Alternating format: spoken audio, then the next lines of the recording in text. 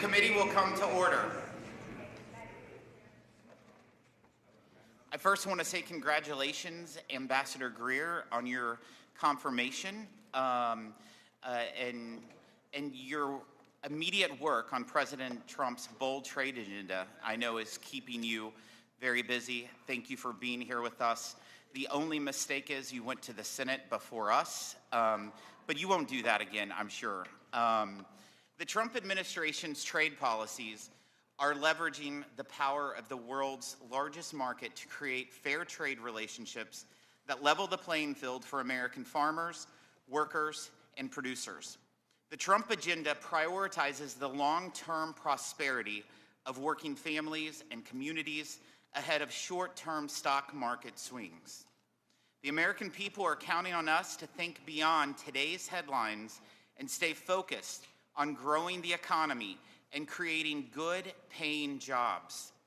Prior to President Trump's reciprocal tariff action, an estimated 2/3 of the 600,000 products exported by American companies paid higher tariffs than foreign trading partners paid on similar exports to the U.S.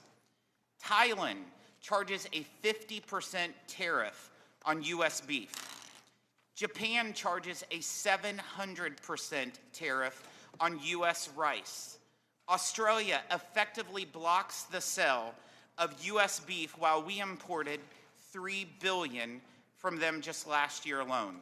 The European Union rejects our biotech crops through a torturous 6-year regulatory process. It's only fair that we levy tariffs similar to the ones faced by American-made products. Since Inauguration Day, we have seen more than $5 trillion in commitments for new investments in the U.S., including after the announcement of the reciprocal tariffs. Since Liberation Day, nearly 70 different nations have come to the table asking to reset our trading relationship. This approach will generate more market access under better terms for American producers. And if any nation chooses not to cooperate, these tariffs, they will generate significant revenues. Based on President Trump's tariff policies, so far, it seems conservative to expect the U.S. to collect hundreds of billions of dollars in additional tariff revenue each year. President Trump is continuing the successful strategy he used in his first term. Tariffs brought China to the negotiating table for the Phase 1 agreement, which has netted $40 billion in annual tariff revenue paid by importers from China and increased fairness for American producers. Other agreements, like USMCA, opened markets for American-made products and ensured fairer treatment for our workers and businesses. An America First trade policy is needed now more than ever. America ran trillion-dollar goods trade deficits all 4 years under Biden. Previously, America has never run even one year.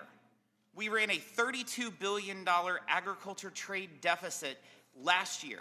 Under President Trump's first administration, we had an average annual agriculture trade surplus of $5 billion. The Biden administration failed to counter China's moves to reorder the global economy around Beijing. Failure to assess whether China was adhering to the Phase 1 agreement meant the agreement was never truly enforced. The Trump administration is reviewing potential violations of the agreement, as well as exploring Section 232 and 301 investigations to further address unfair trade barriers ripe for enforcement actions. President Trump has made good on his promise to tackle China's abuse of our trade laws and ended its access to the diminimus privilege. The administration's actions mirrored committee legislation passed last year to crack down on the instance of China's trade abuse, and President Trump has now set in motion a process to end the de minimis privilege globally to improve trade enforcement. The Biden administration had to be dragged in defying Canada's denial of market access to our dairy farmers and Mexico's similar treatment of our corn farmers. The Trump administration will enforce trade agreements to benefit farmers and ranchers. Strong enforcement should be complemented with trade relationships that respect American workers and manufacturers. President Trump's tariffs have set the stage for the United States to negotiate from a position of strength. I fully anticipate more nations to come forward to reset their trading relationship with the United States. I represent an agriculture and manufacturing region under unfair trade policies. We've had factories shut down and lay off people in our district. The Dana Corporation, an auto parts company in Cape Girardeau, closed, killed 440 jobs, and shipped them to Mexico. A Briggs & Stratton factory where my mother worked in Rolla, Missouri, closed, killing 450 jobs, and shipped them other places. The Brown Shoe Company in Sikeston, Missouri, was just one of numerous brown shoe factories in our congressional district that closed, costing hundreds of jobs. Nordine closed in Poplar Bluff back in 2013, cutting 500 jobs and moved that production to Mexico. Noranda shut down its aluminum plant, costing 900 jobs in New Madrid, Missouri in 2016, before the aluminum tariffs.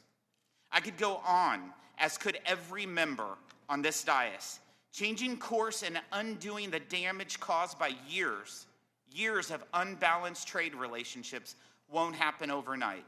President Trump's economic agenda, from tariffs to tax relief to deregulation, is about making it competitive again to build, manufacture, grow, and produce in America. I look forward to working to change our trading relationships to a source of our nation's economic strength and revenue, not a source of decline and dependence. Thank you for coming before the committee, and I look forward to hearing your testimony. I'm pleased to recognize the ranking member, Mr. Nill, for his opening statement. Thank you, Mr. Chairman, and I want to thank you, Ambassador Greer, for being with us today. There's a new political caucus, as you know, that has been formed in this town. It's called Republicans for Tariffs. This is the first time that we've heard them ever embrace tariffs. And I must point out that Liechtenstein doesn't stand a chance.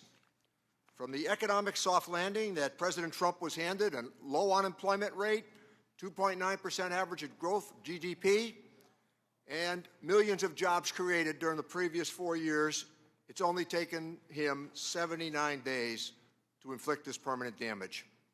Recession odds are getting higher by the day. We are following the largest tax and tariff hikes in decades. The average family will confront about $3,800 in new costs. Look at one's 401k, retirement savings, education plans, new home and auto sales been wiped out. The layoffs continue, and the plant closings that the chairman referenced today are continuing as well. Trillions of dollars have been lost just in the last week. The National Review and the Wall Street Journal, hardly left-wing publications, have both warned against the tariffs, and National Review saying today it's time for Congress to assert itself and end this trade war. Last night, the president said he's now coming for higher drug prices. Between the cuts they've planned to our programs at lower cost and the rising prices of these tariffs, their giveaways won't make a dent in the higher cost our colleagues have planned, apparently, for the American people. The Wall Street Journal editorial board said it best. This is the dumbest trade war in history. It's not only dumb, it's unconstitutional. It started with the Trump administration's unprecedented opposition and imposition of emergency tariffs on two of our closest allies. You and I, Mr. Ambassador, know something. We negotiated USMCA. It was a good deal. 195 Republicans voted for it.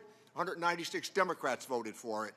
It was a real negotiation, coupled with the fact that it is to be reviewed next year. Instead, we're now imposing tariffs on two of our longtime friends and neighbors.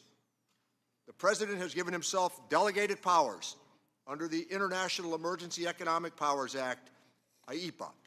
It's not a blank check for this president or any president to utilize without congressional assent. On April 2nd, he stretched it even further to self-delegate more emergency powers. Now he's defying economics and attempting to convince people that the trade deficit that we've had for the last 50 years is suddenly an unusual and extraordinary emergency. I've had the highest regard for USTRs. I've worked with all of them during my time on this committee. I know what they really think. But whether we or you think that this trade deficit is a concern or not, most serious economists say it is. It's clear that it does not meet the definition of an emergency statute. Republicans in Congress are missing in action, afraid to speak up, knowing that they've never embraced tariffs as an economic suggestion. I could never have imagined witnessing this as our Republican colleagues act as though nothing is happening.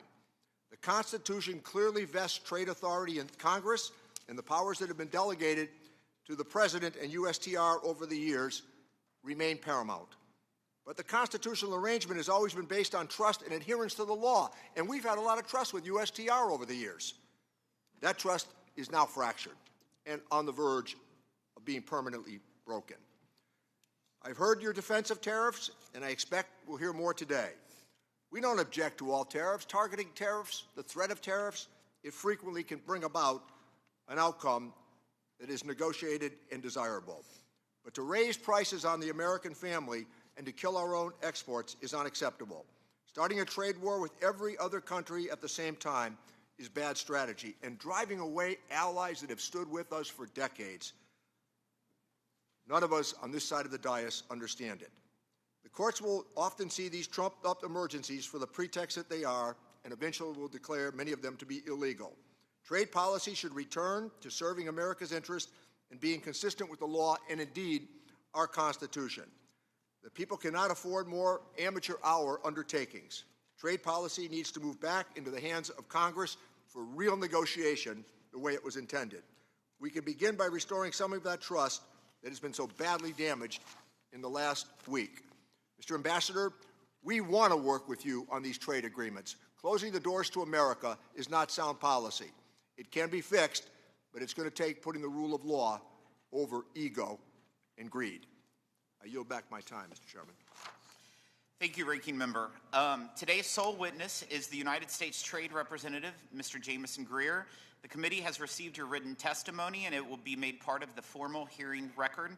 Ambassador Greer, you have 5 minutes to deliver your remarks, and you may begin when you are ready. Chairman Smith, Ranking Member Neal, and members of the committee, thank you for taking the time today for this hearing. Chairman Smith, I appreciate your opening statement and the details of some of the effects that prior trade policy has had in your district. And Mr. Neal, I appreciate the work we've done in the past and your willingness to continue working with us. Last Wednesday, President Trump declared a national emergency in response to the large and persistent trade deficit that has built up in recent years. This deficit is driven in part by non-reciprocal tariffs, trading barriers, and other economic policies pursued by our foreign trading partners. President Trump imposed tariffs to address this emergency. These measures are aimed squarely at achieving reciprocity and reducing our massive trade deficit. This national emergency declaration and tariff action is the most significant change in U.S. trade policy since we allowed China, unfortunately, to join the World Trade Organization. The American working class, in particular, has suffered concentrated losses from the so-called China shock and other adverse effects of past trade policy and the conditions that give rise to our massive trade deficit. The United States has lost 5 million manufacturing jobs and 90,000 factories since 1994. President Biden left us with a $1.2 trillion trade deficit in goods, the largest of any country in the history of the world. The United States' share of world manufacturing output declined from 28% in 2001 to 17% last year. In the fourth quarter of 2024, U.S. manufacturing as a share of gross domestic product was the lowest it had been in 20 years. During COVID, we were unable to procure semiconductors to build our cars or materials for pharmaceuticals and personal protective equipment. During World War II, we built nearly 9,000 ships. Last year, the United States built only 3 ocean-going vessels. Our agricultural trade balance, which historically resulted in trade surpluses for our farmers, was in deficit the last 2 years of the Biden administration and likely will take some time to recover. These are all serious indicators of an economic and national security emergency. One important driver of these negative trends has been unfair, unbalanced, and non-reciprocal trade. This includes the effect of higher tariffs imposed by other countries on the United States, the effect of non-tariff measures that promote other countries' exports and obstruct U.S. exports, and other foreign economic policies favoring overproduction and degrading America's manufacturing capacity. This lack of reciprocity is an important driver of our global trade deficit and with particular countries. For example, the European Union can sell us all the shellfish they want, but the EU bans shellfish from 48 states. The result is a huge trade deficit in shellfish with the EU. We charge only a 2.5% tariff on ethanol, but Brazil charges us an 18% tariff. The result is we have a huge trade deficit in ethanol with Brazil. Our average tariff on agricultural goods is 5%, but India's average tariff is 39%. You get the picture. Our trade deficit, driven by these non-reciprocal conditions, is a manifestation of the loss of the nation's ability to make, to grow, and to build. And it's dangerous. And the president recognizes the urgency of the moment. On the very first day of his second term, President Trump issued a comprehensive memorandum setting out his trade policy direction. And over the past 10 weeks, he has executed on nearly all of these priorities. He has tightened tariffs on steel and aluminum, imposed new measures on auto and auto parts not made in the United States by American workers. And on April 2nd, he declared his national emergency and imposed the reciprocal tariffs. The president's strategy is already bearing fruit. Over the past few weeks, a planned layoff for an auto production shift in Tennessee has been suspended, and that shift continues to operate. Another automaker is hiring additional employees and expanding overtime to increase auto production in the United States. Companies have announced $4 trillion in new investment in the United States. Nearly 50 countries have approached me to discuss the president's new trade policy and explore how to achieve reciprocity. Several of these countries, such as Argentina, Vietnam, and Israel, have suggested they will reduce their tariffs and non-tariff barriers. These obviously are welcome moves. Our large and persistent trade deficit has been over 30 years in the making, and it will not be resolved overnight, but all of this is certainly in the right direction. We must move away from an economy based solely on the financial sector and government spending, and we must become an economy based on producing real goods and services by American workers in our communities here. This adjustment may be challenging at times. This is a moment of drastic and overdue change, but I'm confident that the American people will rise to the occasion as they've done before. I trust them. I trust that they can do this. I appreciate this committee's interest in President Trump's trade agenda, though we may not agree on everything and may have some severe disagreements at times. It's my hope that our shared interest in doing what's right for the country will allow us to collaborate in the coming weeks and months. Thank you again for your time, and I look forward to our conversation. Thank you, Ambassador. We'll now proceed to the question and answer session. I'll start with the Vice Chair of our committee, Mr. Buchanan. Thank you, Ambassador. Thanks for being here. USMCA, you did an incredible job, and we had a good chance to get to know you there, and we miss Bob Lighthizer as well in that process. But let me just say, being on the committee and being on trade for 10 or 14 years or whatever, we always seem like we come up short everywhere, even with our friends. Like Japan, I like Japan. I've done business with Japan, still do some business with my kids with Japan. But you look at the trade deficit, they're monstrous. And you look at the number you just said, $1.2 trillion in terms of trade deficit. What are we going to do to change it? And I look back over 10, 12 years, Congress is dysfunctional as it relates to trade. We've done one trade deal. Maybe you might argue there was some supplements that were added. But we're not in the business. We're not engaged, and in terms of what's going forward. Now there's this discussion about doing some trade deals. What does that mean? What is that process? Because the process I went through on a couple of trade deals is onerous, and it takes time and effort, a lot of effort by a lot of people to get one deal done, let alone, trying to, say someone said there's 50 deals out there, people have an interest. What does that mean? And what's the process for that? So I guess I'm just tired as Americans losing. And like I said, I do business in Japan and other places, but I just hate to see it. We're always coming up short on most of these deals. And I look at our local area in Sarasota and Florida, in that region, and I look at tomatoes and vegetables, we're 600% surge, 600% the surge on us. And we come up, and we've talked about that. We worked on that, last couple of 3-4 years. And it's there. Everywhere you look, we're short. And now here we are today, And where is this all going, the process? And what's your thoughts about how do we get, to me, idea of trade is at the end of the day, it's somewhat fair. Somewhat fair. It doesn't have to be perfect. Some countries, maybe you might give them a smaller country, work with them a little bit more. A lot of countries in Africa, it's one thing, try to give them some advantage. But these bigger countries, they're killing us. And they've been doing it on a long-term basis. So as the ambassador moving forward on trade, what's your thoughts? Well, Mr. Buchanan, thank you. I think that's the right way to be thinking about this. The president has stated very clearly over the last few days that he is open to negotiate with countries that actually want to pursue reciprocal trade and get their trade deficit down with us, or where we have a surplus, give us the market access that we should have, so we can treat them like they treat us, and that it's better treatment all around. That's certainly part of this. In the very near term, I can just tell you, yesterday I had a meeting with my counterparts from the EU, from Korea, from Ecuador, and Mexico, and that was after talking to the Senate for 4 hours in the morning. So there are a lot of countries who understand exactly what the problem is that the president has set out and are willing to talk to us and willing to negotiate. And so I think in the near term, there is an opportunity for these countries, if they want to have more reciprocal trade, to bring down their differential tariffs, bring down their non-tariff I'm going to run barriers. out of time. Let me just ask you, when you talk about these countries, and I heard there's 60, 80 of them, there's a lot of them that seem to have an interest, would want to do something. But what's your idea what that process is? I mean, like I said, it took 10 years to do one trade deal here. And what's your sense of what that process is going to be going forward to make you get something negotiated, then what?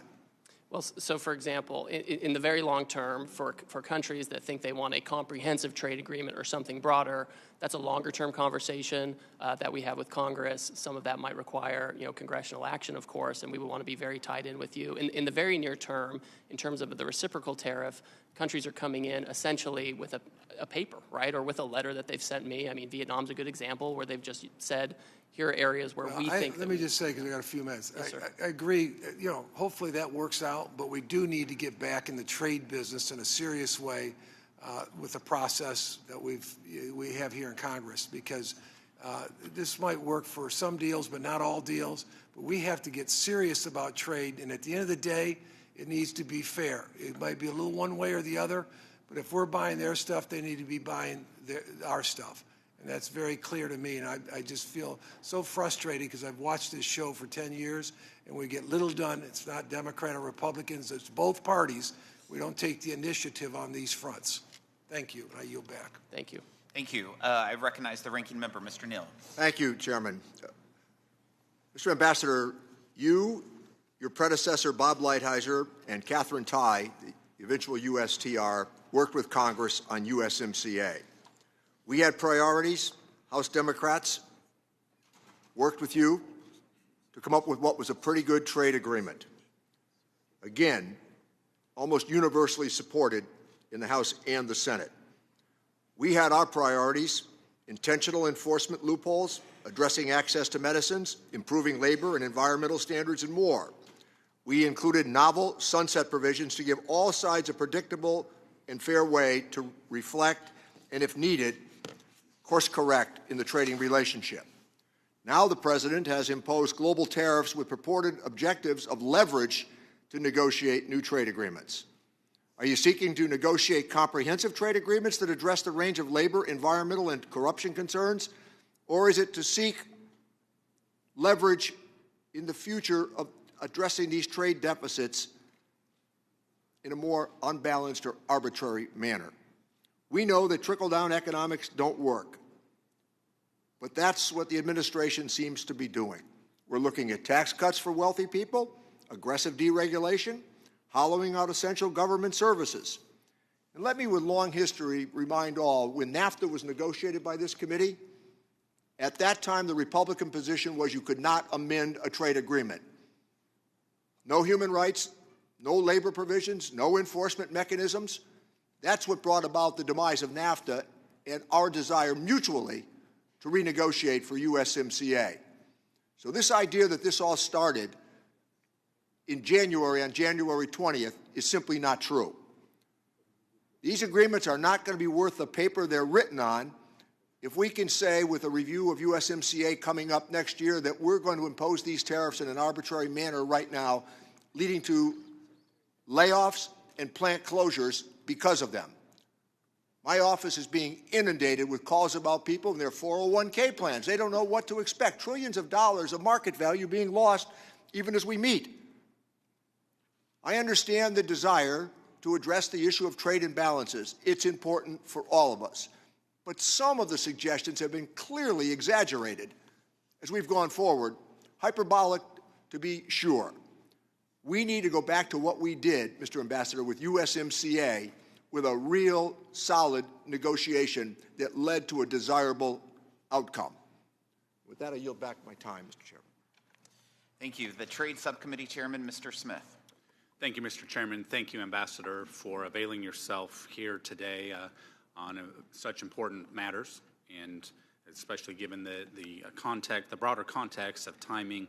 I think I don't have to tell you these are important issues, and I am grateful for your service and certainly your intent and desire to move our country forward in many ways. I would say there's no such thing as stagnation in trade. We're either gaining ground or we're losing ground. And I think over the last 4 years, we lost a lot of ground.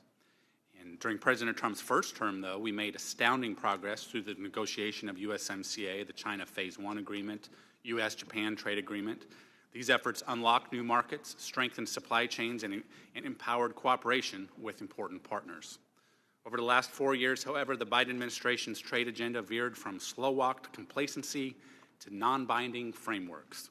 Let me be very clear, the world was watching then, as it is now, and it was watching as digital trade barriers, which disproportionately impact American companies, were built while USTR actively withdrew from digital trade negotiations at the WTO and in the Indo-Pacific.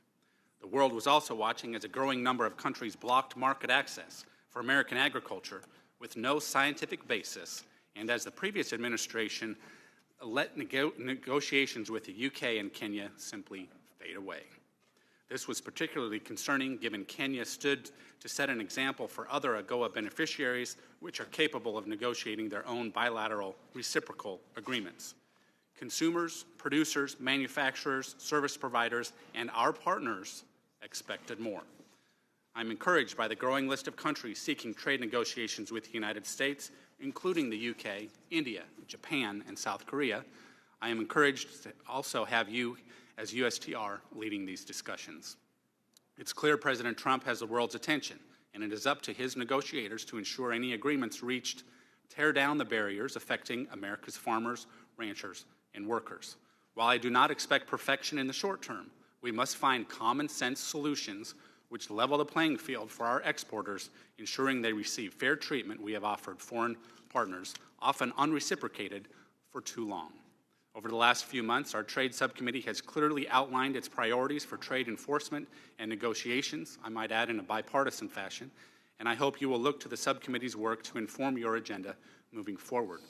I expect strong collaboration between USTR and Congress to create durable change in our trading relationships. During President Trump's first term, he teed up the agreements with the United Kingdom and Kenya. I am eager for these agreements to be brought to fruition. Ambassador Greer, could you elaborate on your engagement with these countries, Kenya and UK? How would you say you are ensuring our partners understand what progress is needed? Thank you, Congressman. Over the past month, I've had a number of conversations with my counterpart in the United Kingdom. We've talked about non-tariff barriers in the UK. We've talked about ways to collaborate on technology. We've met frequently in person. We've had phone calls. We've had virtual meetings, and we've discussed how to move the relationship forward on an economic basis. I've certainly expressed my concern that the UK has barriers, especially in the ag space, that are very important for us. So that's been made clear to them.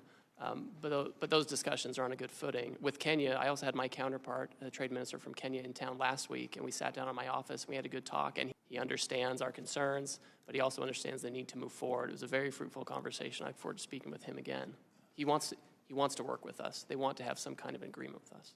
Okay, thank you. I want to say that USTR is a very lean, agile, and effective agency.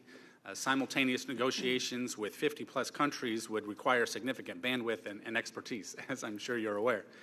The chief IP negotiator, a role which has never been filled, and the chief ag negotiator are positions that Congress created in statute to ensure relevant issues important to the American people are addressed.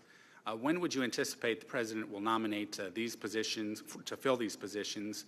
And in the meantime, how is USTR responding to the influx of requests and prioritizing negotiations? So, Congressman, we have a couple of my deputies who have already been announced, and they're doing their rounds on the Hill or about to. We have an ag negotiator and a second deputy who are pending announcements. We're very close on that, so we're happy about that. In the meantime, the nature of these negotiations, the other countries know what the trade barriers are that we're talking about, and we're moving very quickly. We're meeting every day with several trade ministers from other countries. The crack staff at USTR is working very hard as well to put together what would make sense in terms of near-term agreements with respect to the reciprocal trade. Thank you. I think it's important to note that oftentimes, even if we have a trade agreement with a friendly country, for example, we still need to stay on top of these things, whether it's investor protections in Mexico or beef in Australia, with the expectation of a level playing field. So thank you again for being here. Look forward to the discussion. Thank you. Mr. Doggett. Thank you, Ambassador. I have a number of yes-no answers, and if you feel you cannot answer them yes or no, just say you cannot, and I'll move on to the next question. The first of these, yes or no, the Trump tariffs will soon be levied on pharmaceuticals from abroad. I'd like to discuss that in more detail with you, sir. Is that true or not? Well, the president, he wants to get manufacturing production back here, and so he's going to conduct an investigation to see what's appropriate in terms of tariffs. So he hasn't decided to impose them as he said he would last night at the Republican fundraiser. He said that he will impose them. Now, Thank what you. the extent of that I is think the subject answer to an yes, investigation. Reclaiming my time. A simple question, Ambassador. Yes or no, do you agree with the president's senior Trump trade advisor, Peter Navarro, that higher tariffs are tax cuts? Sir, I don't get involved in the tax discussions, but we know tariffs have a revenue effect for sure. You think tariffs are tax cuts? I think that tariffs are an imposition on foreign goods that can protect American workers and American products. And again, yes or no, do you agree with senior trade advisor Peter Navarro that as Americans watch their savings erode and the stock market losses approaching $7 trillion, that what Americans need is patience? I think we all need to work through this period as we try to reshore and get over the $1.2 trillion deficit that President Biden left us with. Do you agree with Commerce Secretary Howard Lutnick that we're not going to reverse course no matter how much the markets implode, and that these tariffs will be permanent? Well, the president has directed that we're negotiating with willing partners, and that's where I'm keying my guidance from. You just referenced the United Kingdom, and you have claimed that these trade deficits require these tariffs. Is it correct that large Trump tariffs were imposed on imports from close allies like the United Kingdom and Australia, even though we have a sizable trade surplus with each of those allies? There's a global deficit, and those surpluses should probably be larger because of the barriers they have. Again, sir, can you simply answer yes or no? Did we impose tariffs on allies with whom we have a trade surplus, not a trade deficit? We impose tariffs on every country because it's a global problem. So the answer is yes, even though you don't want to say it, apparently. Let me ask you also about experiences during the first Trump administration, because at that time there was discussion about the impact of the retaliatory tariffs from China on farmers. And as a result of that retaliation, there was a significant amount of farm welfare payments that were paid. We know this time that the tariffs and the retaliation are much broader, like the Chinese substituting Brazilian soybeans for American soybeans. Will American taxpayers be asked once again to finance welfare payments to farmers that lose foreign markets? Yes or no? It's not clear yet whether that will be necessary. Might have to and might not. Similarly, last time there were concerns about the selective nature and the exceptions that were made to these tariffs. And it seems that those who hired Republican contributors, lobby firms, did much better on exceptions. The whole exception process was criticized by the Government Accountability Office.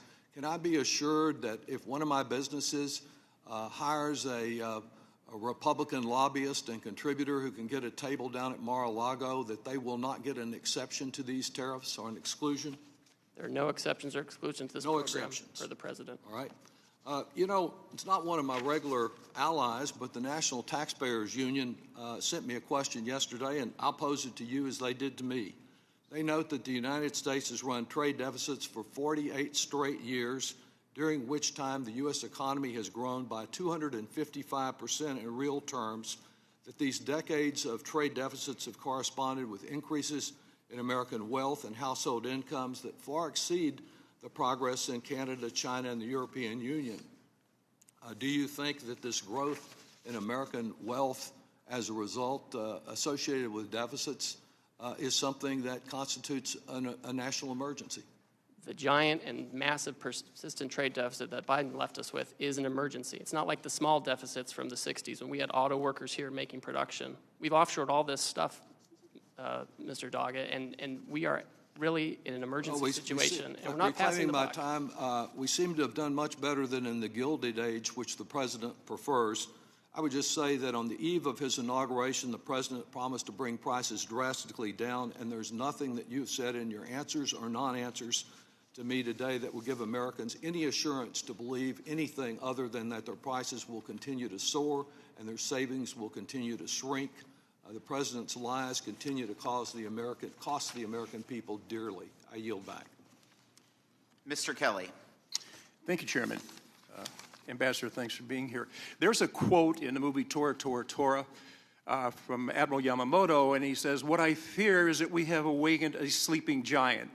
Thank God we've looked around at what's happening in the world. Twice America has gone to World War to save the world. We did it in World War I, we did it in World War II. And after World War II, the people that we saved and some of the people that we fought against were absolutely devastated. They had no way to build themselves back up again. So what did America do?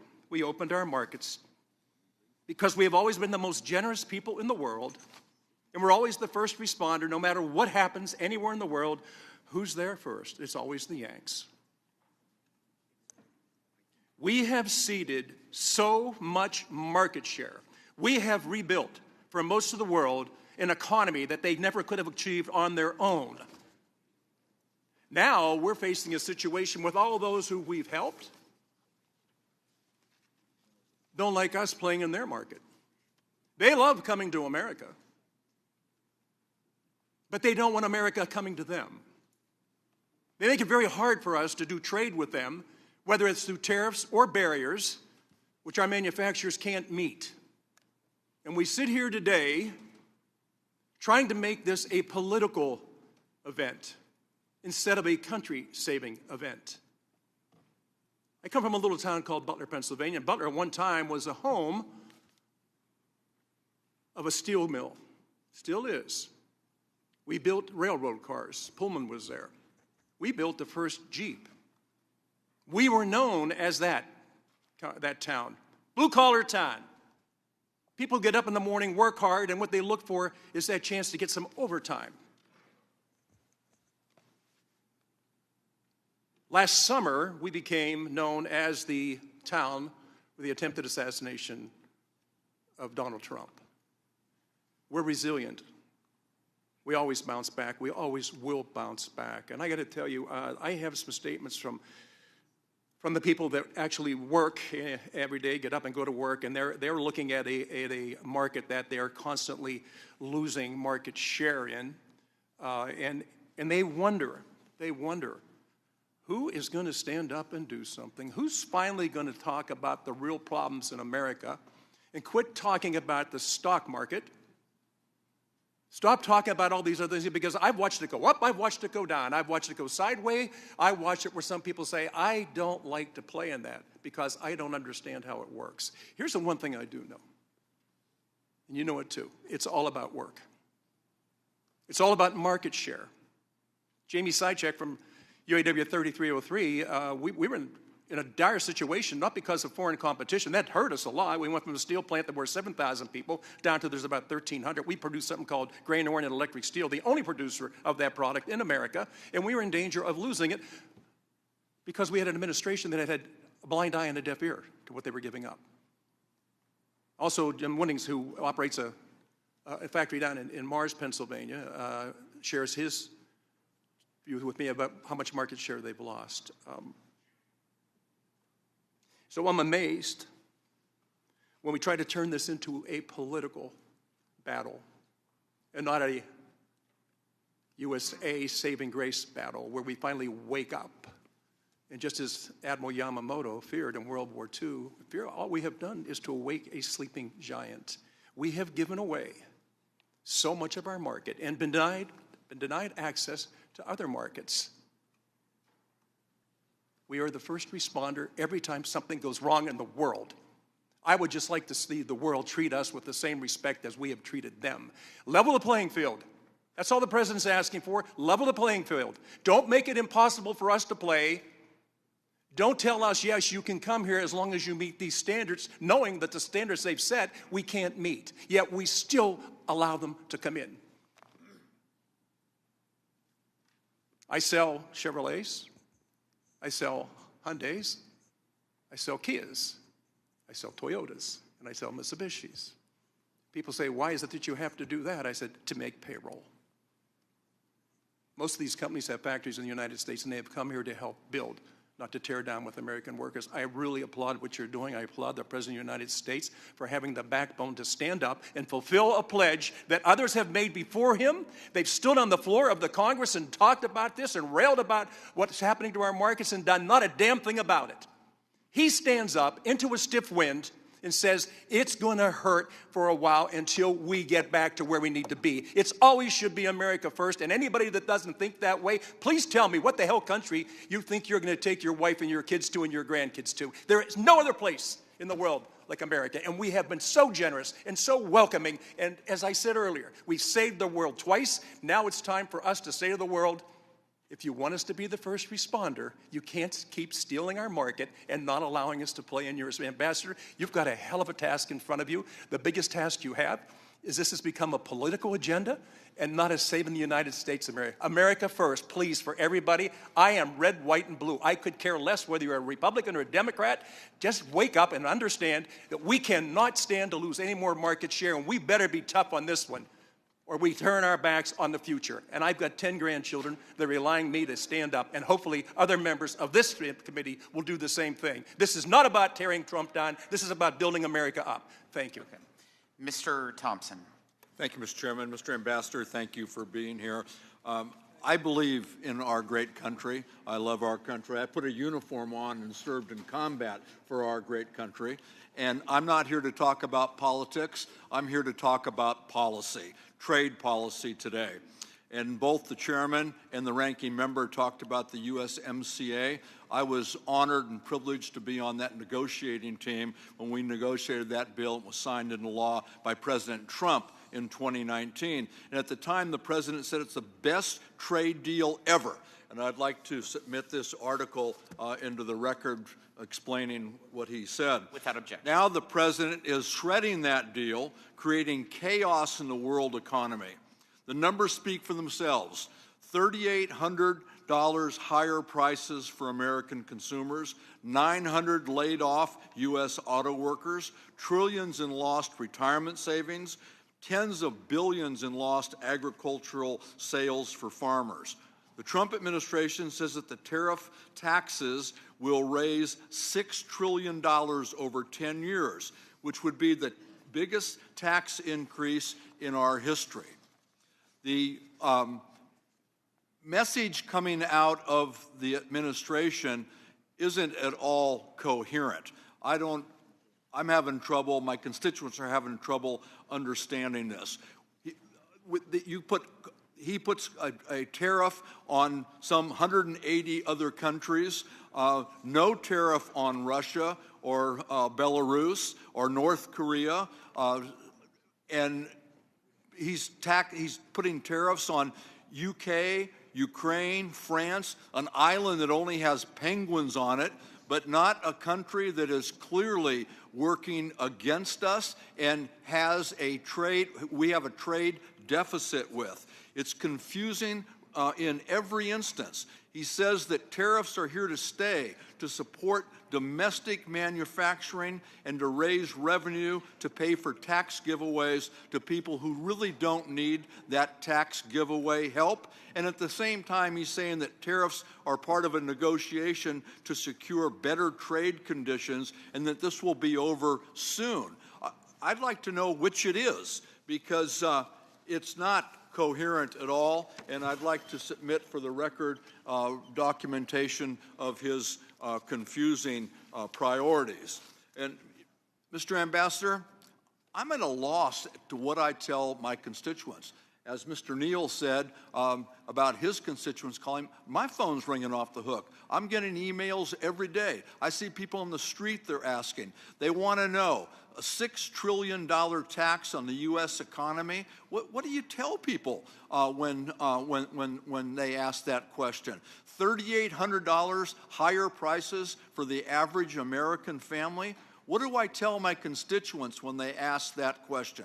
The major agriculture, I have an ag district. My major agricultural producer just lost all access to the #1 foreign market to which they export their product. Not only has Canada closed the market, Canada has taken every U.S. product that my constituents send there off the shelves and off their web pages.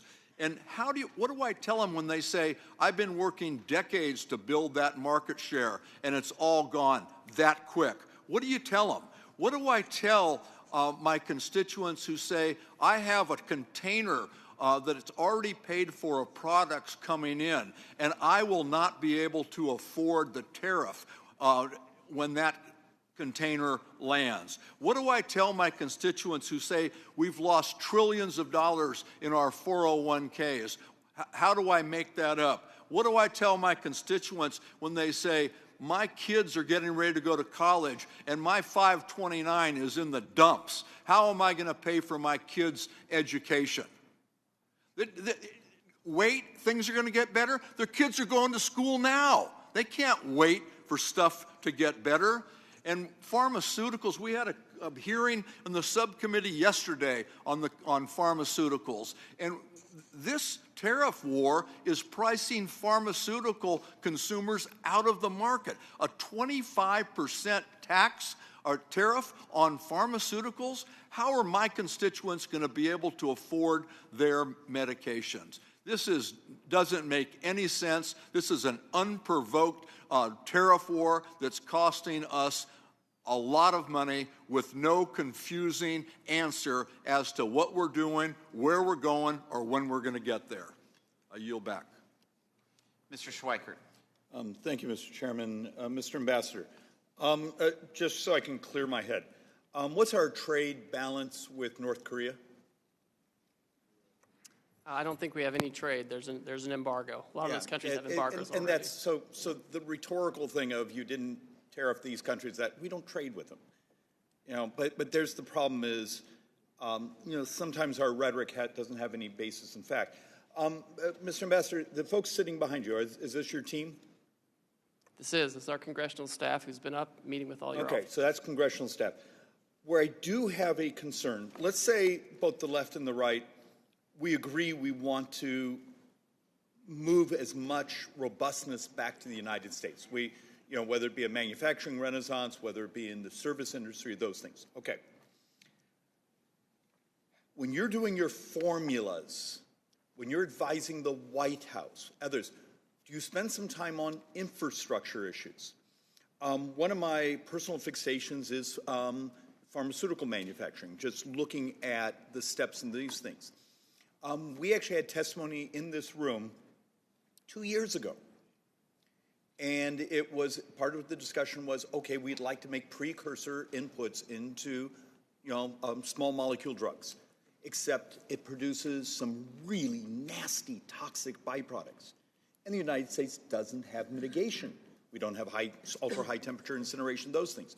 So you want to build a policy to re-domicile pharmaceutical manufacturing in the United States. Do you, with your staff, say, oh, but guys, we don't have the infrastructure mechanics to deal with the byproducts, the EPA permitting process to actually get the permits.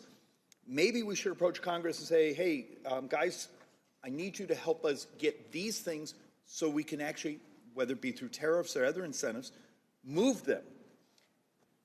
Do you spend time analyzing the infrastructure realities we have to actually be able to produce these products? So, yes, Congressman, absolutely. And when we talk about trade policy, which is in the news today because of the president's recent action, we're also talking about favorable tax policy, which is important for pharmaceutical production. We talk about permitting and environmental policy. All of these things go together. That's why President Trump had such a successful first term in terms of the economy, because all of it moved together, and we talk about that. So what's happened in the last week? Would I find that somewhere? Look, in many ways, I'm finding myself, I support the ultimate goal. I'm just wondering if the sequencing has been done with the details that are necessary to make it successful. And then I've been waiting for the team to provide people like me the input saying, David, I need you to get off your backside, and we need this on permitting reform, or we need this on certain regulatory issues. And I haven't seen that input yet on, do you see where I'm going? Is if this is the ultimate goal, how do we get there? Is it straight through a tariff regime, or do we have to have our series of sequencing before this actually happens? I think we certainly would welcome Congress supporting the reshoring of manufacturing. I think, unfortunately, during the last administration, we saw a lot of studies by the Biden administration about how to reshore pharmaceuticals, which is valuable. But we could kind of do studies for years and years and never reshore this. So you have the information, so you have the studies, so you know what we need to do. And the president can do what he can do, right? He doesn't have the power of the purse, but he can create incentives to drive people back this is beyond to manufacture here. Even the infrastructure mitigation, it's not enough to say the company wants to get it back here in our country. They can't get the permit. And that's why we're working closely with other economic cabinet members. We're talking about the importance of this. And I'll tell you, Administrator Zeldin and others, they're out there. They're trying to expedite permits. They're trying to make sure that regulations are appropriate to allow the kind of reshoring we need to. So, Ambassador, what do you need from us? What can we do? The ultimate punchline here is, what do you need from those of us members of Congress who actually support the ultimate goal? A little concerned about the path, but ultimate goal. What do you need from us? And please bring that to us so we can actually do our work. I have plenty of ideas. I'm happy to talk to the White House Office of Legislative Affairs about that. I think there's a lot Congress could do if they would like to. We look forward to those documents. Thank you, Mr. Messer. Thank you, Mr. Chairman. Mr. Larson. Thank you very much, Mr. Chairman, and Ambassador Greer. Welcome to the committee. Thank you for all your service. I just have a direct question because I'm a little puzzled. Being a great James Bond fan, I was kind of wondering what this whole deal is to Russia with love, and why, as has been pointed out, that on April the 2nd, the president excluded Russia, Belarus, Cuba, and North Korea from the new global tariff.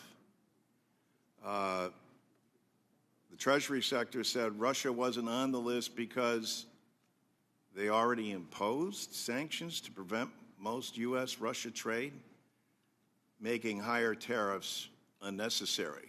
The question's kind of twofold. Is that the case with Russia, Belarus, Cuba, and North Korea? While trade in goods has decreased, trade with Russia is still significant. Last time I checked, it's like $3.5 billion, well above the volumes of trade for many smaller countries that my colleagues have already been through that are impacted by this. So first, was this an oversight, or is the president trying to reinvigorate trade with Russia? So there's no effort to reinvigorate trade with Russia. Congress did the right thing a couple of years ago and revoked permanent normal trade relations with Russia, so put it in the bad category.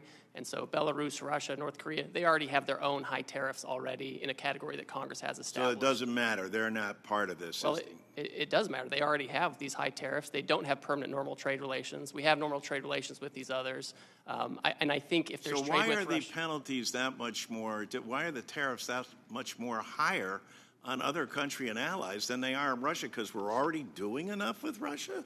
No, it's because in the sanctions law, there's always an exclusion for agricultural products, and I think that's the only type of trade we really have with Russia. But all of those folks, they're sanctioned, they're subject to embargoes of one type or another. Congress revoked permanent normal trade relations, and that's certainly the right answer for those folks. We should not have normal trade relations with those countries.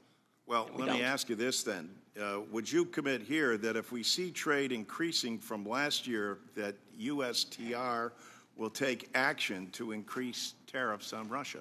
Oh, I'm happy to monitor that and advise the president accordingly. I agree with you. I'm sorry, what? I'm happy to monitor that and advise the president What accordingly. does that mean, I agree you're with going to you. monitor that? Well, you asked if we would see if the would change, if we would see if the trade level would change. I'm agreeing with you. I'm happy to see if the trade level with Russia changes. If it does increase, you will add additional tariffs. Well, it's the president's choice, but I'll advise him, and I'll say this is affecting the trade deficit. We should consider this. So for sure. does that mean you would advise him to raise the tariffs with Russia? Well, I don't typically give out my advice to the president out in public, but I agree with you. Well, I'm sure that the it's something American to people watch. would love to know, and as would members of Congress. I mean, you gotta kind of admit it is just if you casually follow the news, you're not a member of this committee, and the relationship with Russia is kind of bizarre in terms of what it is between President Trump and President Putin, and why this relationship exists. So you can imagine, I don't know, have you ever been to Augie and Ray's? No, I haven't. You should. It's a great spot in East Hartford. It's right next to Pratt & Whitney Aircraft, et cetera. And they're deeply concerned about this, and they always say, hey, what's going on with Russia, and what's going on with the president and Putin? So I'm going to be able to tell them, don't worry.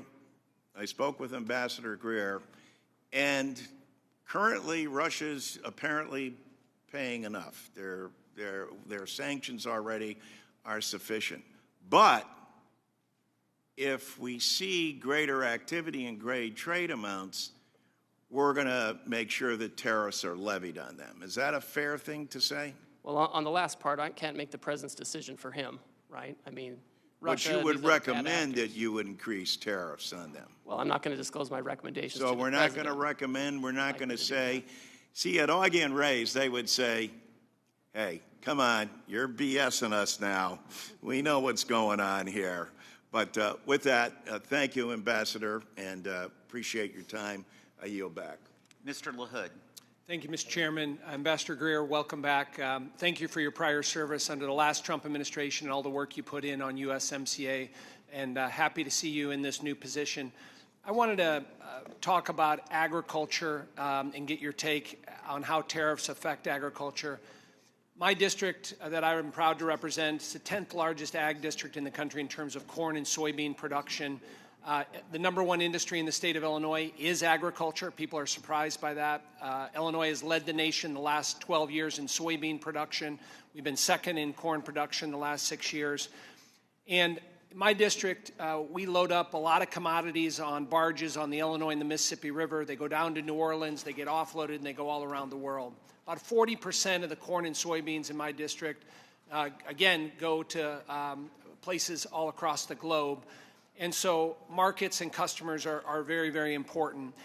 And I will just say at the outset that I appreciate what President Trump is doing in terms of addressing long-standing trade deficits and bringing down barriers to trade, and also your commitment for looking for new trade deals and entering negotiations to address tariff and non-tariffs across the globe.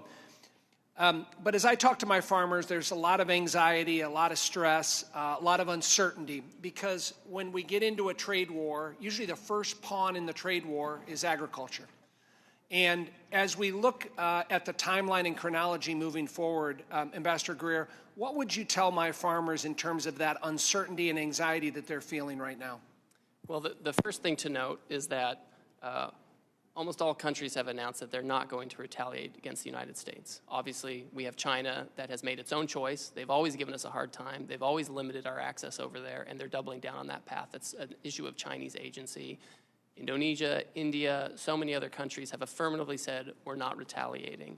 And those are actually many of the countries that are coming to us and saying we're willing to take down our tariffs. Vietnam unilaterally decided to reduce its tariffs on apples, cherries, certain corn products, ethanol, et cetera. So we're already seeing the kind of movement we would expect, and that's something that I think is an important message to our farmers. Thank you for that. I want to switch topics to digital trade. And I believe we have a tremendous opportunity in digital trade, and the United States must lead in setting global rules and standards. We can't allow non-market adversaries like China in particular to set these standards and further manipulate the digital trade agenda. Unfortunately, under the Biden administration, we ceded this authority, and we've seen the consequences of discriminatory policies hurting U.S. innovation. I think we can be aggressive working with our like-minded partners and allies to build on the progress made during President Trump's first administration, including the digital agreement with Japan and the robust standards set in the digital chapter of USMCA, which is, in my view, kind of the gold standard for future trade agreements. What can you say today, Ambassador Greer, on how you view the expanding U.S. leadership in digital trade moving forward in this administration? Well, I think it's a huge comparative advantage that we have. Our digital commerce companies and digital trade companies are the most competitive in the world. And they're competing with ones from China. And in that competition, we have to win. And if I have other countries discriminating against our champions, that's bad for America, it's bad for our companies and workers, and it's bad for the world. And I know we're having a national conversation, politically on how to regulate, digital tech, et cetera. But in no case can we allow discrimination to undermine our competitive advantage here. Thank you, Ambassador Greer. I yield back. Thank you. I now recognize Mr. Davis for 5 minutes. Thank you, Mr. Chairman, and thank you, Ambassador. It is important that the executive administration respect and recognize that Congress has authority over trade agreements, and its purpose is to guide and/or direct the administration on the content of that agreement. Unfortunately, what we have seen from the Trump-Musk administration in the trade and tariff space over the past month has been anything but comprehensive, well-balanced, and measured. In fact, the President's recent approach to advancing his America First trade policy has been confusing, chaotic, inconsistent, and at times even contradictory. Ambassador Greer, I represent companies in the vehicle supply industry that assemble and produce parts for the automotive industry. The vehicle supplier industry employs more than 930,000 people directly and 4.8 million indirectly. Individuals across the country representing the largest sector of manufacturing jobs in the United States. Tariff impact on the automotive industry is massive and may result in shutting down businesses within the automotive supply chains, which will harm the U.S. economy as a whole. The automotive supply chain is not agile in its ability to make changes. However, the motor vehicle parts sector and many others have adjusted supply chains to support more regional production. My question is, since it would take years to adjust production and supply chains back to the U.S., in the meantime, the auto sector will be hit with multiple layers of tariffs that will soak up any free cash that could be used for the very investments in the U.S. that the administration is seeking. Is the administration planning any relief for auto part suppliers and the auto industry? And what other help can the government provide to these suppliers due to the most recent changes in tariffs? So, Congressman, the autos action is under the Department of Commerce, but I'll just make two brief points. First of all, right now, if the parts comply with USMCA rules of origin, the agreement we all agreed to 5 years ago, they continue to come across duty-free. So that's a good development. And second, the United Auto Workers are huge supporters of the action on autos and auto parts. And they put out a long statement supporting this long overdue issue. We have Chinese vehicles flooding global markets. The only reason they're not in this market is because President Trump put a tariff on Chinese automobiles in 2018, and the Biden administration kept them and put them in place. It's really critical that we protect our auto industry, and the auto workers understand that. We've accounted for parts that have U.S. content and content from Canada and Mexico, and we have to be very deliberate about doing this to save this industry. Thank you. And let me ask you, have you conducted an analysis on the net impact of tariffs across different sectors of the economy? And what steps is your office taking to mitigate negative employment effects? So with respect to, we have a lot of historical data about tariffs. For example, the International Trade Commission, they put out a report following the Trump first-term tariffs, and they found that there were positive effects on domestic production in terms of employment and better profits for domestic production. We know in the first term, when we put tariffs in place, inflation went down, unemployment went down, and real median household income went up. We expect that with good energy policy, good trade policy, good tax policy, good permitting regulatory processes, this can all rise together to again lead to an increase in real median household income for Americans. Thank you. Thank you very much, Mr. Chairman, and I yield back. The gentleman yields back and now recognize Mr. Estes for 5 minutes. Well, thank you, Mr. Chairman, and thank you, Ambassador Greer, for joining us today and taking time out of your schedule to meet with us. Ambassador, I just welcome you again to the Ways and Means Committee, which has the sole jurisdiction for trade issues in the House. It's great to have you here working with the administration that prioritizes free and fair trade, unlike the previous administration, which placed pretty much zero emphasis on trade enforcement and on new deals with foreign nations, in effect putting America last. I represent Kansas' 4th District, their capital of the world, which is a microcosm of the United States. We have large aerospace manufacturing core in Wichita, as well as other manufacturing operations, and a widespread agriculture base in the surrounding rural counties. This cross-section of the country every day works to feed, clothe, and provide energy for the entire world. Additionally, skilled workers manufacture airplanes and aerospace components, build computer instruments that power our devices, and it's an understatement to say that our district benefits from free and fair trade, because when Kansas compete on an even term, we win. The aviation industry has benefited from historical zero-for-zero tariff with foreign nations since the 1980s. Nearly every single airplane around the globe contains at least one component made in Kansas. In contrast, our agriculture sector faces stiff barriers with foreign nations. As illustrated in your testimony, ethanol product produced in Kansas faces a steep 18% tariff in Brazil, while the same Brazilian product is only charged a tariff of 2.5%.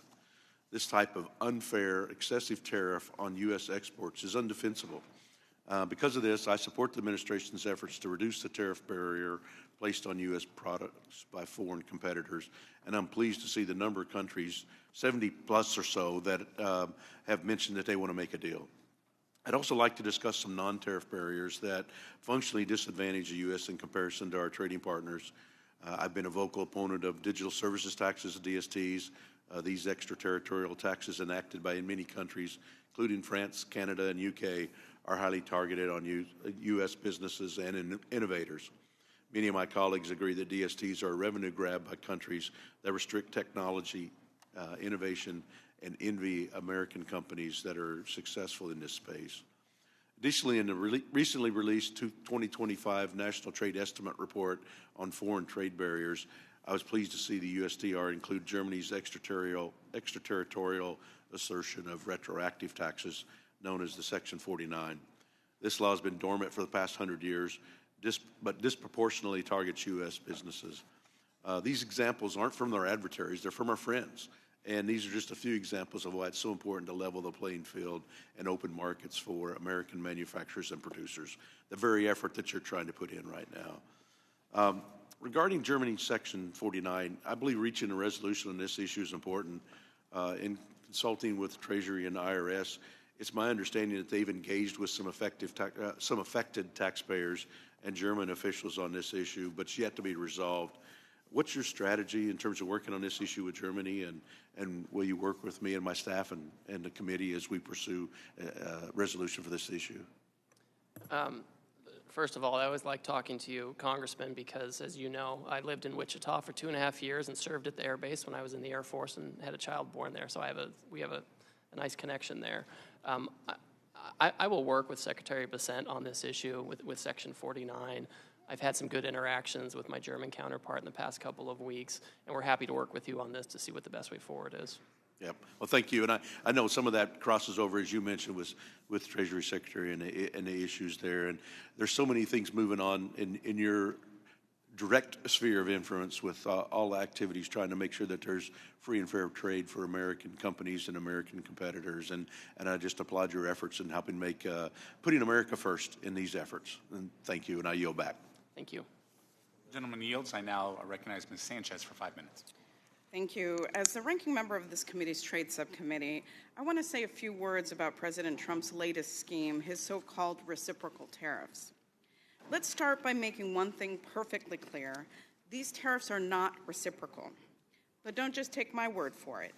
According to the Wall Street Journal, the president's tariff scheme is not reciprocal, nor is it based on measuring foreign trade barriers. Before getting into Trump's latest scheme, I just want to note that I recently returned from a NATO bureau meeting, and I witnessed firsthand how President Trump's chaotic trade decisions have damaged our global leadership with our allies. And it's appalling to see how Trump is treating our friends and allies compared to how he's treating our adversaries. It was mentioned that under this tariff scheme of Trump's, Russia gets a free pass, while our allies, including those who stood with us after the terrorist attacks of 9/11, are hit with increasing tariffs. Russia's tariff rate is 35%, and we have hit our trading partners with far higher tariffs. It's sad to say that our NATO allies don't trust us anymore, so his scheme isn't just damaging our economy, it's actually undermining our long-standing security partnerships around the world. And in addition to undermining our relationships with our allies, Trump's scheme imposes randomly high tariffs on numerous countries, including our FTA partners. For instance, under the Korea-U.S. Free Trade Agreement, Korea eliminated tariffs on most goods from the United States. Last year, Korea's effective tax rate for goods imported from the United States was less than 1%, yet Trump has imposed a 25% tariff on South Korea. Trump repeatedly insisted that he wanted to impose the same tariffs on other countries as they impose on us. And I want to read a quote from the president, quoting him, "On trade, I have decided for purposes of fairness that I will charge a reciprocal tariff, meaning whatever countries charge the United States of America, we will charge them no more and no less." But as we now know, that is not true. That is completely false. And because it isn't true, the Trump administration came up with a fake formula to justify this tariff scheme. Now, it doesn't take a genius to figure out that the trade studies called for by the president in January and the so-called reciprocity rationale of his latest trade scheme are completely bogus. It's made up. To understand why Trump is pursuing this crazy scheme, you need to understand his MO. First, he threatens a huge tariff. Second, he tries to use those tariffs as leverage to extort countries, many of them our allies. And third, he declares anything that they promise as a huge victory, even when it's an insubstantial deal meant only to appease Trump and his cronies. And fourth, repeat this corrupt practice over and over again. This is all intended to distract and divert the media's attention. I urge everybody to take a step back from the daily chaos that comes out of the White House to consider the bigger picture here. Trump should not fool around with the economy.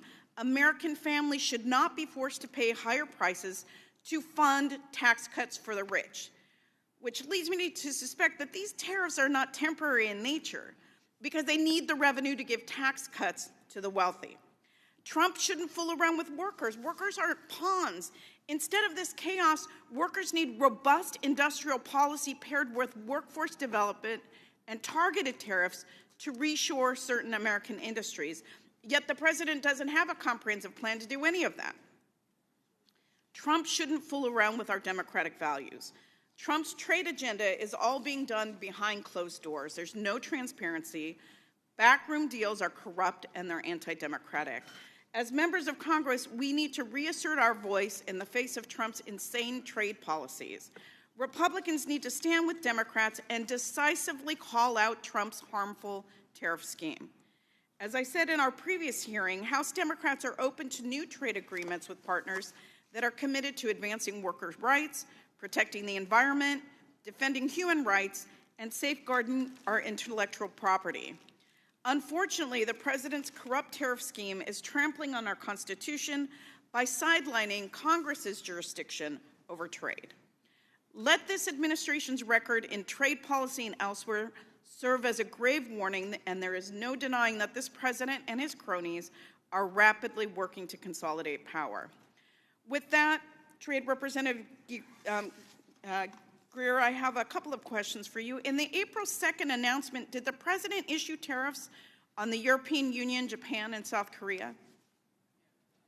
Yes. Yes, every country. Okay, I don't need an explanation. I just need a yes or no answer. Did the president issue any new tariffs on Russia, Cuba, North Korea, or Belarus? They already have sanctions embargo, so no. No, the question was yes or no.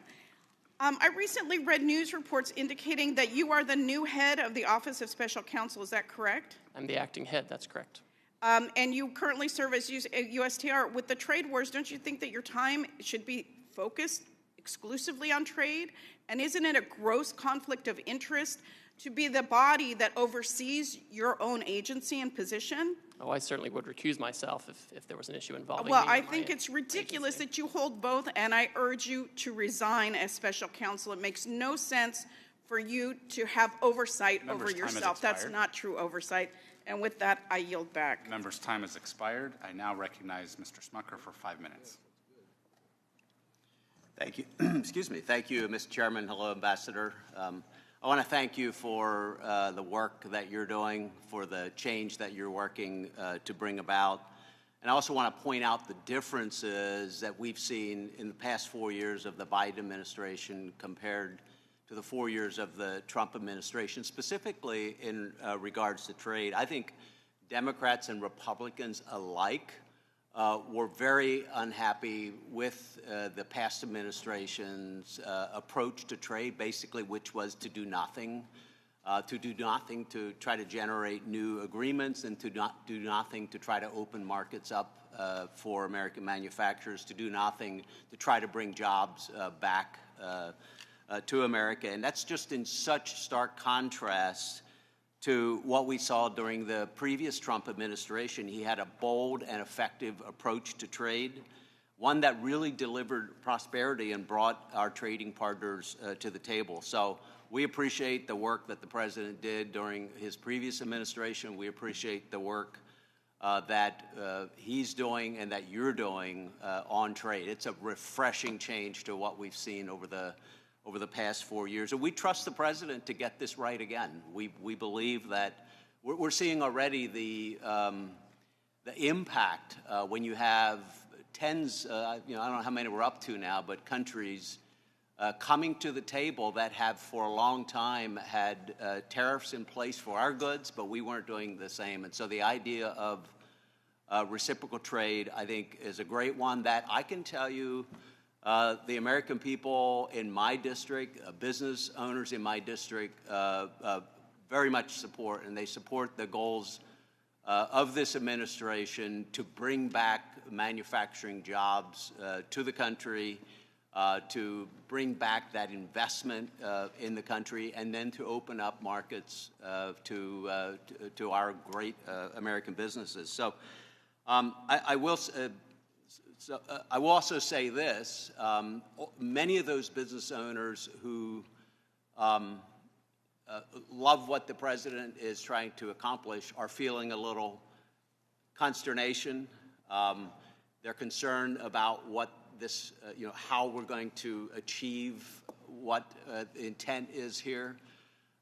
They still believe in what the president is doing, as I think every, at least Republican member here, agrees with that. But I just want to give you an opportunity, if you don't mind, to just sort of expand maybe on some of the things that you've said previously, but with that sort of audience in mind. What would you say to, for instance, a copper manufacturer in my district who you and I have spoken about previously, but this is impacting their business in a big way?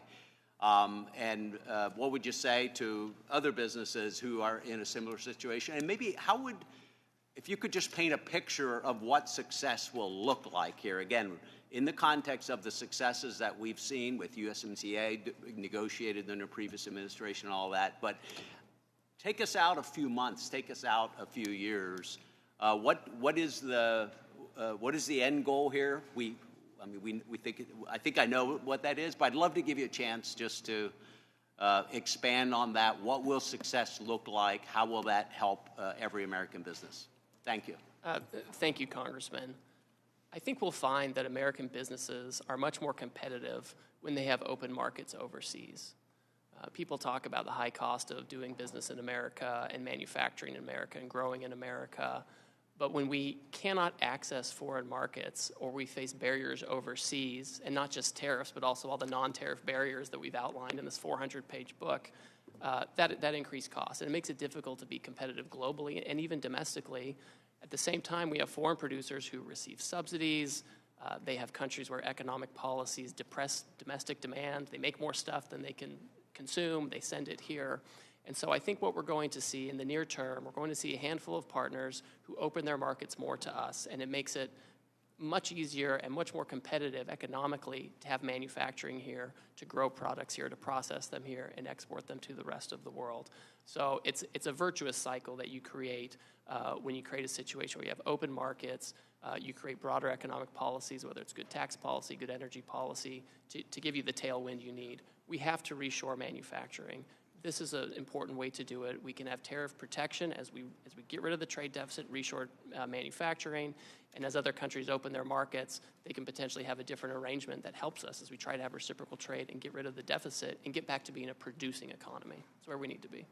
Well, thank you again for your work. I'm out of time, but appreciate your work, and we're with you. Thanks. Thank you. I now recognize Ms. Sewell for 5 minutes. Thank you, Mr. Chairman. Welcome, Ambassador. It was a pleasure working with you on USMCA, and for what it's worth, I still believe that USMCA is gold standard for our trade agreements that we make. It was done so with Congress and the executive, and that should be the standard. Unfortunately for both of us, President Trump has decided that he doesn't want to work with Congress and that he is not bound by our Constitution or trade laws. President Trump has unilaterally imposed the largest tax increase on working families in decades by implementing broad tariffs that are crashing the economy and threatening the livelihoods of so many working families in Alabama and all across America. Moreover, he is doing so by abusing the International Emergency Economic Powers Act, or IEMPA, clearly states that the president can only use this authority in response to, quote, unusual and extraordinary, end quote, threats. However, both you and the president have described the trade deficit as persistent. I don't know how you can claim that our trade deficit is persistent and at the same time use an emergency authority which requires it to be, quote unquote, unusual. My question to you, I have a series of questions, and really I just want a yes or no answer. As our trade representative, do you believe there are any restriction on President Trump's emergency authority, or do you believe that President Trump has unlimited power to tariff any country for any reason? Yes or no? Congress has put a number of limitations on that authority. So is that a no? It is not unlimited. It's not unlimited.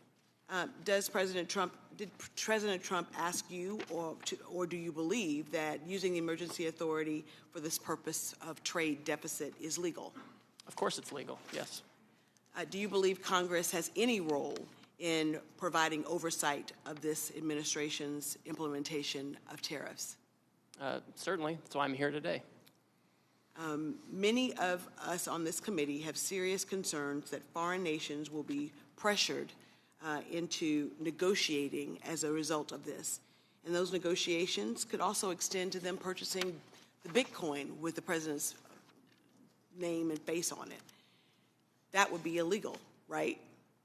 I have never looked into Bitcoin purchases by foreign countries.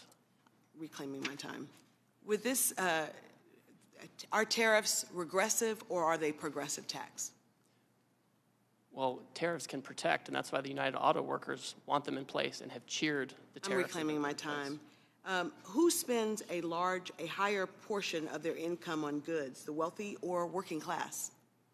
I think the more wealthy have a higher percentage of consumption overall in the United States. Well, according to the Tax Foundation, a conservative entity,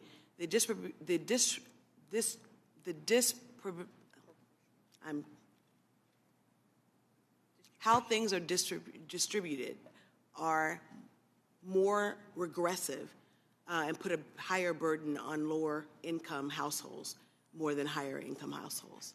The top 10% of incomes account for about 50% of consumption. They do. And so I think for what I'm getting at, Mr. Ambassador, is that my Alabama constituents are very, very worried. I was home this weekend, and Miss Jackie, who owns Reflections, a coffee shop in Selma, Alabama, right near the Edmund Pettus Bridge, a place that she couldn't have, when she was growing up in Selma, go into, she now owns. It's a coffee shop, and she's really, really worried that the price of coffee will go up so high that she will not be able to keep her store. And she just, this is year number 3. It's a very popular store. But in Little Selma, Alabama, where the price of coffee is already $5, $4.99, increasing it even more would shut her down. And so my constituents have lots of questions to me and to, and to this president with respect to why we are choosing to go down this path. His tariffs amount to the largest tax increase on those families. It's bad for Alabama farmers who are facing retaliatory tariffs. It's bad for consumers who will see prices skyrocket. It is horrible for those who are retired and depend upon their retirement to live, and seeing the stock market go out of control. So, sir, this is really dire for a lot of folks that I represent. Dire for a lot of folks that I represent. And we can't wait for things to get better. And so I really urge you and the president to think about the least of these, the most vulnerable in our society, and how they're going to weather the storm. And to my Republican colleagues here on this committee, I hope that you will push back on these escalating, sweeping tariffs that have done so much damage to our economy. Thank you, and I yield back. Members' time has expired. I now recognize Mr. Hearn for 5 minutes. Thank you, Mr. Chairman. Thank you for being here today, Mr. Ambassador. I really appreciate you being here to recognize the relationship between the executive branch and Congress as it relates to trade, so thank you. Over the last 4 years, trade has been neglected at best, and it's the long past time for a real trade agenda and a president who wants to strengthen America, not cede its interests to foreign governments. As a matter of fact, the American people elected President Trump in November under the premise that he would rebalance trade with our allies and others around the world to bring manufacturing back to the United States, to create high-paying jobs in America, make things in America. And as you just alluded to, it's been applauded by many people, including our great auto workers, as they talk about reconstituting those manufacturing jobs where they're needed most.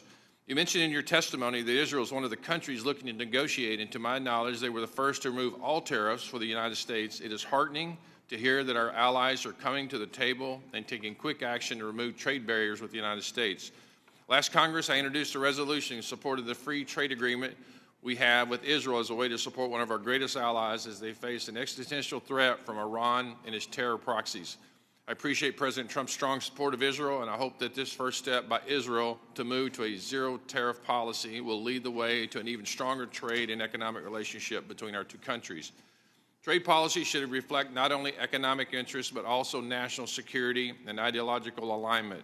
Strengthening relationships with allies who share American values is essential to reducing reliance on adversarial nations.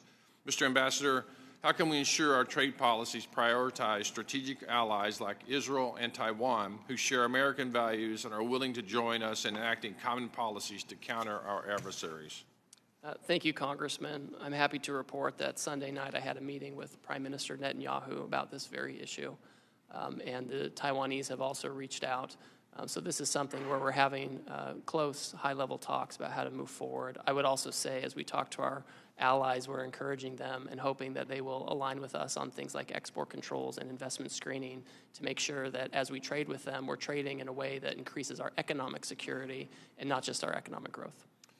We know calculations are going on and into the reciprocal tariffs, include more than just tariffs other countries place on the United States. And as you're undergoing negotiation with our allies, is the President and your office taking into consideration things like export controls, as you just mentioned, foreign military sales, foreign direct investment as it relates to their relationship with the United States? So we certainly consider those things and appreciate them. Remember, with foreign direct investment, because they export so much to us, they have all these hard dollars, and the best place to put them is here. And so that's kind of a natural outgrowth. We are very focused on making sure that we have a trading goods that is fair and make sure that we're not getting dumped on or have overcapacity overflowing into the U.S. and that we have export market opportunities. But we certainly are encouraged by and the $4 trillion in new investment that's been announced by foreign companies. Are military sales included in that? So that's a good question. We've thought about that. When you look at the trade numbers, I think foreign military sales, official ones, don't normally show up in those trade numbers. But I know that's been raised by several of our allies, and of course we want our technology to be the technology that allies are using. The last 4 years under former President Biden, USTR failed to adequately address discriminatory extraterritorial taxes and digital trade barriers harming American companies. Last year, I raised concerns with Ambassador Tai when USTR failed to include digital trade barriers in the 2024 National Trade Estimate, the NTE, report on foreign trade barriers.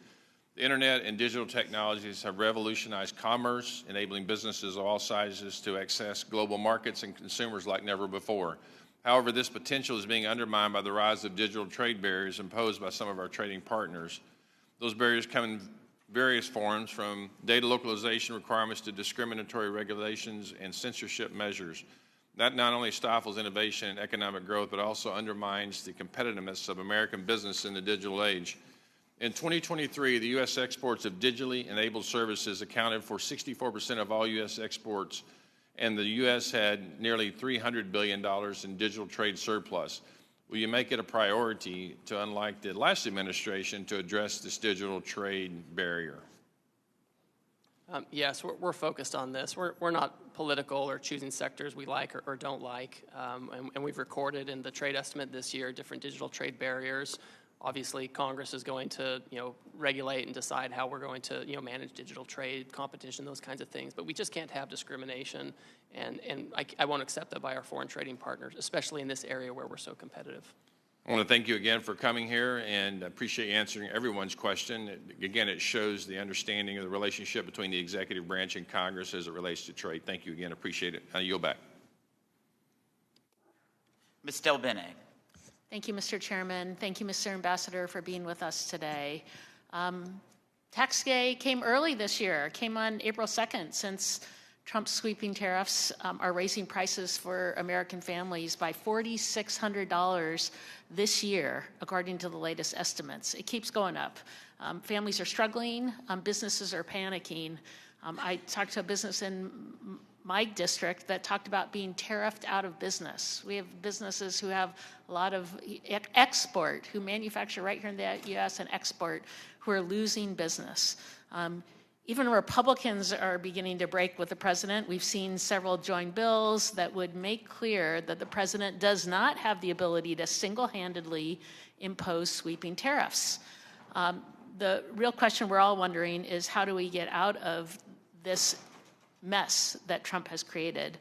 Chairman Smith recently said he hopes that the Trump tariffs will give USTR leverage to negotiate new trade deals.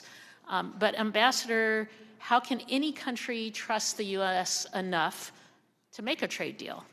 Given that Trump has thrown out existing trade deals like Australia or South Korea, or even USMCA, which he negotiated and Congress enacted, how are people going to trust us when arbitrarily these deals are being thrown out? Congresswoman, thank you. The United States remains the consumer market of choice for everybody. And I hear some of these Wall Street analysts, predicting, imminent catastrophe. And that's just, when we look back at Trump 1, we put tariffs on China and we reinvigorated NAFTA to be USMCA, we saw real household medium income go up. We saw inflation go down, unemployment go down. And the countries are coming to us every day. We're having several meetings with them every day to do these deals. So they're not showing hesitance. It's quite the opposite. But if we have a deal that's being blown up, then you can say you're negotiating a deal. 2 seconds later, you can throw it out. What kind of deal is that? Are these deals that you're supposedly negotiating, are they going to come to Congress for a vote like USMCA did? These are deals. So first of all, if we did a comprehensive free trade agreement, of course we would come to Congress, et cetera, and we will certainly keep Congress up to speed on any kind of any deal that you do. Are you going to bring that to Congress for a vote? We'll do it. We'll do what the law requires. Some of it's consultation, some requires a vote. So we'll follow the law on that front. But the countries are coming, right? If they were hesitant, they wouldn't be knocking down. But I don't understand what the countries are coming to do. You put tariffs in place, sweeping tariffs with no specifics in terms of what the goals are, no plans, and then you say countries are coming to what? To individually negotiate with President Trump, and it's his whim what's acceptable or not acceptable? So, for example, I get a letter from the Vietnamese, which I received recently, and it outlined a number of tariff lines where they want to reduce their tariffs and non-tariff barriers that they want to remove, and they want to engage with us on reciprocal trade. But what are the objectives of the negotiation? You didn't lay those out. The plan, there's no plan that was laid out by the president. I've seen no plan from USTR on what the goal of the tariffs are. We're damaging companies. We've thrown out existing trade deals that we already have, and now you say there's a negotiation with no clear goal what that negotiation is or whether or not Congress is going to have a vote on a potential deal? So we have a 20-page order laying out the basis for the order and the emergency we're facing, which is the trade deficit that President Biden left us with, the offshoring that it represents, the non-tariff barriers that it represents, and we're looking to eliminate that. And a tariff is a way to do that. And if a country has an alternative method that they think will help us meet those goals, we're happy to entertain. Can we talk about the emergency powers of the emergency power statute that Trump invoked, IEPA, to impose his tariff? It states the president in every possible instance shall consult with Congress before exercising any powers. That didn't happen.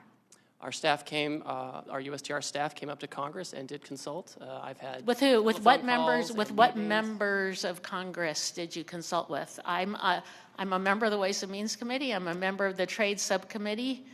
I called both the chairman and the ranking member the day before, the morning of. So if you called to, how could you consult with folks when there wasn't even a deal that was proposed? In fact, it wasn't till April 2nd when the tariffs were put in place. No one even knew what exactly was going to happen. There was nothing to consult on. So how did that consultation take place? I had a phone call with Chairman Smith and Ranking Member Neal. About a non-existent deal? Well, I told them about the IEPA action that was coming, and I sent my staff up here to brief the committee staff as well. So I argue now we did not have that consultation. Here we are. There was no plan in place. There's no plan in place going forward. The American people are hurting, and now in the rule vote that we're going to have just after we are done with this hearing, Republicans are already putting in a provision to make sure that they don't have to vote on the tariffs that are in place. Congress should have a role here. It's terrible that my colleagues on the other side of the aisle aren't willing to have a vote too. Thank you, Mr. Chairman. I yield back. Ms. Miller. Thank you, Chairman Smith. Welcome, Mr. Ambassador. Thank you for being here. It's my opinion that part of the reason President Trump has taken such drastic action on trade is due to the fact that there was no trade agenda under the Biden administration. And I didn't hear any sniping from the other side about that. The past administration's failure to engage in meaningful conversations with our trade partners opened the door for countries to run afoul of the World Trade Organization tariff agreements and to impose excessive non-tariff barriers. These countries have had no incentive to negotiate, and they've been massively benefiting from the system as it is. For example, in my state, the hardwood companies have been pummeled by China, dumping their hardwood in the American market. China gained at our expense while we were asleep at the wheel.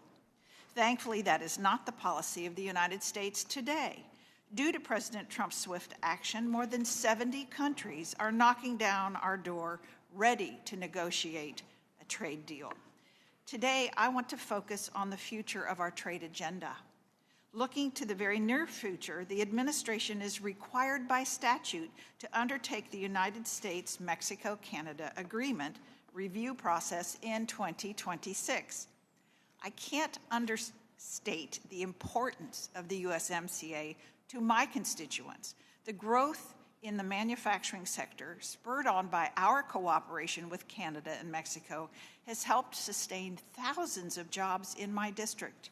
I'm well aware that this agreement is not perfect, and we are fortunate to have the review process in place in order to make the necessary improvements. Ambassador Greer, what commitments can you make to us today in regard to the USMCA review?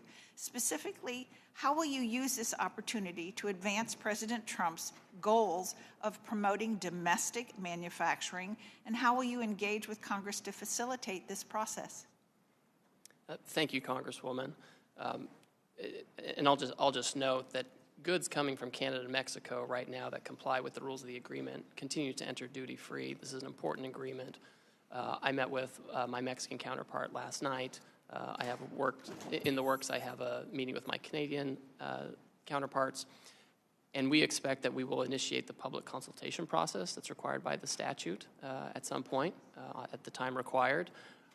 I think with the USMCA, it's important that Canada and Mexico not be used as an export platform for third countries. That's not what we want.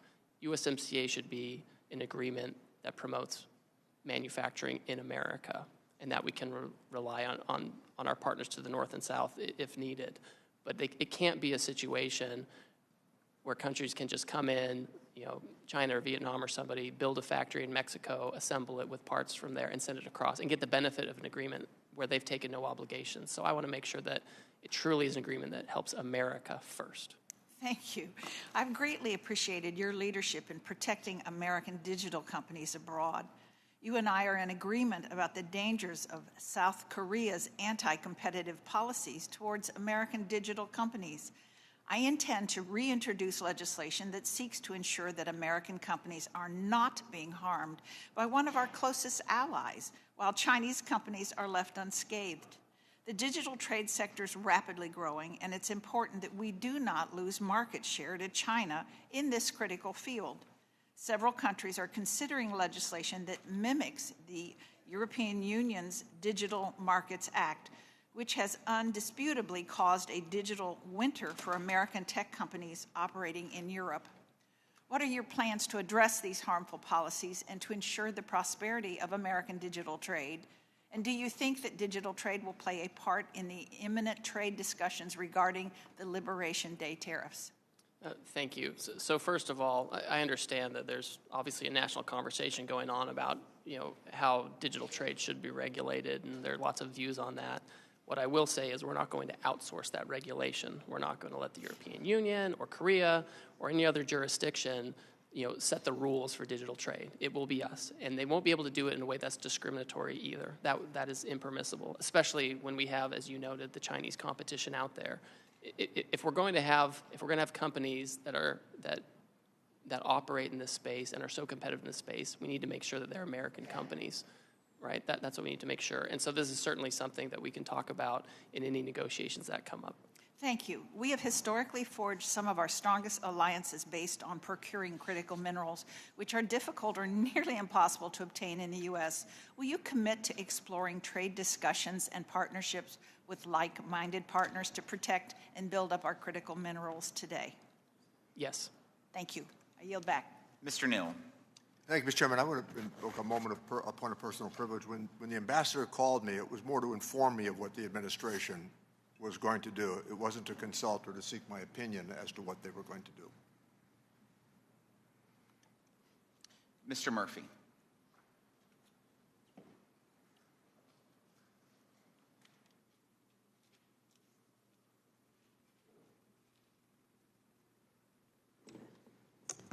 Thank you, Mr. Chairman. I just want to show a slide to everybody documenting where we are with the United States and the U.S. trade deficit. I think this really shows why this is an emergency. If you look at where we are with manufacturing goods, that's in the red column here. If you look at what has happened to the manufacturing capacity of the United States, we have plummeted, absolutely plummeted down. Here in 2022, we have such a trade deficit with manufactured goods. This is critical. This is why the president has said this is an emergency. The same thing with fuels and other total goods. We have plummeted in this nation's capacity to actually produce things. So yes, this is an emergency, and this is by all means altogether the right thing to do. If we do not reverse this trend, again, going with the absolute calamitous effect of how we are hurtling towards a sovereign debt crisis, this nation does not exist. And yes, there is short-term problems, without a doubt. But it's the same thing by taking medicine you don't want to take. If we don't help the body by intervening and doing what is critically important for this nation, nothing else matters. So this is why how manufacturing has plummeted, and this is why we are in a state of emergency. Thank you. Thanks just for that moment. I want to briefly say something before I begin my remarks. I've gone down in many times to Haiti. We talked about this before and done a lot of mission work down there. Unfortunately, the Hope Help program is set to expire in September. I hope some work is being done in reauthorizing this program. We're trying to nearshore, onshore. We want to stabilize our Caribbean nations, our Central American nations, and Haiti has fallen into such decay right now. It makes Somalia look like Wonderland. We really need to help these nations stabilize in our hemisphere. It helps everybody. So I hope that is just going to be on your radar. HR 1625, the Help Extension Act. Just to shift gears again, I want to talk a little bit about diminimus. The legislation, HR 7979, the End China's De Minimis Abuse Act, did not make it to the floor. However, we're seeing that packages being abused by this loophole, literally with China, overwhelm the CBP, leading to billions of dollars of lost revenue and jobs. This has allowed Chinese companies to send so many goods into this country without paying tariffs. Can you discuss why the administration is taking on de minimis, why this is so necessary? Yes, it's essentially for all the reasons you just described. De minimis originated as a way for tourists or others to go overseas, buy souvenirs, come back, bring them in duty-free, and that persists, right? That continues. I think everyone's comfortable with that. But what we saw were foreign companies abusing the system and taking advantage of it and building a commercial case for it, their entire business on it, and that ended up undermining a lot of retailers here in the United States. And so it's important to make sure that tool is used for its original purpose and not for other countries to avoid duty payments or things like that.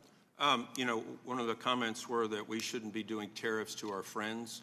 Friends don't treat friends with horrible tariffs like we are being done by other countries. So I think sunlight is the best disinfectant. So we're able to see what the rest of the world has been doing to the United States. I don't think the American public understands this. And this is why I think it's just so critical that we shine the spotlight on this. Quickly, just with one thing that happened in the pandemic, I'm a physician, and we saw that our supply chain for pharmaceuticals, for health-related PPE, et cetera, is critically at risk during these things. If China were to shut off all its exports overnight, medical supply chains would be one of the industries hardest hit, and we would have American patients literally dying because they could not get medicines or other type of devices. Can you discuss how the Trump administration's trade is helping to secure our health supply chain? Yes. So first of all, we have to reshore. We have to reshore pharmaceutical production to avoid the very situation you talked about. And we have to do it now. We can't wait for the next crisis. We can't wait for the next conflict. We have to do it now. I understand the Commerce Department will be undertaking an investigation of the pharmaceutical supply chain to assess what tools we can use. The President's talked about tariffs that might apply to certain things to incentivize reshoring, but I assume that investigation will also have other ideas as well. We have to make sure that in this tariff incident, we're not hurting American companies and hurting them over helping out foreign countries. And, going back to, Kamala's famous phrase of getting to the root causes of immigration, they did absolutely nothing to bring industry nearshore, trying to prop up Caribbean nations so they won't have everybody trying to run over a border. Look, I've talked to you about Puerto Rico. I was in Puerto Rico this last week, and there's so much of an opportunity to go there and onshore in an American territory to bring back American pharmaceutical industries, so many other industries that help us with our national security. And at the bottom line, this is what we're talking about. We're talking about national security. Thank you, Mr. Ambassador. I'll yield back. Ms. Chu. Ambassador Greer, my constituents are sick with worry about the high costs that the Trump tariffs will bring them. They are barely able to afford their everyday living expenses, but now they're hearing that the average family will have to pay $4,600 a year more because of the Trump tariffs. They are hearing this will be the largest tax increase for the American people in our nation's peacetime history. They are hearing Goldman Sachs say that we face a recession. The increases will be for food items that the U.S. does not produce domestically, like cacao beans, coffee beans, tea and spices, and certain nuts. But non-food items like clothing, consumer electronics, shoes, cell phones, furniture, and household appliances will be especially hard hit, as more than 50% of our consumption comes from countries facing tariff increases of 30% or more. I must point out that there are some items on the list like bananas and cacao beans which the U.S. can never grow enough of to meet our own demand because of our mostly non-tropical climate. In fact, the U.S. produces a tiny number of bananas in Hawaii and Florida, but depends enormously on importing bananas from Guatemala, Ecuador, and Costa Rica, all of which receive tariffs. And in fact, the U.S. is the world's largest importer of bananas. So this shoot first, then aim approach is making Americans' lives much worse with no actual plan and doesn't make any sense. I see this in three ways. First, the president said that these tariffs would bring manufacturing business back to America, but thousands of Americans were immediately laid off, and manufacturers are telling you that this will crush them. And why would the president impose this tariff tax on tropical countries when America can by far not produce their own bananas, coffee, and chocolate? Is the president aware that these crops only grow in tropical climates? Second, in imposing these tariffs, the president claims that the U.S. is being ripped off by other countries that are profiting off of us. Yet these tariffs are being imposed on countries with whom the U.S. has trade surpluses, including the Netherlands, the UK, Belgium, Panama, and so on. Using the formula that USTR released to the public to justify this chaos, no country with whom the U.S. has a trade surplus should be subject to additional tariffs. How can you and the president justify forcing the American people to pay more for goods from these countries that already import more of our goods than we do theirs? Third, then if there's an actual formula, why would the Trump administration decide to reserve its most severe punishment not for Russia, which was entirely spared, but for some of the poorest, least developed countries in the world? For instance, Madagascar, which has a poverty rate of over 75% and where the average worker lives on less than $2.15 per day. The president placed a 47% tariff. So Madagascar, 47% tariff, Russia, 0. My conclusion is that there's only one explanation for this: corruption. The Trump administration is now bragging that dozens of countries are approaching the White House ready to offer concessions and negotiate a reduction in Trump tariffs. This presents a completely unprecedented opportunity for corruption. If his tariffs are allowed by Congress and the courts to stand, then the president could unilaterally decide to remove or reduce tariffs on certain countries. With no transparency, a country could pay the president or his family money through memberships at Mar-a-Lago or payments through their various cryptocurrencies in exchange for a reduction in tariffs. His cronies could pay him directly to remove tariffs from certain imports. So, Ambassador Greer, I would like to ask you 2 yes or no questions. My first question, you're putting tariffs on crops that we, for the most part, don't grow, like bananas, cocoa beans, coffee, and vanilla. Is the president aware that these crops only grow in tropical climates? My second question, yeah, you answered yes. Can you promise that there won't be a pay-for-play system where companies and donors make the pilgrimage to Mar-a-Lago to get exemptions? You have my promise. Well, my constituents don't have that access, nor do most of the American people, but because of these Trump tariffs, it is they who will have to pay the exorbitant costs of these actions, and that's not right. Mr. Kustoff. Thank you, Mr. Chairman, for convening today's hearing, and thank you, Ambassador Greer, for appearing today. Ambassador Greer, I represent part of Memphis, Tennessee, and most of rural West Tennessee.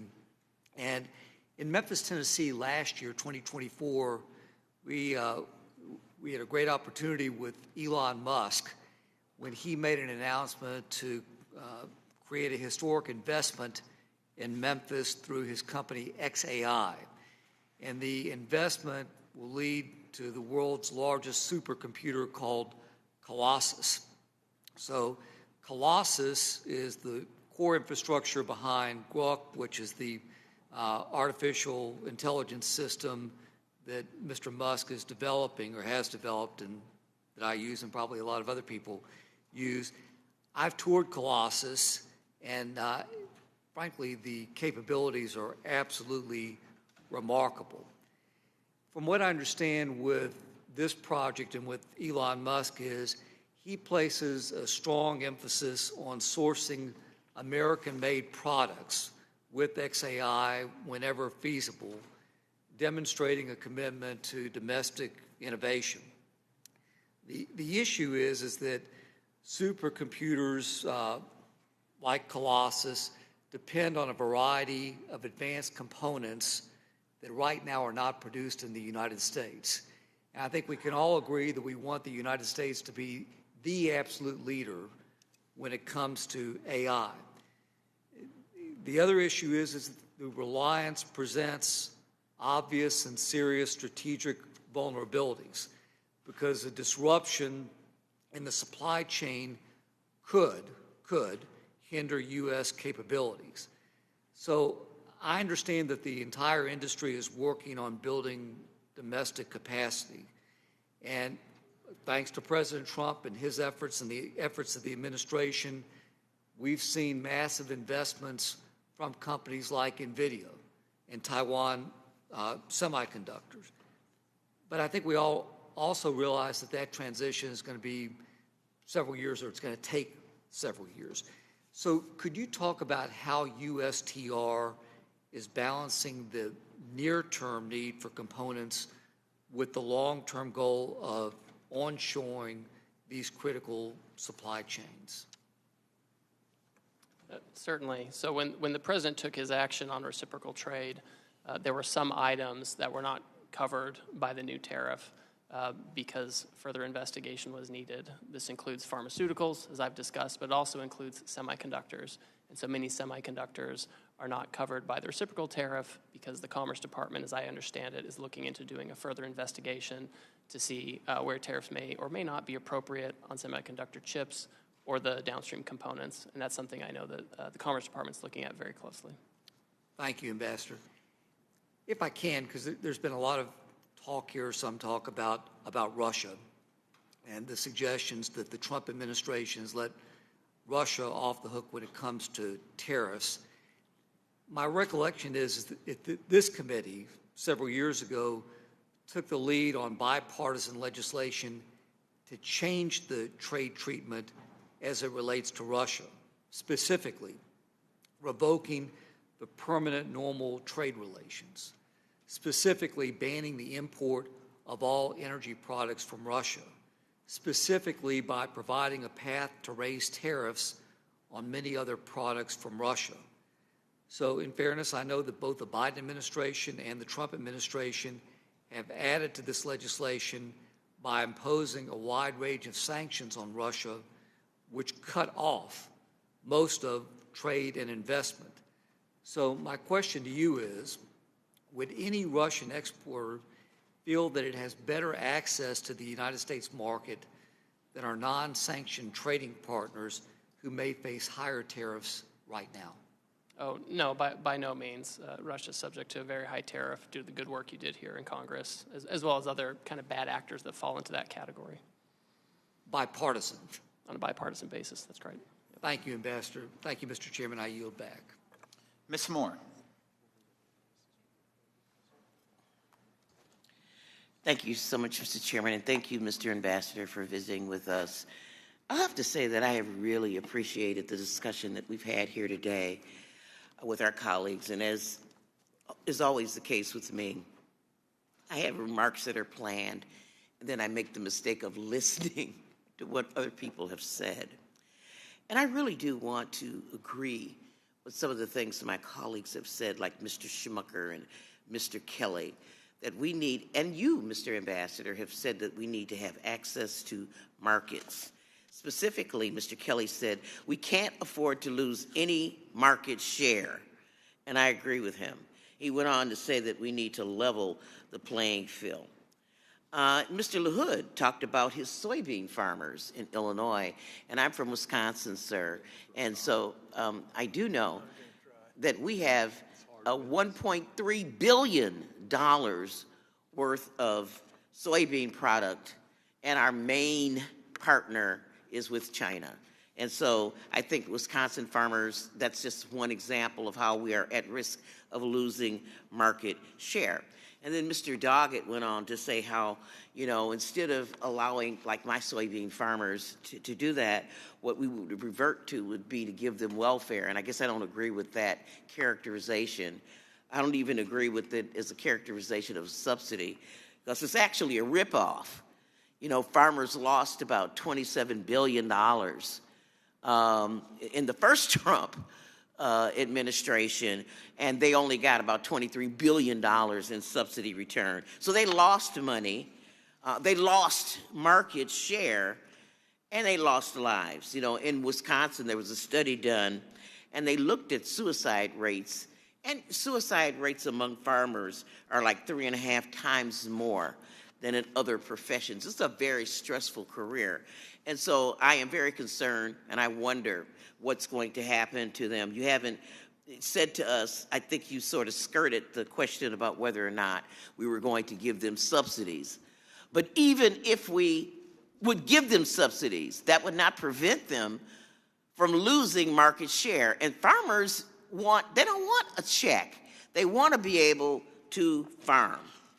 I also wonder, sir, what, you know, I'm just saying, I think that when you look at trade deficits, I think we have to look at more than just what a tariff may or may not do. Our trade imbalances over time have been caused by us not having a trade balance on issue of labor laws, making sure that there's no slave labor and child labor, that the environment is protected when we extract materials and do stuff, that people have the ability to bargain in their countries and to make sure that they get a wage that's commensurate with their efforts. And, you know, I agree with Mr. Kelly that we need to level the playing field on those fields, and that a rising tide will lift all boats. I do wonder, Mr.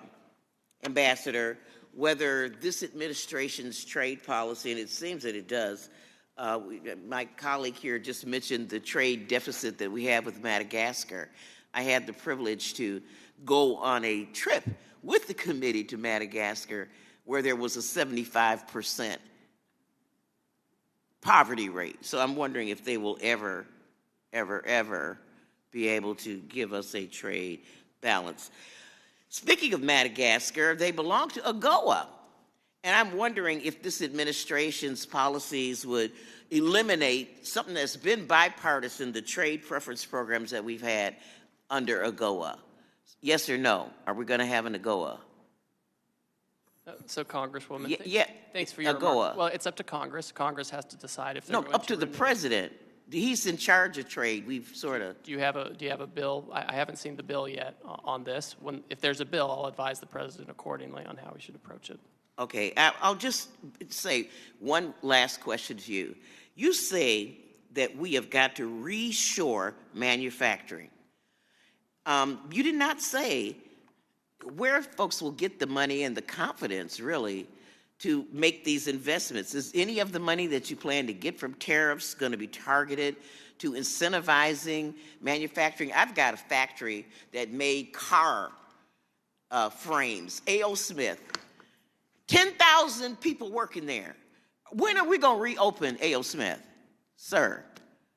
If the chairman... I would love to reopen that. And when? Will I be alive? I'm going to be 74 in 9 days. I hope so. We should go there, you and I, and talk to them about what they need in order to reopen. We put tariffs in place on they've been foreign autos shuttered and auto parts for years. We want to create incentives so they can reopen. What's the timeline between the suffering that they're doing now and when A.O. Smith is going to open again? Part of the problem is we've offshored jobs for so long, and no one's taken action. We've sat on it. We have this huge. It is an emergency, and I agree with you. And I think your comments have been very thoughtful. I don't have that much time. I mean, I'll be 74 in a few days. It's 10 years. It takes a long time to open up a factory and to get the investments. That's why the president. And is it going to be 10 years? How long before we just have to be patient? That's why the president's acting now, because we can't wait anymore. We have to reshore now.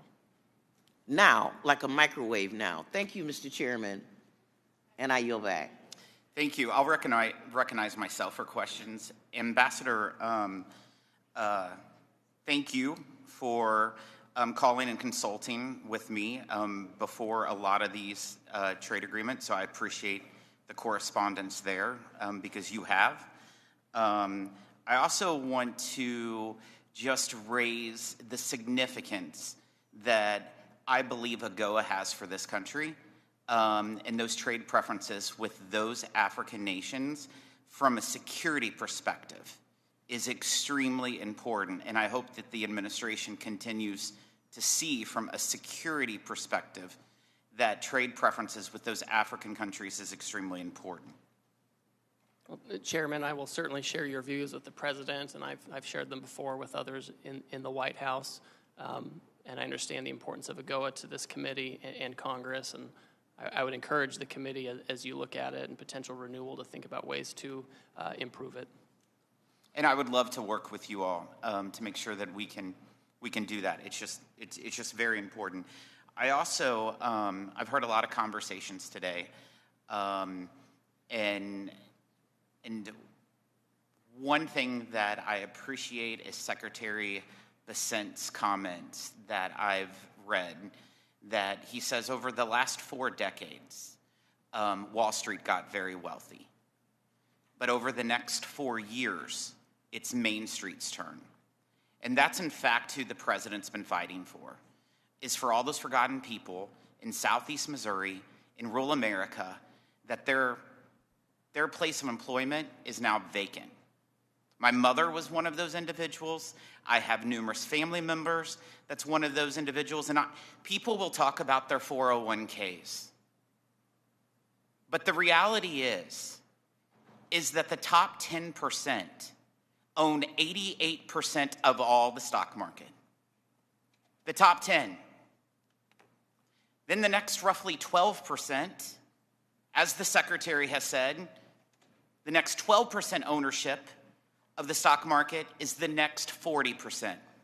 So that bottom 50%, the people who make less than $42,000 a year, those people, they're worried about their debt, their credit card payments, their interest rates. And that is who President Trump is fighting for in bringing more jobs and manufacturing, open up factories and coming down here. And I want to thank you for standing here. I want to thank you for working for this cause. And I think it's extremely important, and it will be transformational. It may be bumpy for a while, but it's about time Main Street is representative instead of Wall Street. I want to ask you a few questions about the European Union.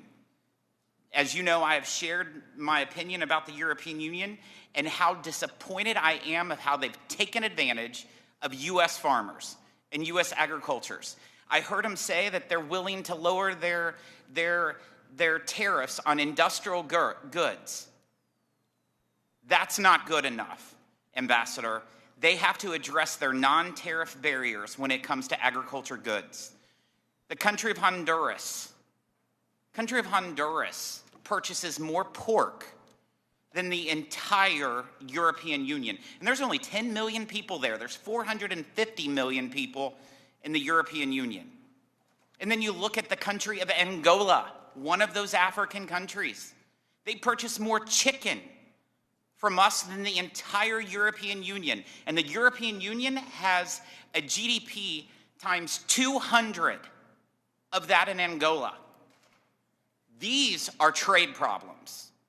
And this administration better continue to fight for the American farmer, that Missouri farmer who's been screwed for such a long time by our friends. And I want to thank the president. I want to thank you for continuing with it. I do want to ask you, do you agree that there's a serious trade problem when it comes to agriculture in the European Union? Yes, Chairman. It's fundamentally unfair. It's structurally unfair. It has been for decades, and I've been very clear with them that any kind of agreement or negotiation or anything, it has to have an ag component for all the reasons you described. Super important. Last year, I requested the International Trade Commission to complete a detailed study of the competitiveness of the U.S. rice industry, with a particular focus on the ways that unfair subsidies and other practices in other rice-producing countries harm American rice farmers by distorting markets and reducing export opportunities. The study was completed earlier this year, and I was not surprised to learn that India is one of the worst offenders. Its subsidies and particularly are particularly problematic because of the lack of transparency around some of them. Do you share my concerns with unfair practices in India and elsewhere that harm American rice farmers? And will you attempt to address these issues through any negotiations with India? Yes, I will. And as you know, Chairman, I'm from Northern California, from rice country there too, so I'm particularly sensitive to that. Appreciate it. Thank you for being here. Mr. Boyle. Thank you, Mr. Chair, and thank you, Ambassador, for being here today. 3 times in this century, 3 times in the last 25 years, we've had a recession. 2001, right after the September 11th attacks, 2008, when the housing bubble burst, and 2020 with COVID-19 pandemic. All 3 of those were caused by some external event. Now, most economists and most Wall Street firms agree that it is more likely than not we are either in a recession now or headed to one. This will be the first recession in at least 25 years directly caused by the president's policies. The last week has been an unmitigated disaster. Markets are roiled, retirement savings taking a hit, 401ks becoming 201ks. People are genuinely scared, especially those, including a couple I talked to yesterday, who are just hitting retirement age. So I would really like to know why exactly the president is doing this. China, I completely understand. I think actually there's been bipartisan agreement around here for quite some time that we needed to get tougher with respect to China. But why going after Canada? Why going after our closest allies in Europe? This does not make any sense. And frankly, it doesn't exactly inspire confidence when the so-called formula that was advertised last week came from absolutely no textbook that any of us are aware of. I mean, yes, it had two fancy-looking Greek letters. That does not make it well-thought-out policy. So I am curious what exactly the strategy is of going after Canada and our closest allies and actually uniting the whole world right now, not against China, but against the United States. Well, Congressman, I know that Wall Street and you and your colleagues want the status quo. That's what I'm hearing. Excuse me, reclaiming my time. That is not what I'm arguing. I want an end to the chaos. I represent a very working-class district in Philadelphia. I don't think there's one person in my district who counts as one of the top 1% of Americans. Hardworking families, whether white, black, Hispanic, Asian, from Northeast Philly to North Philly to the River Wards, are all being directly impacted by what is happening over the last week. So I want to know, they want to know, why is it that 3 months ago no one was predicting a recession? Everyone had growth projections. The Fed, most economists, whether liberal or conservative, and now the base case is a more than 60% chance of a recession. That is directly because of White House policies. So when will it be enough? Really, I can't take all this winning, and nor can the American people and the folks in my district I represent. These Wall Street analysts are the same ones that predicted decline in the first Trump administration, where real household median income went up by $7,000, coupled with tariffs. The president has to get the trade deficit down. We've lost 5 million manufacturing jobs. It has been a massacre in American manufacturing, and we have to have those jobs back, and it's urgent. And we can't keep passing the buck. President Biden did nothing on trade for 4 years. That's what I've heard from both sides, and we have to act. We have a huge trade deficit with the European Union, which we heard about from the chairman. We have a huge trade deficit with foe and friend alike, and we have to deal with it. And that's why our friends are coming to us and saying, why don't we talk about how to achieve reciprocal trade? They're not running away. They're not announcing retaliation. So since I have just under a minute left, can we look forward to hearing about these big, beautiful trade deals over the next week, like with Canada?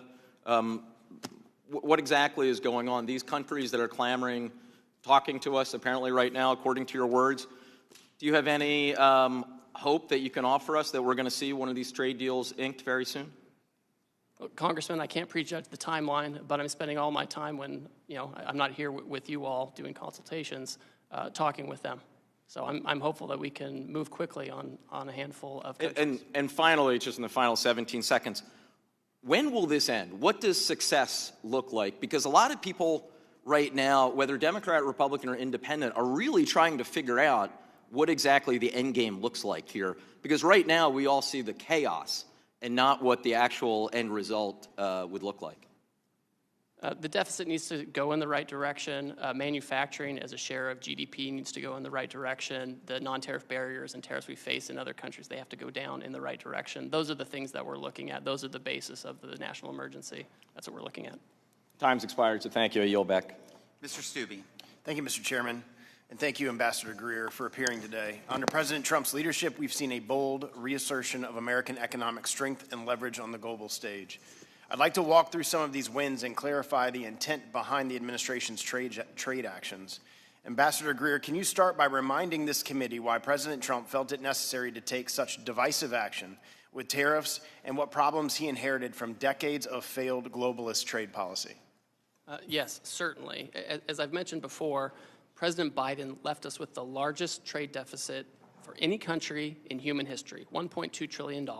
It's extreme, it's unsustainable, especially when we have a $36 trillion debt and a $2 to $3 trillion budget deficit. None of these numbers are sustainable, and anyone who wants to pass this on to the next generation or to our kids or to the next session, they're doing a disservice. We have to deal with it now, and we need to deal with the reshoring and remanufacturing now before we're in another crisis, whether it's a conflict or a pandemic. That is not the time to try to get back pharmaceuticals and semiconductors and autos and all these kinds of things. We have to do it now.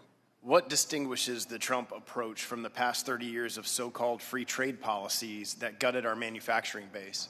Well, Wall Street, we've heard a lot about Wall Street today and how important Wall Street is and all their analysts. And their entire goal has been just to make money for that top share of the elite, right? That's been their goal.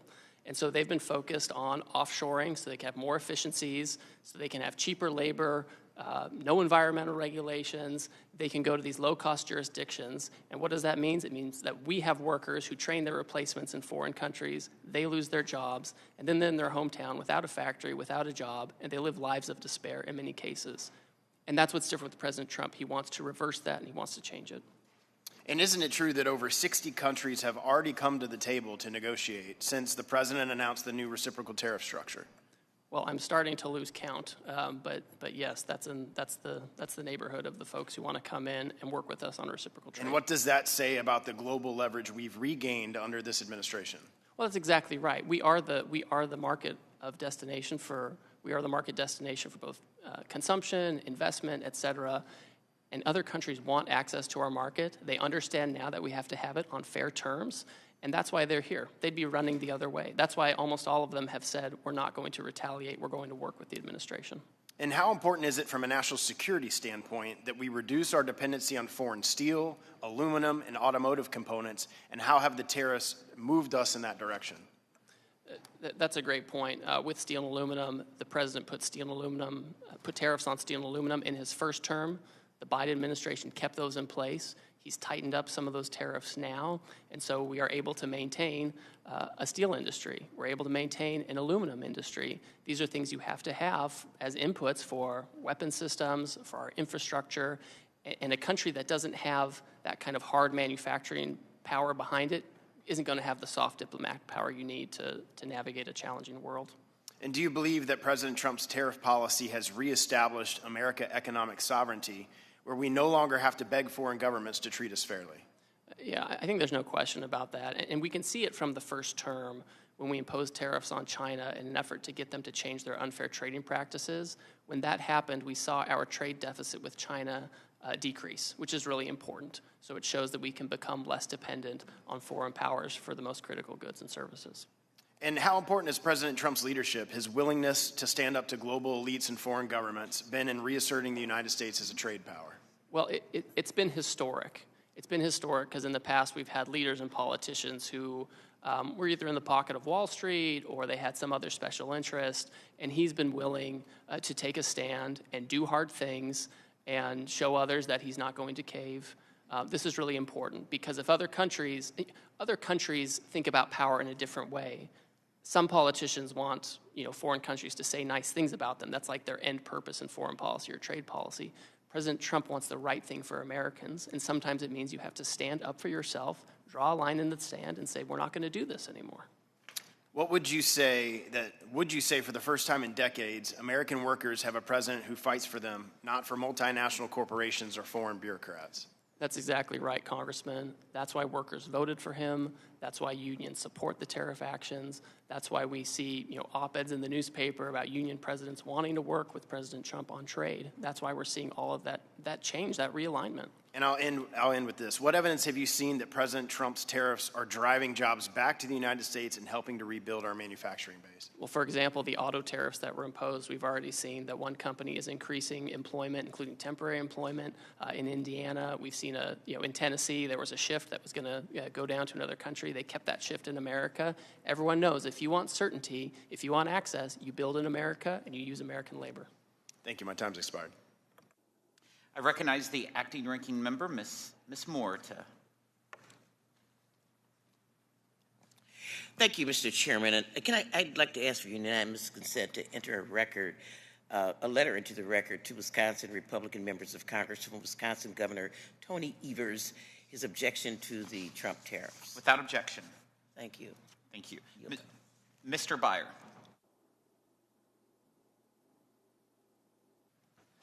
Thank you, Mr. Chairman, very much. Ambassador Greer, you have a most awful job trying to convince us and the people we represent that the President's trade policies are wise and measured, when the truth is they are stupid and bad. The last time the U.S. started a trade war, Smoot-Hawley tariffs, June 1930, the world did retaliate, and we get the Great Depression that lasted 10 years. I want to quickly run through a few of the ways the logic behind the Trump tariffs make no sense. You got the math wrong, according to the people whose research you cited. Mr. Chairman, I ask unanimous consent to enter into the record a New York Times article by former Treasury official Brent Nyman titled, "The Trump White House cited my research to justify tariffs. It got it all wrong." The math error had the effect of quadrupling the tariffs Trump applied on some of our biggest trading partners. Trump accepted some goods, notably oil, but not others, including things we simply cannot produce in the United States. Why tariff bananas? Why tariff cocoa? Why tariff coffee? We don't have the capacity to produce these things at a scale that meets domestic demand. Trump logic equates any trade deficit with cheating. In fact, he called it rape. But even this stupid logic didn't help Australia or Brazil or Singapore, all countries with whom we have a trade surplus. How does Australia negotiate an end to a trade deficit that doesn't exist? Some countries have a deficit because we import things that we want, but they're too poor to afford our exports. Perfect example is Madagascar. We buy something like 60% of our vanilla from Madagascar, but they have one of the lowest GDP per capita rates in the world, and they just can't afford many of our products, but we just hit them with the 47% tariff. Trump is hinting that maybe if countries lower tariffs on us, he might drop tariffs on them a little bit or some or possibly, but Vietnam, knowing that Trump was coming, massively cut their tariffs to appease him ahead of his announcement last week, and instead, you slapped a 46% tariff on them anyway. So what are the Vietnamese supposed to do? Trump declared a phony national emergency and imposed tariffs on Canada to punish our closest ally for quote-unquote fentanyl smuggling, despite the fact that our own government says the amount of smuggling at the northern border is vanishingly small, less than 1%. How does Canada get out of a tariff imposed on them for doing something that we admit they're not doing?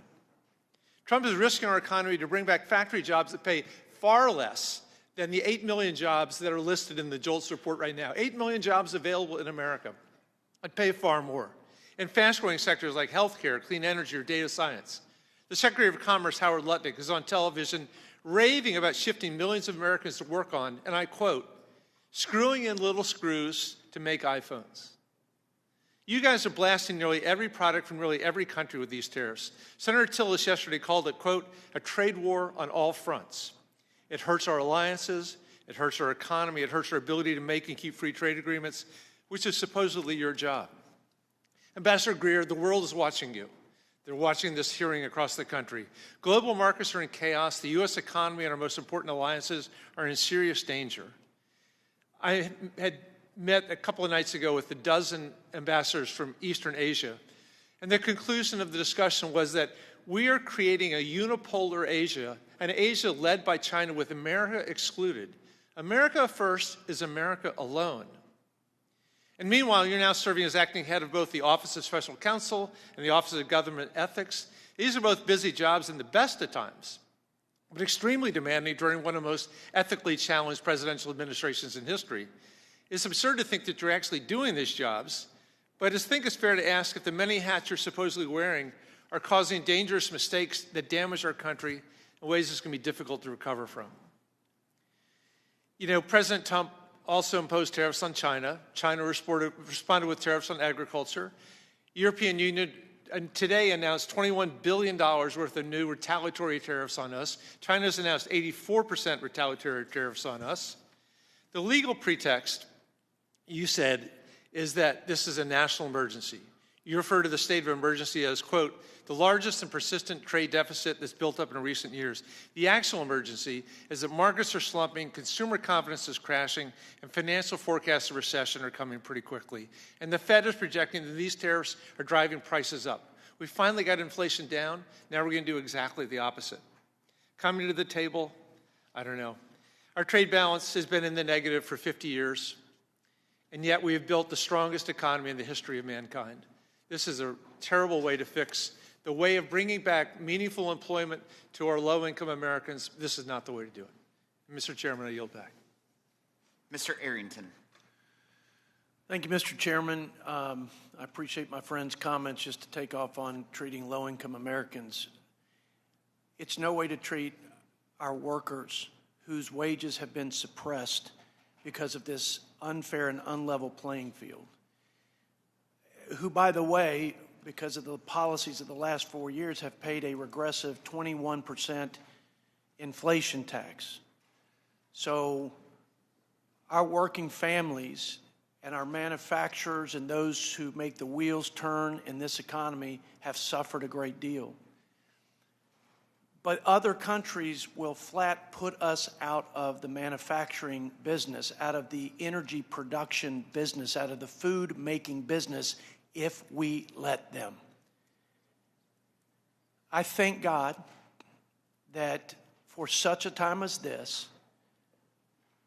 He raised up a leader with the political courage to take on the political and corporate establishment that is going to do everything in its power to stop you and the president from hitting reset before it's too late.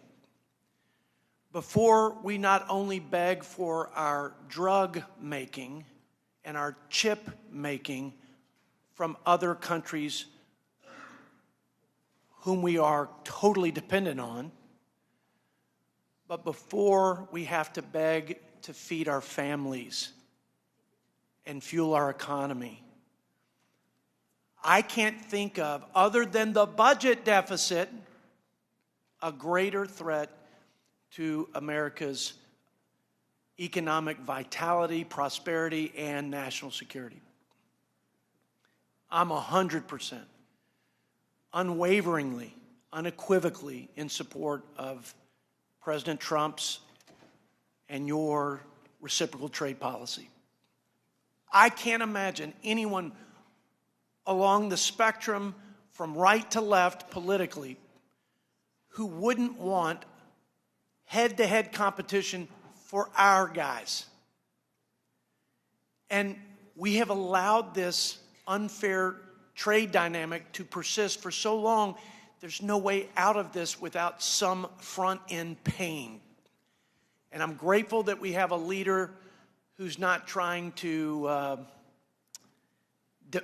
diminish that or hide that fact, but is transparently calling this nation to persist through this front end so that we have exponential benefits and return to our economy, to our workers, to our farmers. There is no other path, and there is no other politician in this town that would ever risk what is necessary to risk and to exert the courage and will that is necessary to exert to confront this head on like President Trump and you. And we're with you. I'm with you. And I know many of my colleagues are. Couple questions. When we went through this before, in the first Trump administration, we were, I'd say, wildly successful with the reforms in China, with new free trade agreements, agreements in 5 nations that represented almost 50% of our entire export markets. So how important was the reciprocal trade posture in the first administration to getting lower barriers, greater access to those markets where we benefited by 26+% in export activity? Our wages went up, investment went up, job creation went up, poverty went down. How important is this posture to getting there? And is there any other way, Mr. Ambassador, to this greener and more glorious economic pasture once we establish the reciprocal trade dynamic? Congressman, thank you for your support and your words. You're exactly right. There are a few different approaches to trade negotiations. One is the typical one, which is where you ask others nicely to give you market access, and they do a dialogue with you for several years, and at the end you have no more market access. And then there's the Trump way, where he says, we'll have reciprocal trade, and we can do it my way or we can do it your way, but we can work together because we should work together, and we should have fair trade among us. And that's what we're seeing now. We're seeing countries come and say, we understand the issue, we're happy to talk about this, and we know that there's an alternative there are alternative pathways here, and we can choose which way we want to go, and that's the way to do it. I'm grateful for both of you. Thank you, Mr. Chairman. Thank you, Ms. Tenney. Thank you, Mr. Chairman, and thank you, Ambassador Greer, for your hard work. And I'm from upstate New York. This is the home of the Industrial Revolution, the Erie Canal Corridor, the Finger Lakes, all my region. #1 dairy district in the Northeast, #5 dairy district in the country. Third largest producing apple county is in my district. Really important when it comes to trade, and we have always been grateful for the work of President Trump and the administration for trying to understand that we've been hollowed out by China and Asia and other countries, and we want to bring those jobs back. Really important part of not just the building of New York, but the building of the entire United States and our strength leading up through to World War I, World War II, and into today. I got a couple of questions I just want to talk to you a little bit about because there are a few nuanced issues here dealing with Canada, which is my entire northern border. #1, we have an emerging and really strong Finger Lakes wine region, and many of our wineries have reached out to us. We are at the cusp of putting out some really incredible wines, groundbreaking. We have wonderful water, soil conditions, and we're producing top-level wines. A little bit about some of these markets we'd like to have opened up for us so we can trade, and we appreciate the work that the President is doing. However, one of the issues we've experienced, and we hope that you can work on, is many of our Canadian visitors are not coming to our region. We're dependent on the Canadians to come for commerce. They're a great friend to the north. And we've seen a 23% drop just since February in visitors to our wineries. And we just want to know if we can help get your assistance and help in making sure that this sort of very important yet fragile relationship that my district has with Canada, an historically strong relationship, we can continue to work to make sure that we get that kind of trade and the kind of tourism that we've been getting from our Canadian friends to the north. Certainly, and I would note that goods between Canada and the United States that follow the rules of the U.S. Mexico-Canada agreement, they continue to trade on a duty-free basis, which makes sense, right? Yeah. And I would say, I know you're going to jump into this because this is my next beef with that, but when it comes to Canada, we are grateful and hope that you'll continue to pursue some of the dumping that's been going on against our dairy producers because, as I cited in my start, we are a huge dairy producer and we're getting unfair treatment. We think in the last administration this was not resolved favorably to our dairy markets because Canada continues to bring milk proteins in that we think that are in violation of USMCA, and I know that's what you're going to get to. So. Yes, no, it's certainly on the flip side of the wineries. So, yeah, that's certainly at the top of my list. I would point out that President Trump reported that he had a constructive call with Prime Minister Carney last week, 10 days ago or so, and I continue to work with my Canadian counterparts to make sure that relationship is one where we can have fair trade. Yeah, we greatly appreciate it, and when it comes to apples, we just have to say we are so excited about the USTR's efforts in trying to reduce some of these market access barriers, particularly with Israel going to zero tariffs. Our apples hopefully will be sold all around the world. We're famous for them. We don't get the subsidies that some of the other states get in the state of New York. And we're hoping that we can do that, including getting our apples to India and around the world to actually grow our New York economy. So we appreciate all that the USTR is doing that. I think that we can have a great relationship in the future with Canada, and we are really pleased that you're working with the Prime Minister and working with everyone that we can to make sure that northern border is protected, but also that we're getting the trade that we're so accustomed to with our great friends from the north in Canada. And those are primary issues for us. Also want to make sure that some of our supply chains, whether I know this isn't your sphere, but when it comes to aluminum, when it comes to copper, we have some of the best manufacturers and the oldest manufacturers in the entire nation in our region, and we're dependent on Canada for those things. So when we look into the tariffs and some of the negotiation, I know there's going to be some tinkering with the tariffs as we look into the next couple of months. We just know that you and the President will work with us on making sure that we continue to keep these legacy businesses that we have across our region, that were part of our nation's real boom when the Industrial Revolution was founded.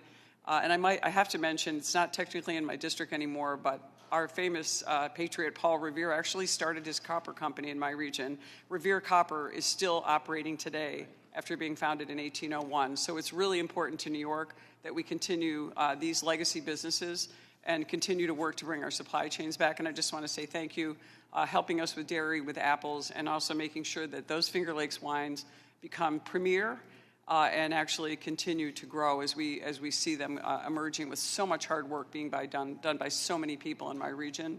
And we're grateful to you, and so continue to work. We appreciate the effort on behalf of our district and on behalf of the President. Thanks so much. Well, thank you, and I look forward to continuing working with you and your staff on these issues. Thank you.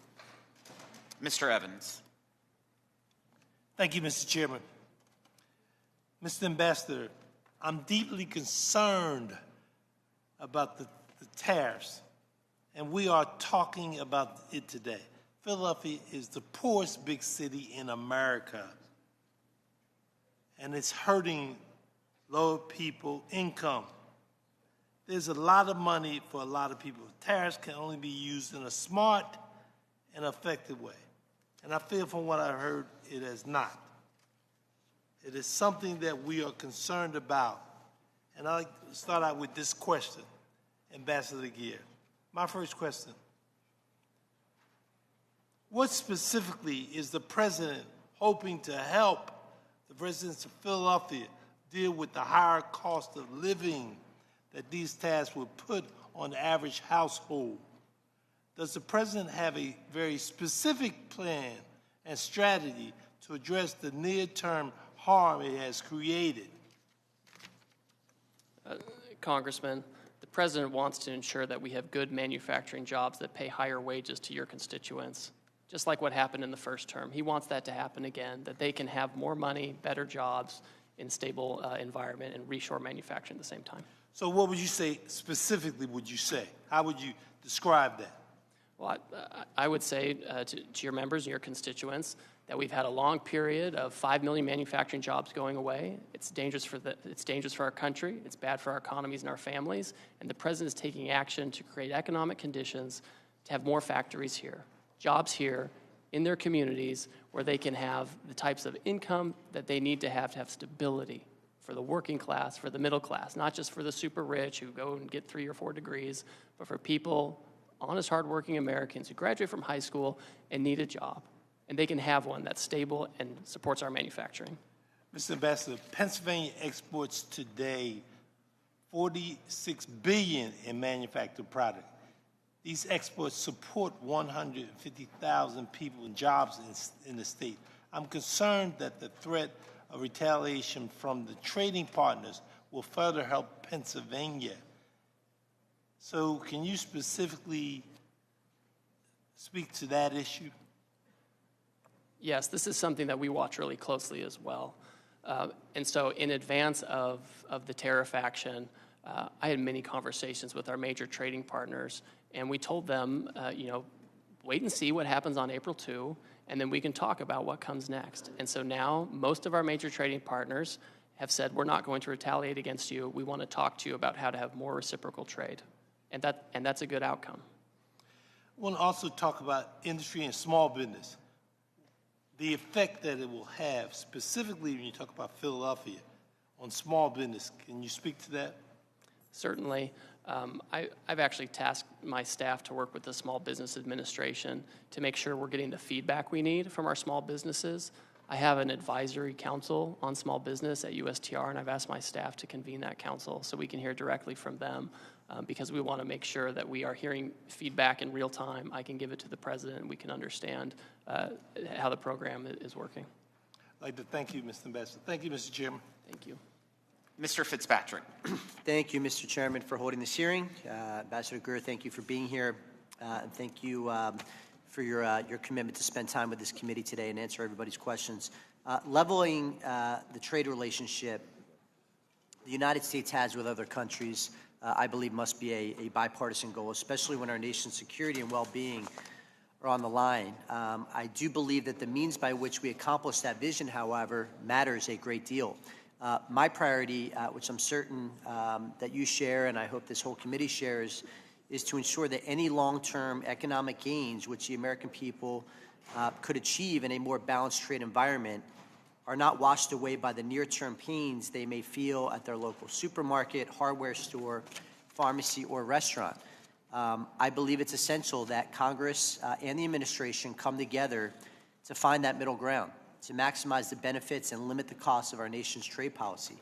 Above all else, we must deliver greater certainty and economic stability for our consumers, our workers, and our families. I want to zoom in on medicines in particular, sir. What work do you believe can be done with our closest partners and American companies who are operating in the European Union to ensure that the cost of distinct, innovative prescription drugs and medical devices are affordable for our nation's seniors, particularly those with rare diseases or disabilities?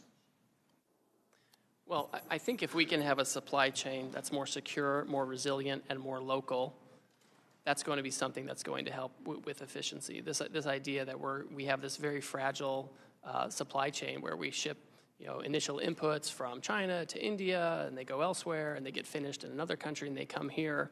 That may work in a world where there's just-in-time manufacturing and where you're ignoring manufacturing jobs in the U.S.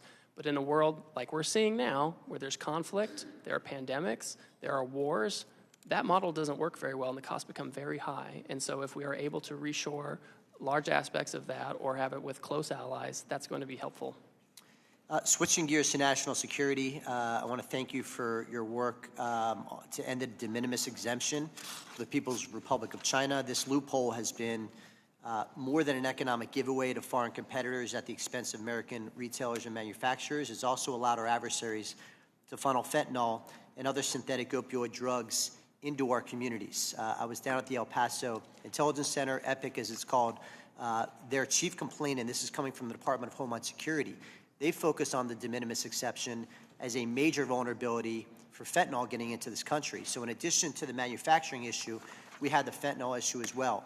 As this administration evaluates how the U.S. should alter or eliminate the de minimis standard for other nations beyond the PRC, particularly those for which have credibly abused the process to the detriment of countless Americans' health and safety, what metrics do you believe should be prioritized?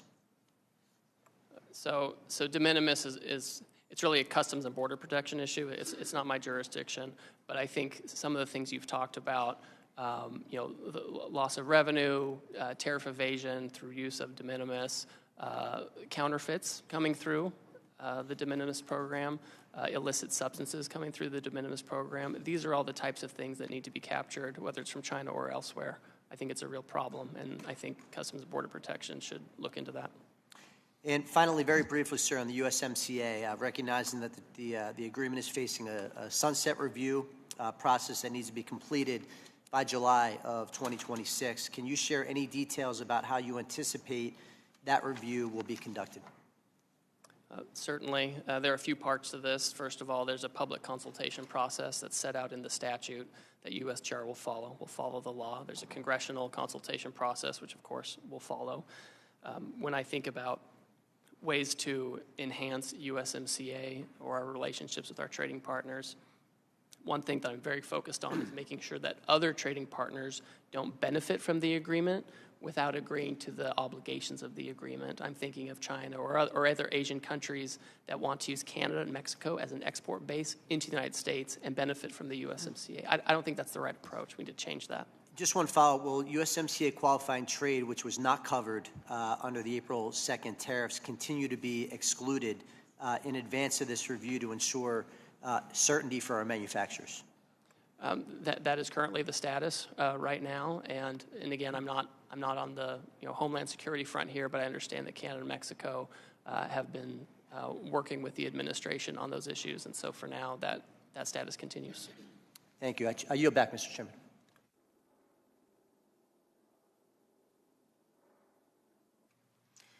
I now recognize Representative Fischbach from Minnesota. Thank you, Mr. Chair.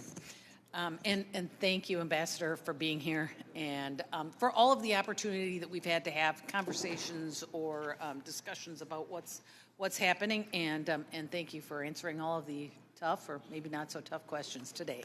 So I appreciate it. And you may already know, but I represent a large rural, mostly agricultural district. And so we do it all. We've got corn, soybeans, hogs, turkeys, and dairy. And but we also grow sugar beets. So I was going to ask you I'm a strong supporter, obviously, of the sugar program, which has allowed our farmers, sugar refiners, and end users of that sugar to invest in strong and robust domestic sugar industry. So my first question, very quickly, will you commit to working with myself and other members to protect the sugar program and to promote the domestic industry? Definitely. Happy to do that. Thank you very much. I appreciate that. And many of the other farmers in my district rely on exporting their products around the globe. While China is a major customer of U.S. agriculture, farmers are constantly searching for new market access and expanding market access in other countries. We've seen reports of numerous nations coming to the table, and I think it's over 50 now, with President Trump to negotiate new trade agreements. What are the opportunities in these negotiations to increase access for American farmers? Certainly, as I think was mentioned earlier, perhaps by Congresswoman Tenney, Israel has come, and we've had a trade agreement with them for a long time. People are surprised to find out that despite the trade agreement, they still have tariffs on some of our agricultural goods. And so they've offered that that's something that they're willing to look at. We've heard from Vietnam, we've heard from India, we've heard from Argentina, we've heard from all kinds of countries that they're interested in not only getting the tariffs down, but getting down the non-tariff barriers, which often are more problematic than the tariffs themselves. So I think there's a lot of opportunity there if these countries are willing to really engage in reciprocal trade. And I think I know the answer, but I just want to will you work with me and other members of this committee to make sure that farmers have a voice in the negotiations so that we are heard and are part of it? Yes, certainly. We have a series of advisory committees that involve agricultural stakeholders. We manage those jointly with the U.S. Department of Agriculture. I've already talked to Secretary Rollins about this and the importance of meeting with these committees so we can have their feedback directly. And we are talking a lot about reducing America's reliance on Chinese imports to our country. And I think that's important, and I'm sure you do too. I think we learned a lot during COVID and over the last few years. But I think it's also important that we give farmers the opportunity to reduce their reliance on exports to China by providing them with new markets. And I know that we just kind of are talking about that, but I think it's important that we say it over and over and that we make sure that we include those farmers and that we are looking for new markets, because that is what they want to produce.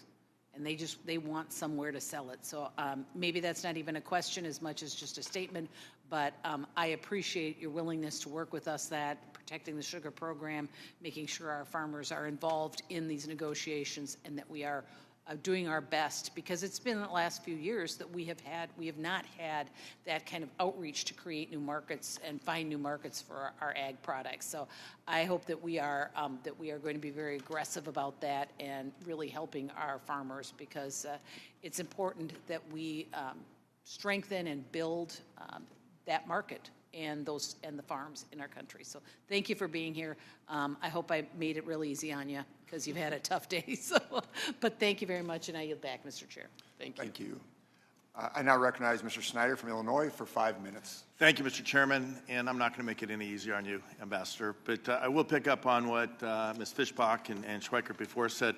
Ambassador Greer, yes or no, didn't Israel zero out all tariffs on U.S. products before President Trump announced his across-the-board tariffs on April 2nd? They indicate they're willing. Just yes or no? They did not do it yet. They announced they wanted to. They announced it, but yet President still imposed 17% tariffs on Israel. Ambassador Greer, what's our trade balance with the elephant and fur seals, petrels, albatrosses, and penguins living unhurt in McDonald Islands? They're part of Australia's customs union. But they're separate, and I'm going to reclaim my time. The President has imposed specific tariffs on herd in McDonald Islands while not taking any action against Russia, Belarus, North Korea, or Cuba. And I don't want to... I don't want to disappoint my mom and my wife or have them yell at me, but Mr. Greer, I'm going to say what I think almost everyone is thinking. WTF? What's the president thinking? What did he and you think was going to happen after unilaterally declaring a global trade war? Did you expect the so-called Liberation Day to become Liquidation Week, destroying more than $10 trillion of value and moving us from an extended bull market into a self-induced bear? Did you intentionally plan to decimate Americans' retirement accounts and 529 accounts for their kids' education? Did you and the president anticipate raising prices for American families already struggling to make ends meet?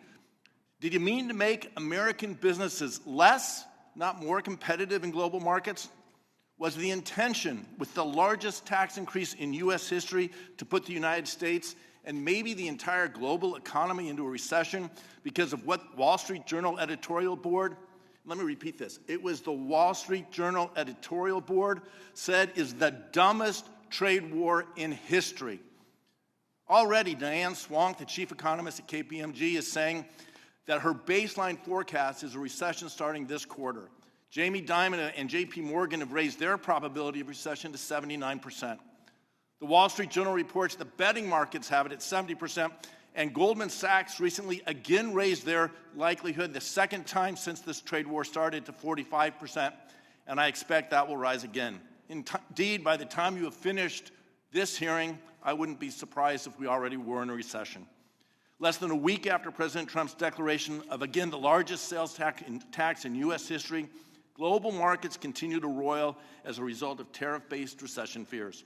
The president's newly imposed tariffs have real-world impacts on every one of my constituents who will see higher prices at the grocery store, shortages of critical products, and less money in their retirement accounts and the accounts for their kids' education. American families deserve relief, but instead, thanks to President Trump and you, they're heading to the store to panic buy essentials before retailers raise their prices. I've heard from literally thousands of constituents about the pain that President Trump has said this country will suffer as a result of these tariffs. They have written to me sharing that they have lost as much as 20% of their 401k and 529 accounts in the last week alone due to market fluctuations that are responding in real time to the president's announcements of arbitrary and capricious tariffs. Seniors who recently retired are worried about having to return to work to make sure they can make ends meet, and today wonder if they will now outlive their retirement savings. Small business owners are worried about laying off employees. Large companies in my district are preparing their next earnings report for investors and telling me that the impacts of these tariffs are material. That's business speak, for the tariffs are going to have a real adverse effect on their operations and likely adverse effect on their cash flows. Make no mistake, President Trump's trade agenda is slowing economic growth and job creation, weakening U.S. global leadership, and increasing the cost of doing business in the United States. These tariffs make life for Americans more expensive, make our nation less secure, and our citizens less prosperous. Congress must take back its constitutional authority to stop the chaos and the pain President Trump is inflicting on American families and dig us out of what could be a self-inflicted recession. Before I ask a question with my limited time, I ask unanimous consent to submit into the record the CIA World Factbook entry for Heard Island and McDonald Island. Without objection. I also ask unanimous consent to submit for the record an article from Scientific American, The Heard and McDonald Islands Are Pristine Biological Wonderland. The subtitle of the article is, Trump's Tariffs Put a Spotlight on the Uninhabited Heard and McDonald Islands, which comprise a remote volcanic refuge for penguins and seals and a UNESCO World Heritage Site. This just once again illustrates that these tariffs are not strategic, they are not targeted, they are arbitrary and capricious in hurting our economy and our American citizens. I yield back. Thank you. I now recognize Mr. Moore from Utah for 5 minutes. Thank you, Mr. Chairman. Ambassador, thanks for being here. And as I've said to you before, I can't tell you how much I appreciate the communication and the ability to dialogue. This hearing's, in my opinion, one of the most important hearings that we've had, and it's been very important for folks to be able to hear this out. And thank you for providing details and responses.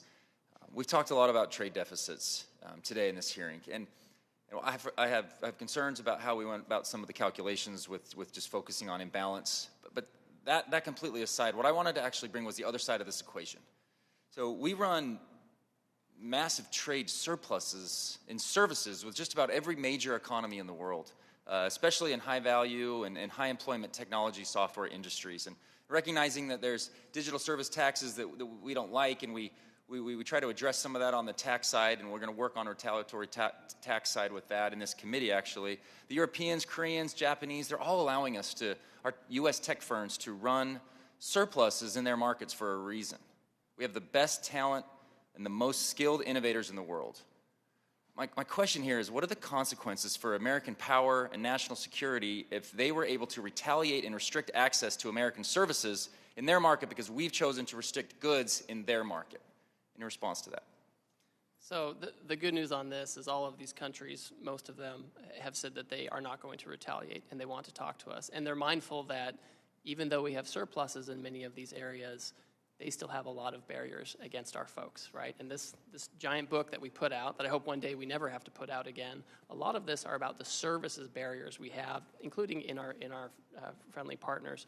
So my expectation is that they will bring those barriers down. That's my expectation. And this is where I draw some optimism. But we're really early in this. If this is prolonged, does their position on no retaliatory commitment, does that wane? And that's something we have to be hyper focused on, and we've got to be vigilant. I have a big concern, and I would, to what extent would you have a concern? Are we at the risk of losing the AI race to China if we lose our innovative edge and our exporting advantage over China? So I think that we benefit from having huge innovation here in the United States. We have an economy that cultivates innovation. We prioritize it. We have an intellectual property system that protects it. You don't have those kinds of things in China, right? You don't have that level of protection. You don't have that level of attractiveness. Now, we can't be complacent by any means. I think it's incumbent on us to continue to have domestic laws and incentives to make sure that we're innovating here. And it's important to have manufacturing, because manufacturing and innovation go along with each other. I'm going to add to that. So really what this boils down to, and I'll try to make it a little personal here. You and I went to rival universities. We're still working through some of those challenges. For now. Yeah. We may never see eye to eye on it, but we were both probably 40 minutes away from world-class ski resorts on the Wasatch Back during those college years. During college, I always went to the Sports Den. It's a local sporting goods store, and I've known the owner, Mark, for over 30 years. I took my, every banner at every Little League thing has his banner there. He's committed to the neighborhood, to the community. He's weathered the e-commerce revolution. He's weathered COVID. He's been able to sustain this business through some of the toughest times. I took my son's bike in there on Saturday to get fixed, and I've never seen him like this. I've never seen him so anxious, so nervous about what's going on. He pointed to everything in his shop. I buy ski equipment from him. We rent stuff from him, all the gear. I've never seen him like this. And I would ask you, what do I say to him? He's really nervous right now, and I know it's impacting, and I know it's just a lot of concern. What do I say to him? Well, I wish there was a silver bullet for this, Congressman, because I'm sensitive to this, and you all have constituents, whatever side of the aisle you're on, who are talking to you about this. The challenge is that we've seen 90,000 factories leave the United States, and we can have either the status quo and continue to lose that and continue to be dependent on other countries, in many cases foreign adversaries, for our businesses. I mean, to me, that's very fragile. To me, that's very high risk that we have to be so import dependent for our well-being. We're always going to trade. We have to have this reset. We need to move quickly. We have countries in right now trying to negotiate their way to more reciprocal trade. A country like China, they're always going to have their own agency and make their own decisions, and they've never been a reliable trading partner in a lot of ways. We've always kind of been at the mercy of that. So, it's hard to go into your constituent and say that, because they'll say, well, Ambassador Greer said this kind of macro thing. I understand that. Please keep in touch. I mean, as we hear these, the effects of this, it's good for me to know about it, so I can tell the president, and I can continue to communicate this. We've heard stories about this, and we are concerned. So that's what I said to him. I said to him, because of our communication, he's still just as nervous, and that's just why I wanted to share with you and your team how important and crucial your job is over the next little bit. Is if this is looming, you have an incredible opportunity to do some of the good we did in the first Trump administration to get us to there. We're not there. I'm scared that we're not going to get there. I don't see the strategy to get there, but I know we can, and I really have a lot of confidence in you and your team to be able to get us there, and I yield back. I now recognize Mr. Panetta from California for 5 minutes. Thank you, Mr. Chairman. I appreciate that. And Ambassador Greer, thanks for being here. I admit, before this week, talked to a lot of my colleagues about you. They actually said a lot of good things about you. You had a good reputation until this week, I have to say, because I actually wanted to work with you on solutions when it comes to free trade agreements. I think we still can once we get past this, and I hope that's the case. But unfortunately, you're defending a policy here from President Trump that's absolutely incoherent and inchoate. It's a self-imposed tariff regime of 10 times the amount of tariffs that were in place before this president took office. It is the largest self-inflicted wound to our economy in history, a self-inflicted wound that if it stays in place, it could constitute the largest tax increase on working families in more than 40 years, costing households more than $3,800 per year. A self-inflicted wound that prompted one of the largest three-day moves on the markets since World War II. And it's a self-inflicted wound that's leading investors to expect a severe economic slowdown. 8 years ago, this president talked about American carnage. Little did we know that he would create economic carnage that is spreading something similar across the entire global economy. Now, the reason for these tariffs is based on a national emergency that we have trade deficits, according to him and you. Unfortunately, the president's thinking about trade is reflected in this policy. This weekend, after the markets tanked, after small businesses fretted, and after the president played golf all weekend, the president said, "I consider any trade deficit a loss." That type of scorecard thinking, combined with the president's 40-year fetish for tariffs, that has put this policy in place and put us in the global economy in this position. Now, I know the president is painting all trade deficits as bad, but they are a product of larger macroeconomic factors relating to a number of things, as you know well: savings, investments, cultural, demographics, and so on. But the president is acting completely irrational when it comes to trade deficits. He believes that trade deficits are subsidies paid by Americans to other countries. His scorecard ignores our trade surpluses and services to the tune of $250 billion annually. He is oblivious to the relationship of trade deficits to foreign investment in America, in that when we send dollars abroad for goods and services, most of those dollars ultimately come back to America. And he refuses to grasp that tariffs are taxes paid by American importers and Americans, not foreigners. A perfect example of this unreasonableness is our reasonable trade deficit with Canada. The reason we have a trade deficit with Canada is because, starting with FDR, we entered into an agreement that would sell us oil at well below market prices. We entered into and maintained that deal because we maintained a trade deficit with Canada so that we can buy cheap oil, which is a huge benefit for America. And if we took that oil out of our trade relationship, guess what? We'd have a trade surplus. Yet Trump says we're getting ripped off, even though we are actually getting the benefit of that sweetheart deal. Now, absolutely, sometimes a trade deficit is a loss. Foreign trade barriers are a problem. That includes tariffs and non-tariff barriers. But there are ways to remedy these things. Free trade agreements, as I talked about. Free trade agreements that don't require a tariff policy that cripples our economy. Yet, due to the president's fetish for tariffs and superficial thinking on trade deficits, the president has imposed a trade policy that makes the global baseline of 10% with countries that have trade surpluses like Singapore, Australia, Netherlands. Countries we have free trade agreements are getting tariffs at 10%. Countries that are free trade countries are getting tariff at 10%. It does make no sense. It makes no sense of exactly what the president wants to fix or how he's going about these tariffs.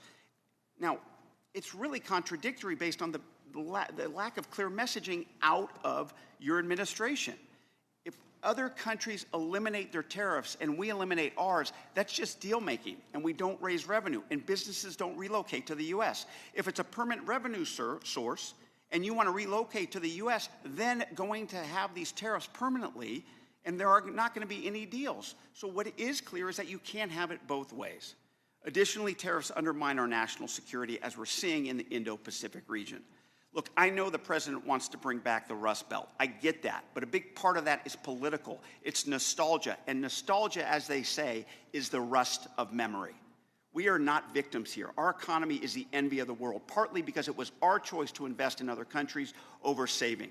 It was our choice to have bilateral trade deficits. This is not some unexpected crisis here. This is no extraordinary or unusual threat. This is because we chose to invest in other countries where labor is cheaper and therefore products are cheaper. And as we know, it's okay for working families to want to pay low prices for products in this country.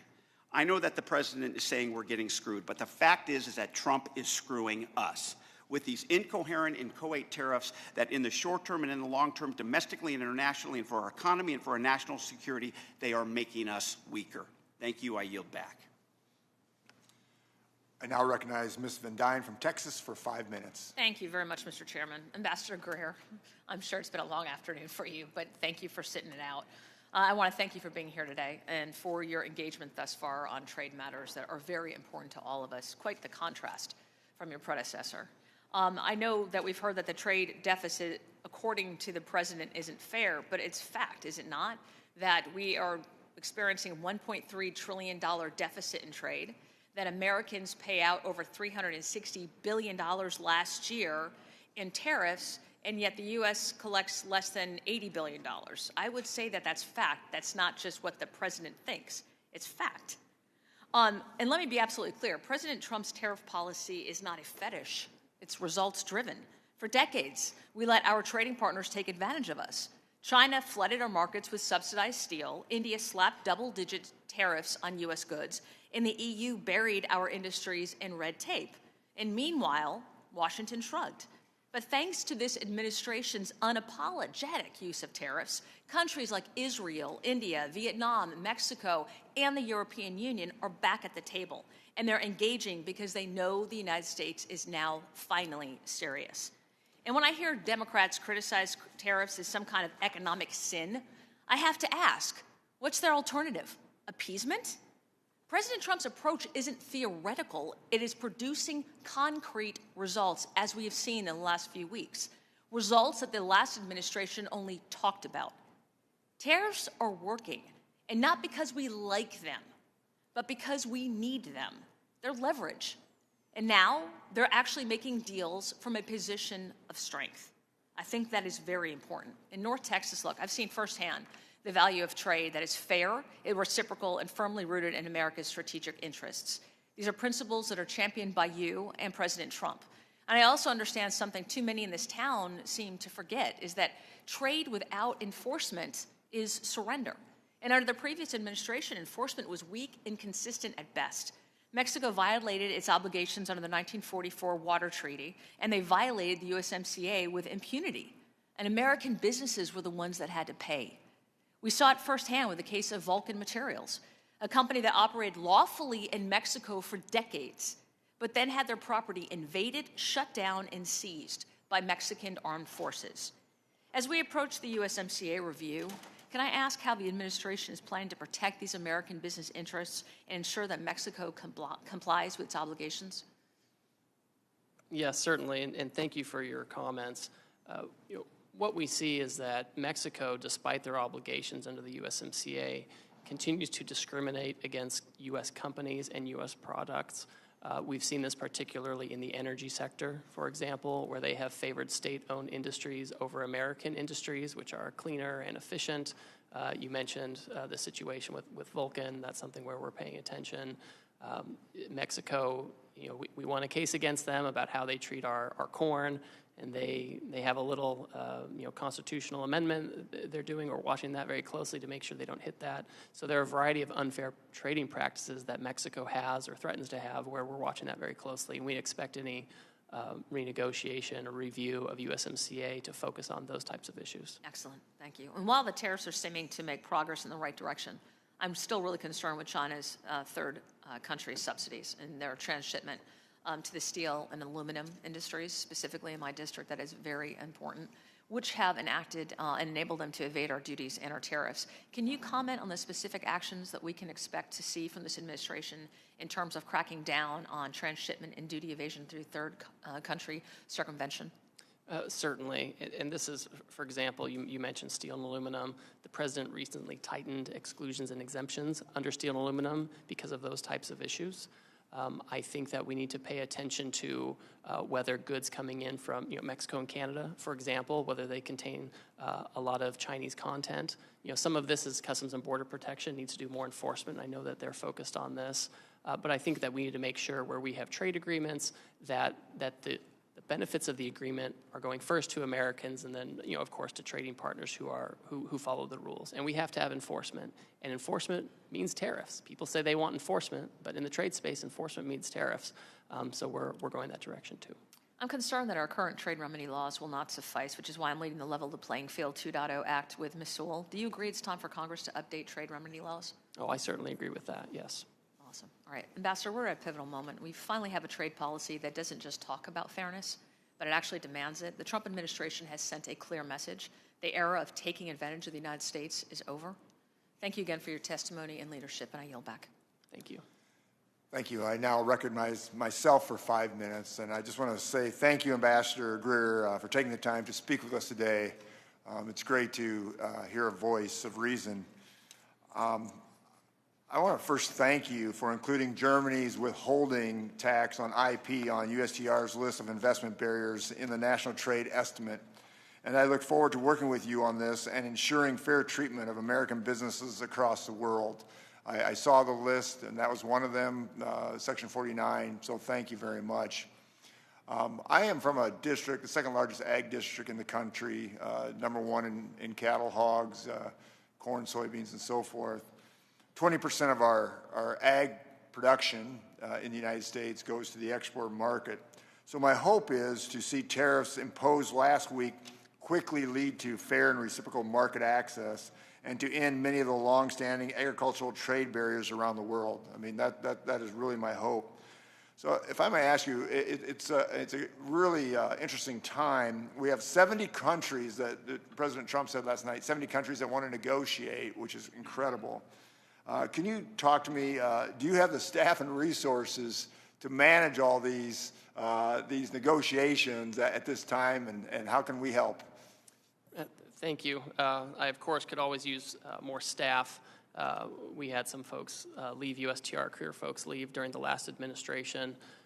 We have my deputies who are currently going through the confirmation process, but we have a strong staff. We have most of our political appointees in. We have career veteran USTR folks who know these issues, who have been there for many years. I know them from the last time I was there. I work very closely with them. This is a situation where we have embraced the agency, and these folks are truly at the tip of the spear. They're the ones who helped put together this book with all the non-tariff trade barriers that we're putting together. So they know their brief, they know what they're doing, and when the countries come in, there's not a lot of extra homework that needs to be done because we know exactly the barriers we're targeting. So we're doing our best with what we have. I always welcome more staff, of course. That's great to hear. So there's two types when it comes to trade. Obviously, there's the barriers, the concerns, but also there's the opportunity. I think about agriculture, that we can expand our markets to the UK, to India, to Kenya. There's so many areas that we can expand. Can you just touch on that? We're negotiating with 70 countries, but then we also want to expand these markets, these other markets. Can you just briefly talk on how we can create expansion for our agricultural community? Certainly. Again, the foundation of the president's action is to achieve reciprocity because we think we know the lack of reciprocity is a driver of this trade deficit that's left us in such a challenging situation.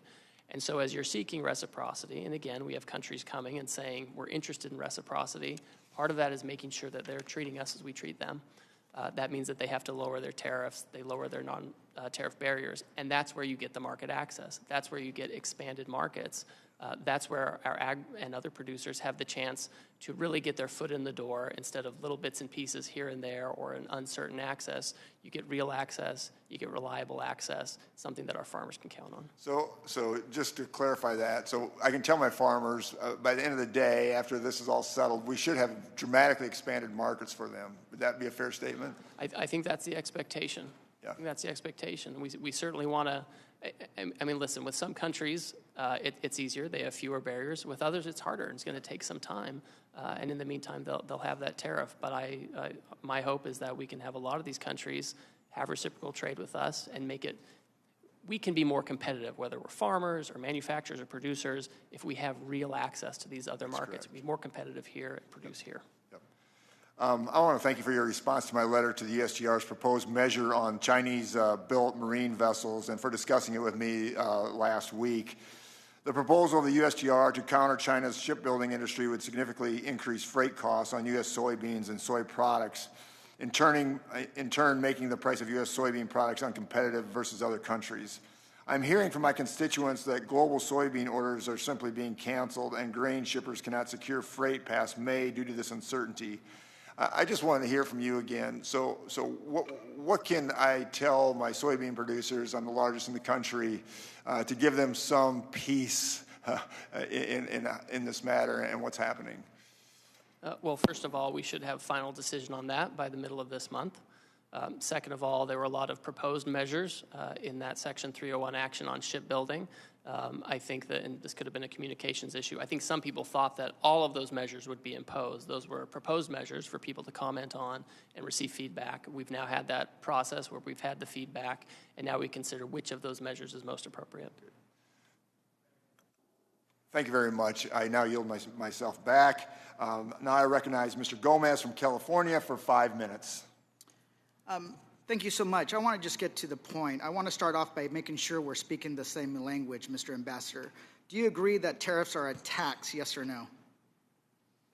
They're a tax on foreign goods. Okay, so I'm glad you're here to say that, because also economists say that 98% of that tax is passed on to the American consumer, right? 98 to 99% is passed on to the American consumer in higher prices. And it's going to fall disproportionately, especially on working Americans. So higher costs when it comes to food. 40% of our produce are produced out of the country. Cars, clothes, shoes, household goods, all of it. And yesterday, you said, quote, there'll be some short-term pain. I want to know, and I think my constituents want to know, how long is short-term pain going to last? Is it 24 months? I don't think it's 24 months, no. 2 years? I don't think it's 2 years. The reason why, is it 3 years? Is it a month? Because here's the thing. You also said yesterday, the other thing you did say yesterday, is you said the trade deficit grew over 30 years. It didn't happen overnight, so this problem is not going to be solved overnight. So you're saying on one hand, it's not going to be solved overnight, but then the long-term pain, it's going to be short-term pain. That doesn't compute. People don't believe it. And here's the thing. Just yesterday, it was said that it was going to be a $3,800 a year increase falling on working families and the cost of higher prices. It increased to $4,600. We had to actually cross that out because we made this board yesterday. What is the tax increase going to be tomorrow? Is it going to be $5,200? So, and the reason why is that we have different definitions of short-term pain. What was your last, before beginning confirm at USTR, where did you work? I worked at King & Spalding. King & Spalding. How much does a partner make at King & Spalding?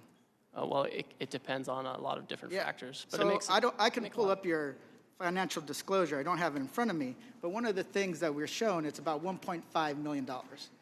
My constituents don't make that. The average American consumer doesn't make that. The way we do it is every single month, we look at our budgets and see how much we spent, and then actually have to decide what do we have to pull back on. I grew up in a mobile home working several jobs. So here's I know what it means. Here's the thing. You in a mobile home. You also have a cabinet of billionaires. You have Lucknick, you have Besant, you have the president himself, you have Elon Musk, Donald Trump, who has billions. So for them, $4,600 doesn't mean anything. But for the average worker, it does. So this is where I say, you guys are out of touch when it comes to things. And I recognize you're working a lot of different jobs. So I'm going to move on to ask a question. In your testimony, you said Ms. Sanchez said you are the acting head of special counsel. Aren't you also the acting head of the Office of Government Ethics? I was recently assigned to that position, yes, Correct. Mr. Gomez. So let me get this straight. You are the chief USTR representative, the active chief of ethics. You're also the chief whistleblower, and now you're leading negotiations of 70 countries. So where's your priority? Those other jobs, or is it the trade agenda? Well, my first job is USTR, and Okay, we have so staff at the other agencies So to the help reason why execute it doesn't seem right, here's why. Because I've learned over the years, if you want to make somebody feel special, you give them more titles. Thank you, Ambassador. I very much appreciate your testimony here today, and I understand the President's goal of wanting to regulate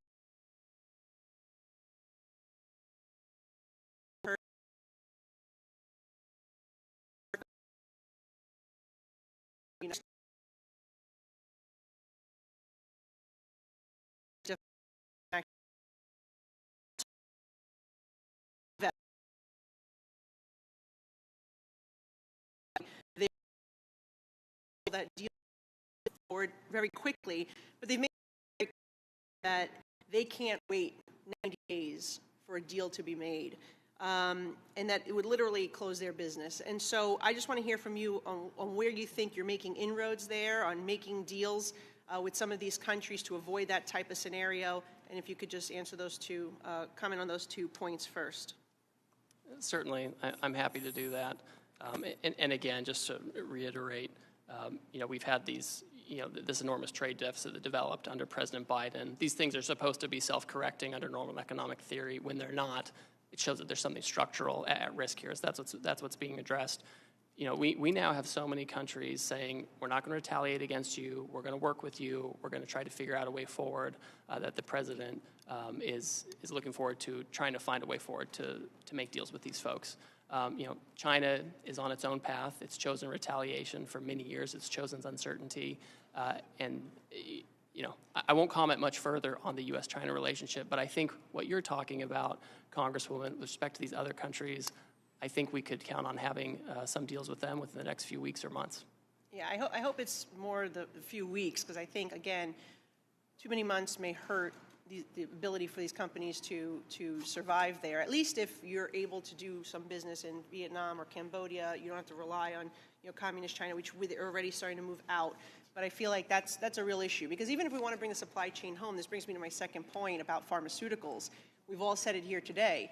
4 years that Joe Biden was there, he did nothing to reduce our dependency on communist China for our medical supply. In fact, from 2020 to last year, we saw $213 billion worth of medicine imported from China. That's a 2.5-time increase than the decade before. And so we are relying more today, post-COVID, on communist China for our pharmaceuticals, and that is a very dangerous thing. But my question is, with your goal of trying to bring facilities back home, I mean, it does take about 7 years to get one of these manufacturing plants up and running. How do you close the gap? If the President's going to do tariffs on pharmaceuticals, which I would really caution against that, but if that is the goal, to try to get them to come back home, we know it takes about 7 years for those plants to get up and running. How are we going to close that gap so we're not hurting ourselves in the process, but we are doing what we need to do, which is bring that supply chain home? Well, I think there's a role for Congress in bringing home the supply chains. The President can act with the authorities he's been given, and we found that a tariff in the first term, we found a tariff is a way to become less dependent on China, for example. We know it works. It's just math. The data's there. That's how it is. To the extent that Congress is interested in helping reshore and creating, tax structures that incentivize manufacturing, I think that's just really important. I think we have to have that. Well, and I'm glad you mentioned that, because I actually have legislation to do just that, to incentivize our sensitive supply chain, particularly pharmaceuticals, back here, and also to utilize Puerto Rico, which has had historically the infrastructure to do it. I agree with my friend Dr. Murphy, who pointed that out earlier, and I have 2 pieces of legislation that I hope the committee will take up, or perhaps we'll put a piece in the tax package. But I do look forward to working with you. I think it does take more than that. We also have to reduce some of the regulatory framework and some of the permitting process that takes too long. But we can get there, but we need to make sure we don't hurt ourselves in the interim. Appreciate your time. Thank you. Mr. Kerry. Mr. Ambassador, a pleasure to be with you today. Thank you for your testimony. I also want to compliment you. I think anybody that has had a successful career on the private sector who's willing to come back into the public sector says a lot about the character of the person. So I appreciate your service to the country, sir.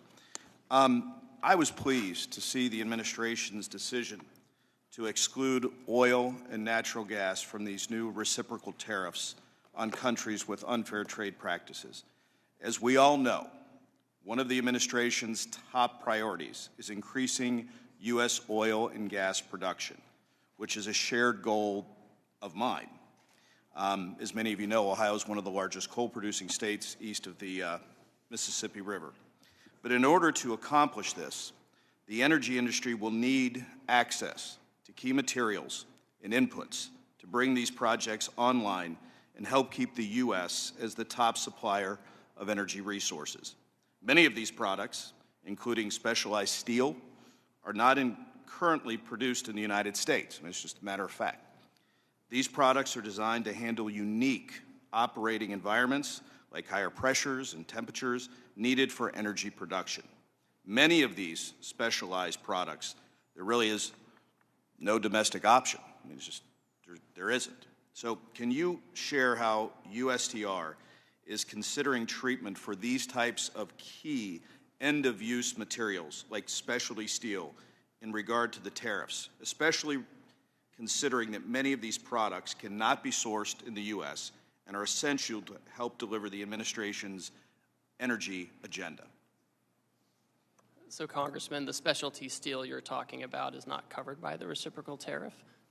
The Commerce Department, using Section 232 action, they oversee any tariffs on steel and aluminum, and so I'm not trying to pass the buck, but they're much better placed to talk about how that's being implemented.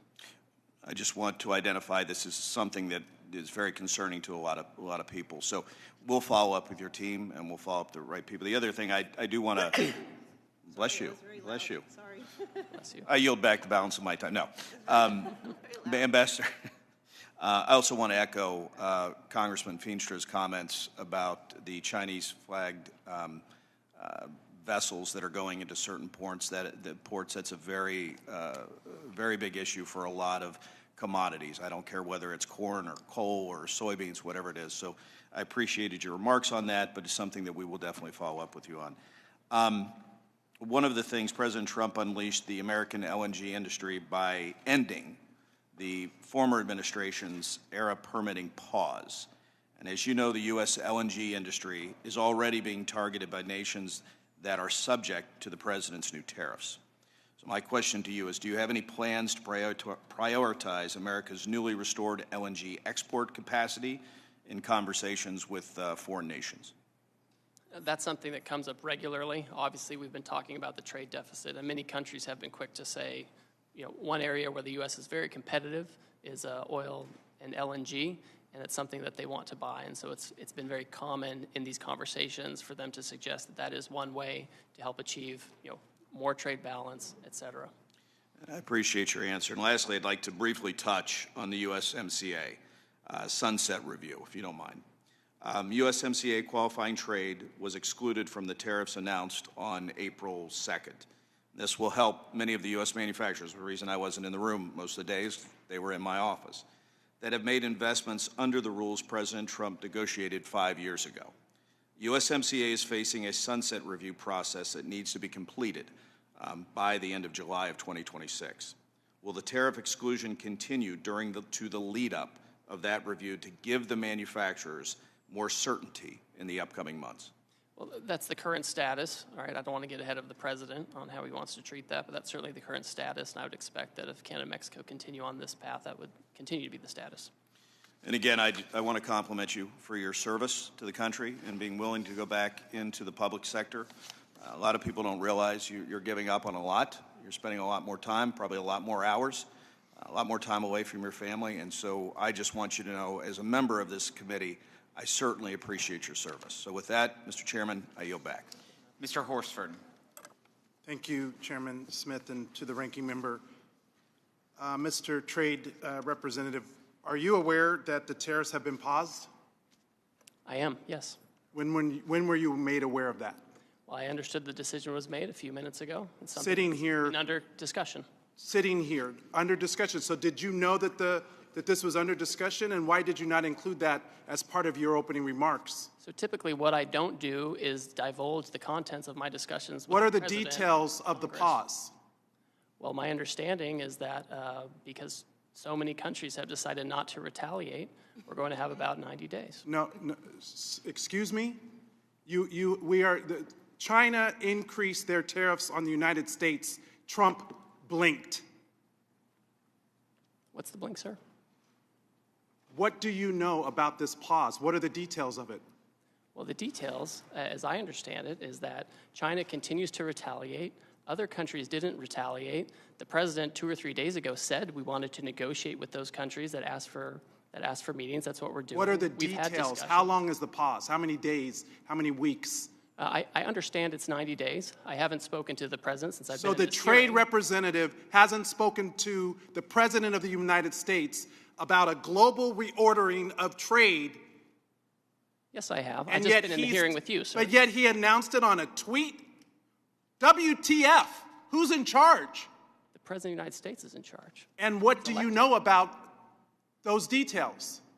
Well, as I mentioned, It looks like your boss just pulled the rug out from under you and paused the tariffs, the taxes on the American people. There's no strategy. You just found out 3 seconds ago, sitting here, we saw you.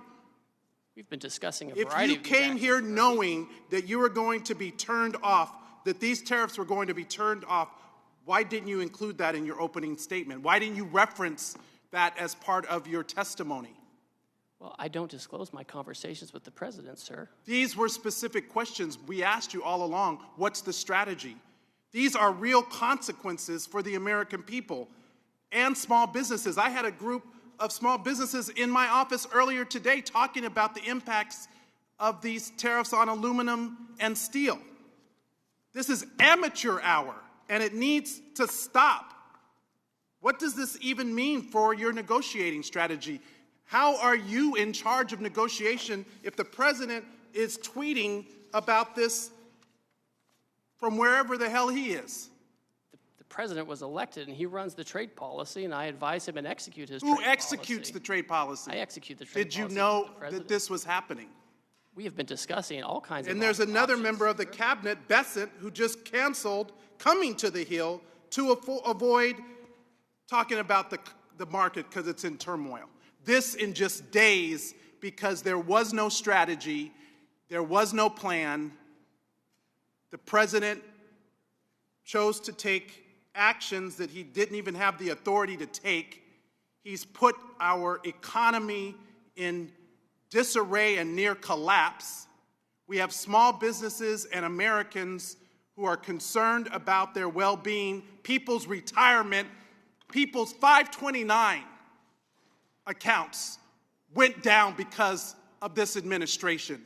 We have people that are planning to send their kids to college this fall. People who are retiring whose benefits have declined.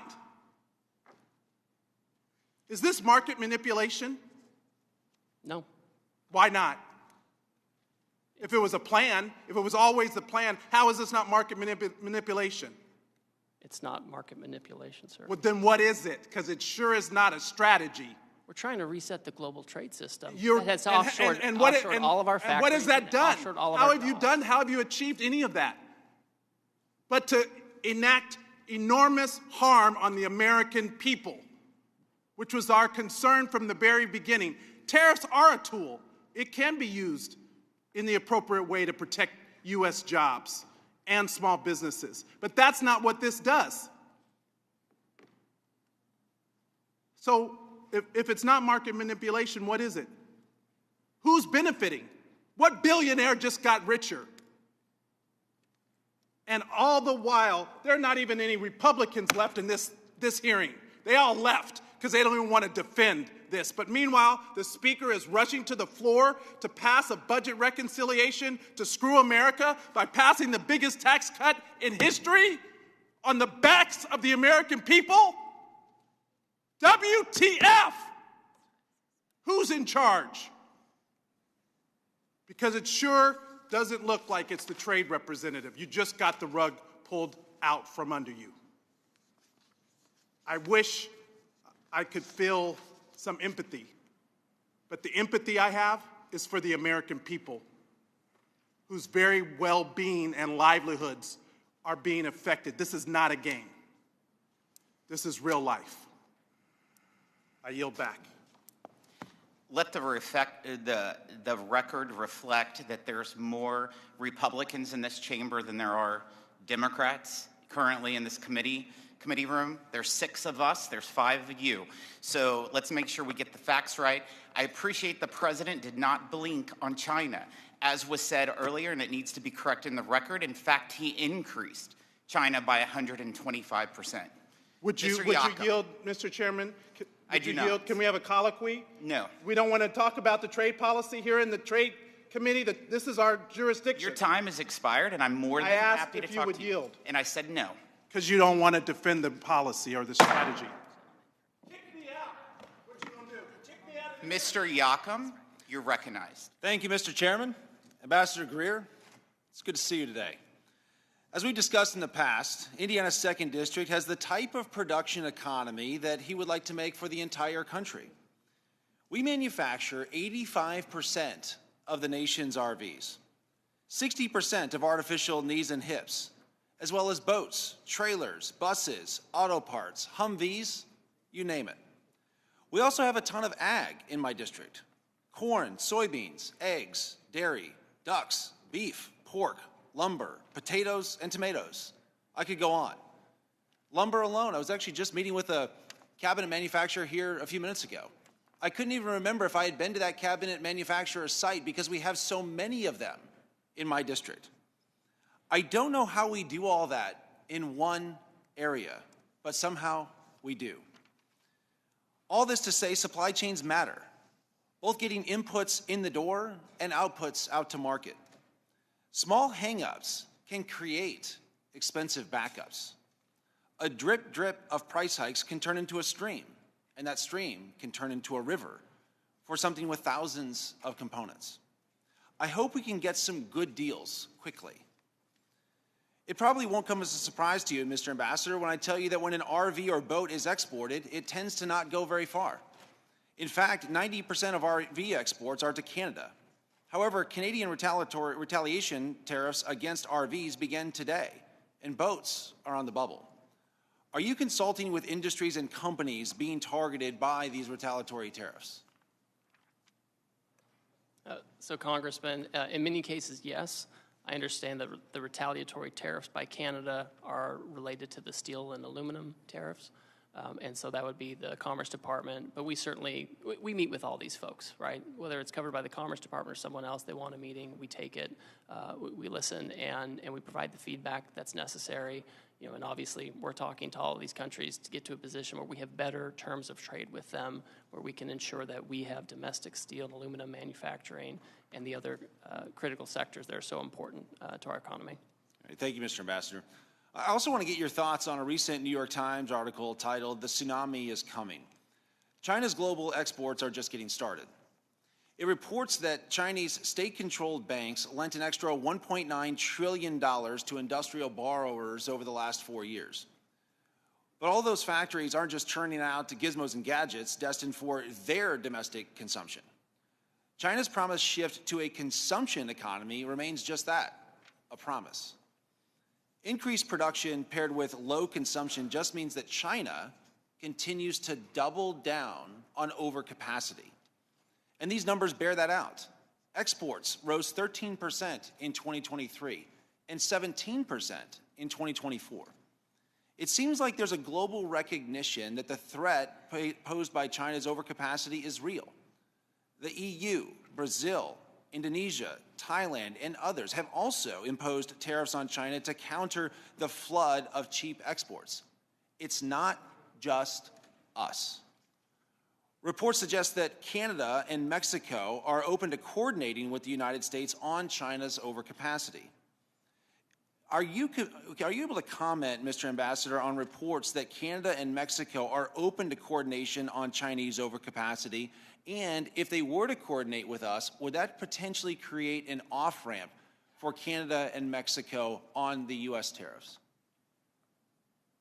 So in the first instance, I appreciate you highlighting that. And overcapacity in China, it infects the whole world, right? It can displace products in third countries that come to us indirectly. And that's often why we do a global tariff action, because the Chinese actions are not just bilateral. They cause a problem for the whole economy. And so we have to take global actions to make sure there aren't loopholes or Swiss cheese. With respect to Canada and Mexico, I won't get into the details of our negotiations with them. I'll defer to their public statements. But for my part, I would say we have encouraged, we being American policymakers, we have encouraged for years our close trading partners to take stronger action against China of the types of actions that we are taking. Right. What about other countries and allies? Do you think there's room for them to coordinate with us on some of these tariffs as it relates to China? So I think there's room for that. Some of these economies are closer geopolitically and economically to China. It makes it a harder choice for them, Southeast Asia, that kind of thing. But in my own view, it's in these countries' own interest to, frankly, manage their trade with China so that they don't become victims of a second China shock. Great. Thank you, Mr. Ambassador, for being here today. I'd also like to thank you for your patience that you've certainly shown with us today. And with that, Mr. Chairman, I yield back. Thank you, Mr. Miller. Thank you, Mr. Chairman. Ambassador, it's good to see you in a different capacity. I remember last time we were together in the last administration, I was seeing you for a visit, but it's good to see you and welcome. Thank you, Mr. Chairman, and thank you, Ambassador Greer, for your time and testimony today. From day one, this administration made it clear through his America First economic agenda that the United States will no longer tolerate unfair trade practices or accept the chronic trade deficits that have hurt American workers and industries for far too long. The farmers and manufacturers I represent depend on strong, enforceable trade agreements that ensure their crops and products can compete and thrive in global markets. They are not asking for special treatment, only a level playing field. As you noted in your testimony, under the Biden administration, we saw consecutive years of agricultural trade deficits, a deeply concerning trend that reflects a broader lack of urgency to fight for American farmers, empower our workers, and focus on advancing U.S. economic interests abroad. Additionally, the prior U.S. trade representatives' retreat from efforts to negotiate critical market access from the American leadership in digital trade has created a dangerous vacuum, one that China and other adversaries are incredibly eager to fill. Without a clear, assertive economic strategy, we risk losing ground not just in agriculture or manufacturing, but also in innovation, technology, and long-term economic security. Now is the time to advance a bold, pro-growth trade policy that restores American leadership, defends our producers, and sets the terms of tomorrow's economy. Ambassador Greer, as you know, there are certain goods critical to supporting the United States manufacturers and consumers that are either not readily available in sufficient capacity or cannot be produced at all domestically due to geographic and climate limitations. Coffee and cacao are clear examples where small-scale production exists in places like Puerto Rico and Hawaii.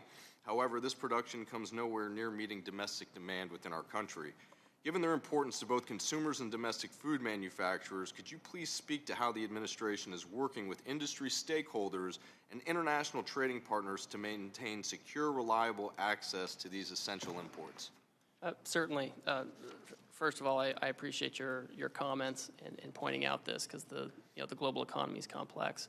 Among some of the countries that I have coming in to speak, I'm meeting, for example, with Madagascar within the next day or two. And as has been mentioned here, vanilla is sourced from Madagascar, among other things.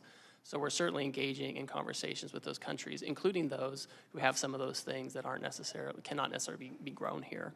So that's certainly part of it. We're sensitive to those needs. And again, I've mentioned this before with respect to U.S., Canada, and Mexico, where we have a lot of components and parts that may come across. That's currently not subject to a duty if they comply with the rules. Thank you very much, Ambassador. In your comments yesterday to my colleagues in the Senate, you mentioned that roughly 50 countries have reached out in recent days to negotiate with this administration's following last week's trade action. I'm particularly interested in the engagement with countries of the Indo-Pacific and Africa, where many American businesses compete with companies subsidized by the Chinese Communist Party.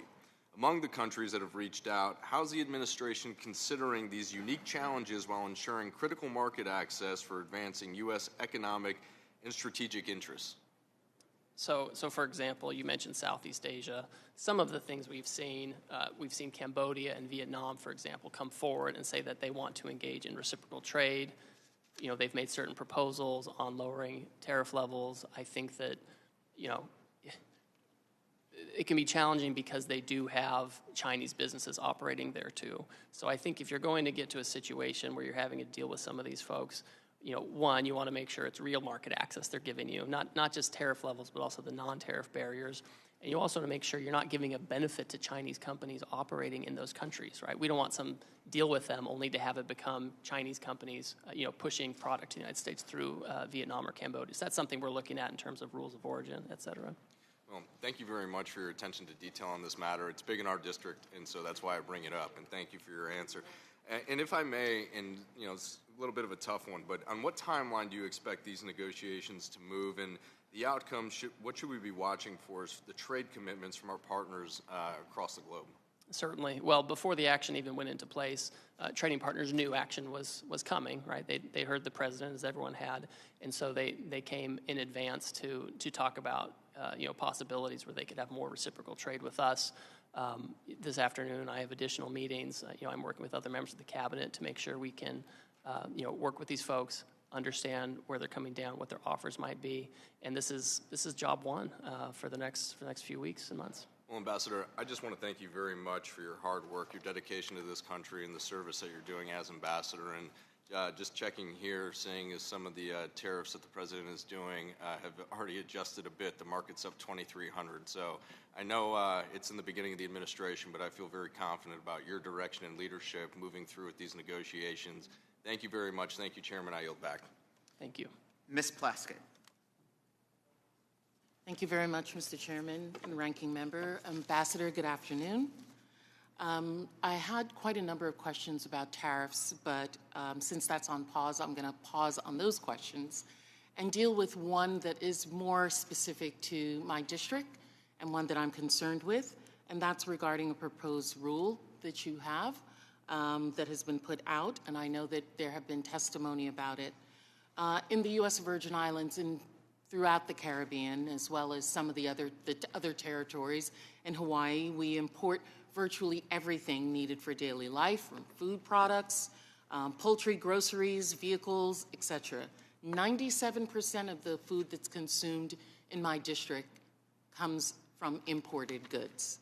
I'm deeply concerned about the impact of trade actions, particularly because it seems very apparent that I don't know if the American territories have been thoroughly thought through and the impact this will have on us in some of these tariffs as well as some of the proposed rules. Proposed action taken under the Office of the U.S. Trade Representative, Section 301, authority, right now does not provide a balanced solution, particularly when it comes to American businesses and jobs in the shipbuilding capacity.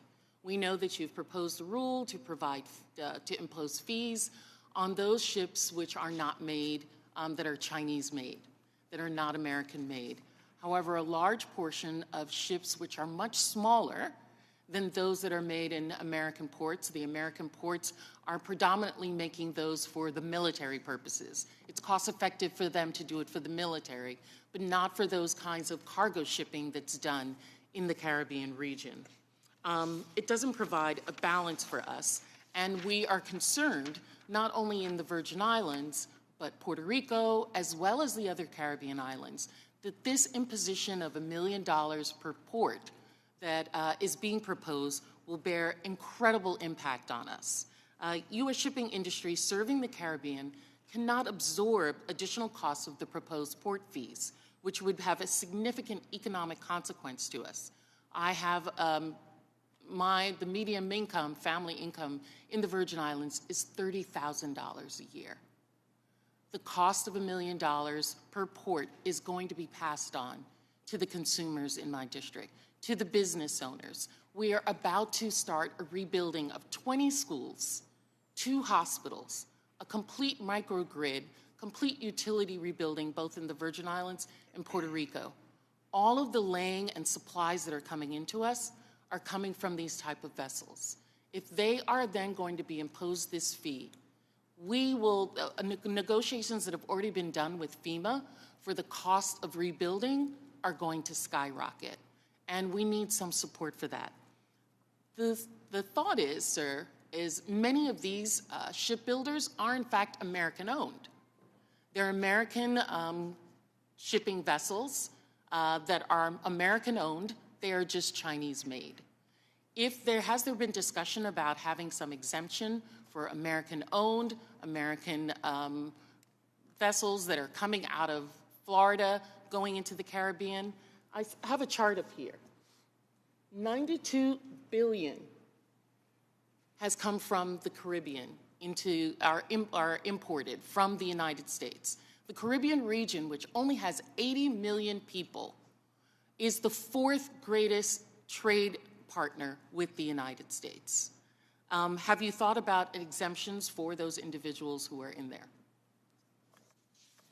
Thank you for your thoughtful comments and feedback. We've also heard from other territories that have expressed similar concerns, and so we've had a process going on with hearings and collecting comments, and this is certainly something that we take on board. I think it's very important. We have two things we're trying to thread here, right? One is the Chinese make all the ships mostly, besides Japanese and Koreans, and we don't make any ships, and so we need to change the incentives there. But then we have the issue you're talking about is, we're not going to make 25 ships on April 18th, the day after we put in any kind of measure. So I certainly think that there has to be accommodation made for circumstances, because we're not going to have all the ships on April 18th. So this is helpful to me. No decision has been finalized yet. I would also put this out. The other concern is one that has been mentioned by my colleagues as well, is national security. We cannot have Caribbean nations moving closer to China, who is already on the shores of these Caribbean nations, to try and do increased trade with them. If we are having a trade war with China, if we want to ensure that America is first, America needs to be first in its third border, which is the Caribbean. That was said by President George W. Bush. That is the third border. That is what we need to secure, and we're not going to do it if we are pushing American shipping companies outside of the Caribbean, and they have to go to China to do that. So I want to thank you for your consideration of this. Thank you. Mr. Bean. Thank you very much, Mr. Chairman. A very, very good afternoon to you, and good afternoon, Ways and Means Committee, and a special welcome to our special guest, Ambassador Greer. Thank you so much. As I look at the clock, you have sat in the hot seat for 4 hours. And the hot seat is gotten hot. I know it's gotten hot. It's gotten hot because you and this president, President Trump, have chosen to not ignore a problem anymore. It would be so easy just to ignore it. It would be so easy to ignore our collapsing manufacturing base. It would be so easy to just ignore that we're subsidizing the rest of the globe right now. But it's not how you roll. It's not how this president rolls. We're determined to make things better. The problem is, as you know this already, since 1994, we've lost 5 million manufacturing jobs, 90,000, I'm looking at a camera somewhere. I want the American people to know what's at stake. 90,000 manufacturing plants have closed. You have said enough. You have said enough. This President Trump said, I'm going to fix it. I'm going to leave it better than I found it. And for our kids and grandkids, no more. Ambassador Greer, can you tell the American people what's going to happen if you just ignored it? If we just ignored it, how long? Is it unsustainable? If we just ignored the problem, what happens to our economy? Now, thank you for your comments. I agree completely with you. The situation is, for the past 30 years or so, we have had a trade policy dictated by Wall Street, and that's what I have people screaming at me today, the Wall Street talking points, repeating everything. They're trying to tell me what Goldman Sachs thinks. They're telling me all these different kinds of things. We're not talking about the next quarterly earnings for the investors on Wall Street, right? When the Wall Street Journal says, oh, well, this is going to be bad for Wall Street, I'm kind of focused on Main Street. I'm focused on getting these jobs back. We're sensitive to volatility in the market. We're sensitive to this. The problem is there's not a silver bullet where we can magically, have everything, bright and shiny again immediately. But we have to take strong measures. I would love to have Congress also take strong measures to help with reshoring and to support during this transition where we adjust from an economy that's fueled by government spending and over-financialization to one where we're making real goods and services. Because if we don't do it, Congressman, if we don't do it, then we will be dependent completely on others, including our foreign adversaries, for the things we need the most. Amen. Cars, Like drugs and manufacturing, 50% of which comes from our adversary China, which is a shame. It's working. It is working, and I want the American people to know there are dozens of companies that said, "Hey, we're going to come back. We're going to invest in America." Apple, OpenAI, Oracle, SoftBank, Johnson & Johnson, thousands of jobs, billions and billions of money. So it is working, and I do know as a tweet right now, we've got over 70 countries that said, "America, we want to work with you. We're going to eliminate tariffs." So it is working, and my phone just went off that the president just recently said we're going to call timeout on a 60-day pause on every nation except China. That's breaking news, Mr. Ambassador. So, which is really good. I want us to be sensitive, though, and I've heard from manufacturings, too, in my area alone, growing wood, that said, "Amen, finally, we can't have Brazil and Canada dumping wood." The seafood industry, which is big in Florida also, China, shrimp comes from China enough. What about companies that ordered product before the tariffs, before Liberation Day? Are we going to recognize the Custom and Border Protection have put arbitrary dates? I just want to get that on the record, and hopefully you and your team will recognize that. Is that something that's on your radar screen of when they've ordered it before, are they still going to be able to comply with some deadlines? So I know normally what happens when you take a tariff action, if there are goods on the water, en route, that's something where it's not going to be subject to a tariff. I think we have a little bit of a pause right now as we're negotiating with countries, and we can take a look at that. 10-4, and just and then coordinating with customs. Your team has given me the thumbs up that I just want to put that on the record. How are we going to compete when countries like China that are subsidized in foreign governments, how are we going to make sure the American worker can compete against them? Is that on your radar screen? Yeah, no, it definitely is. I mean, as we're looking at these other countries, I mentioned this a little earlier, maybe it was to Congressman Miller, if we're getting to a situation where we actually have a deal for better reciprocal trade with other countries, I want to make sure that it's a benefit to us and that country. I don't want a third country like China benefiting from it. Amen. Mr. Ambassador, on behalf of people in Florida, Northeast Florida, thank you for standing up for the American worker finally. Mr. Chairman, I yield back. Thank you. Mr. Swazi. Thank you, Mr. Chairman, Ambassador. Thanks for being here today. Thanks for your service. I saw that you were a missionary and you were a veteran and you had a big job at a law firm, and now you're here serving the government. You helped negotiate the USMCA. Did you think the USMCA was a good deal for America? I think it was. There was a lot more we could have done and should have done. So why did the president come out after this year and say it was one of the worst deals we ever negotiated in the history of the country? I think it's frustrating that here we are 5 years later and steel imports from Mexico shot up, car imports from Mexico shot up. Well, you think it was a good deal, but he thinks it was a terrible deal. I mean, I feel like you're in a very bad position here. This whole idea that this president made this switcheroo on you while you were in the middle of testifying here today. I actually feel bad for you. No, but I really feel bad for the American people that are seeing these things happen. There's no plan. I mean, that's my big concern. I know there's goals. I want to see manufacturing brought back to America, or at least I want to see jobs that pay more money so we can rebuild our middle class in America. I'm for that. I'm for holding China accountable and holding our adversaries accountable. I'm for tariffs in select specific places. But right now, all we know is prices are going up, we're pissing off our allies, and the stock market went down dramatically. It's gone up dramatically today. The market manipulation question by Mr. Horsford is a very real concern that we're going to have to dig into a little bit. Who's benefiting from these wild fluctuations down, wild fluctuation up? We're still way down. We need a plan to accomplish the objectives that I know that you genuinely believe in, which is to try and recreate the middle class here in the United States of America, that on my side of the aisle, we all believe in that. We have to recreate the middle class in America. Do you think we should increase the minimum wage in America?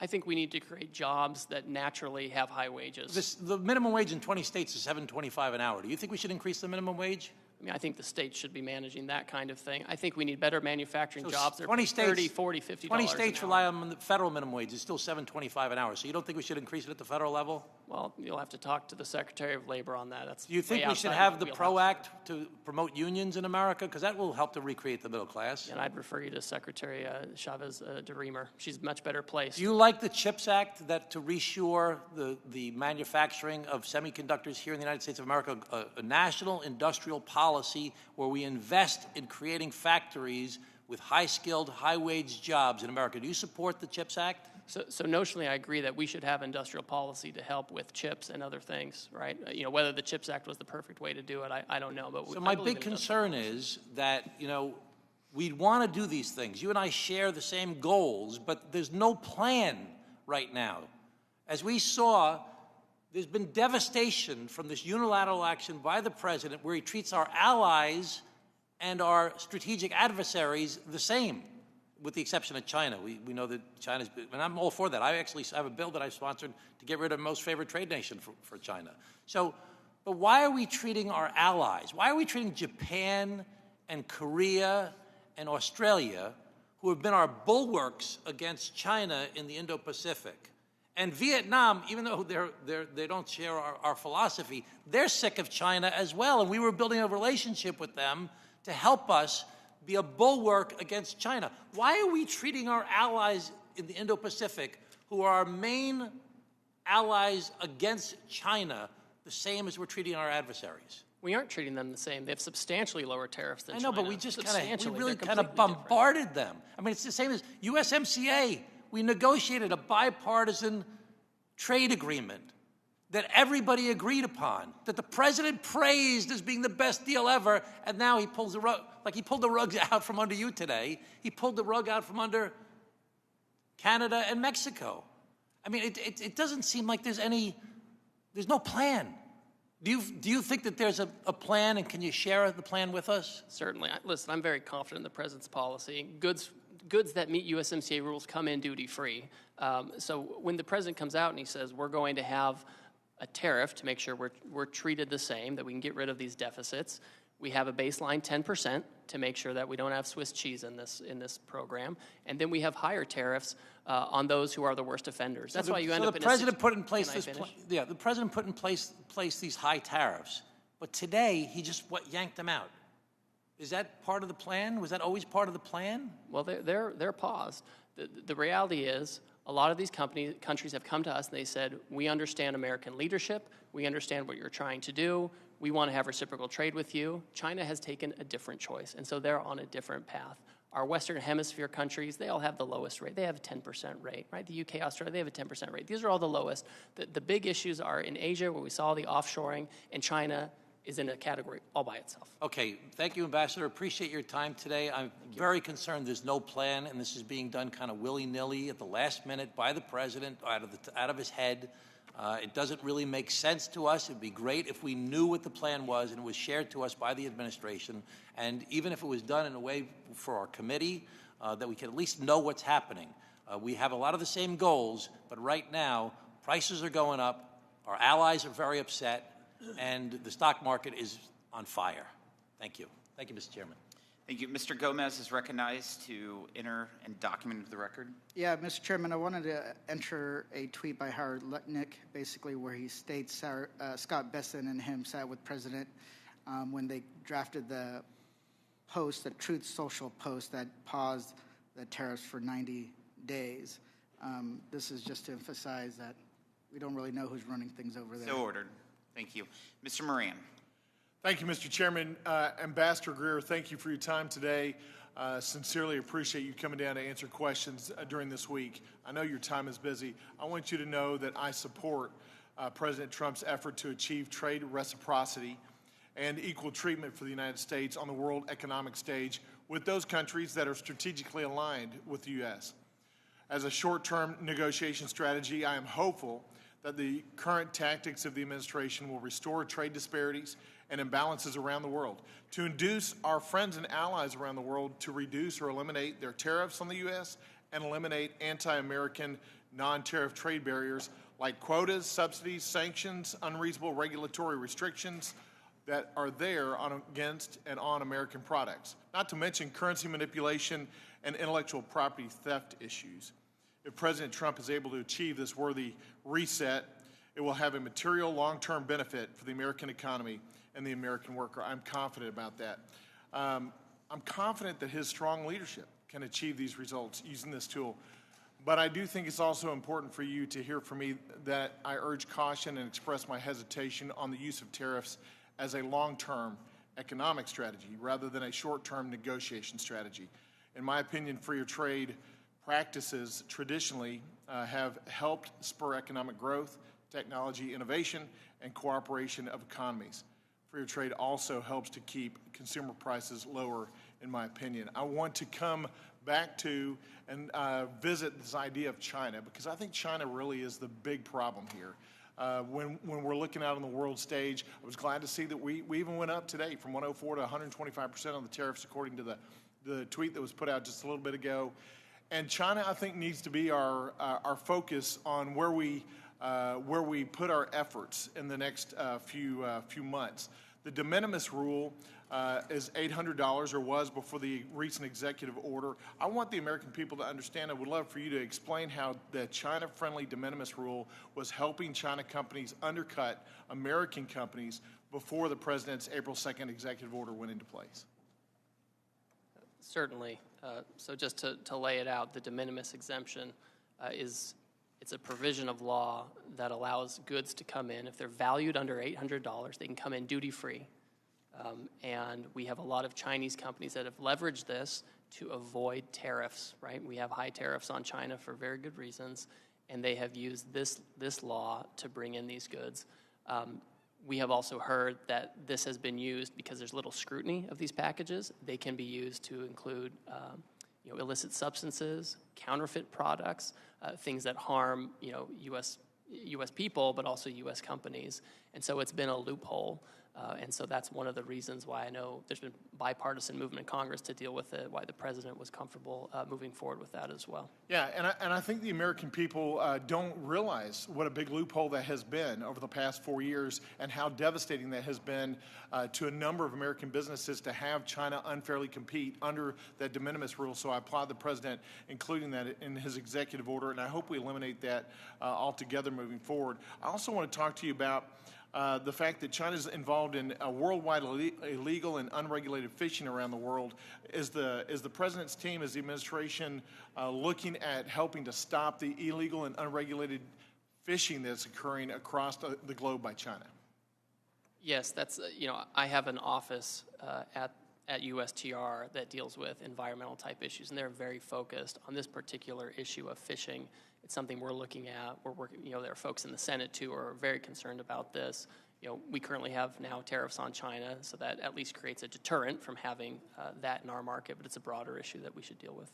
Yeah, it not only hurts American fishing, but it actually undercuts particularly the global South from being able to have a revival of their economies in their fishing waters, which makes them more dependent on China as China comes in and invades effectively the global South, as you know. The U.S., moving on to a different topic, the U.S. has now imposed, as of today, 125% import tariff on China. China hasn't indicated that they're really willing to come to the table yet. I was glad to see that all these other countries have come to the table. I think that's because of the strength the president's leadership is showing across the world stage, that he means business, that we're going to have a reset where American businesses are not taken advantage of. But what is the administration planning to do to make China come to the table and actually engage in freer trade or fairer trade and cut out these unfair trade practices? Well, China doesn't believe in free trade, or fair trade for that matter. We had an agreement with them under Trump 1, and they started to comply with some of that. In the Biden administration, there was no enforcement. And to some degree, they've chosen their own path. And when they're ready and when they want to talk about how to have a better approach, obviously we always have an open door. Ambassador, again, I applaud the president's efforts, particularly as it regards China, to push hard on China already and to make them understand that we are not going to lay over and let them run this world, that the United States is going to reset the economic stage. Thank you, and yield back. Thank you. Thank you, Ambassador Greer, for appearing before us today. Please be advised that members have 2 weeks to submit written questions to be answered later in writing. Those questions and your answers will be part of the formal hearing record. With that, the committee stands adjourned. Thanks.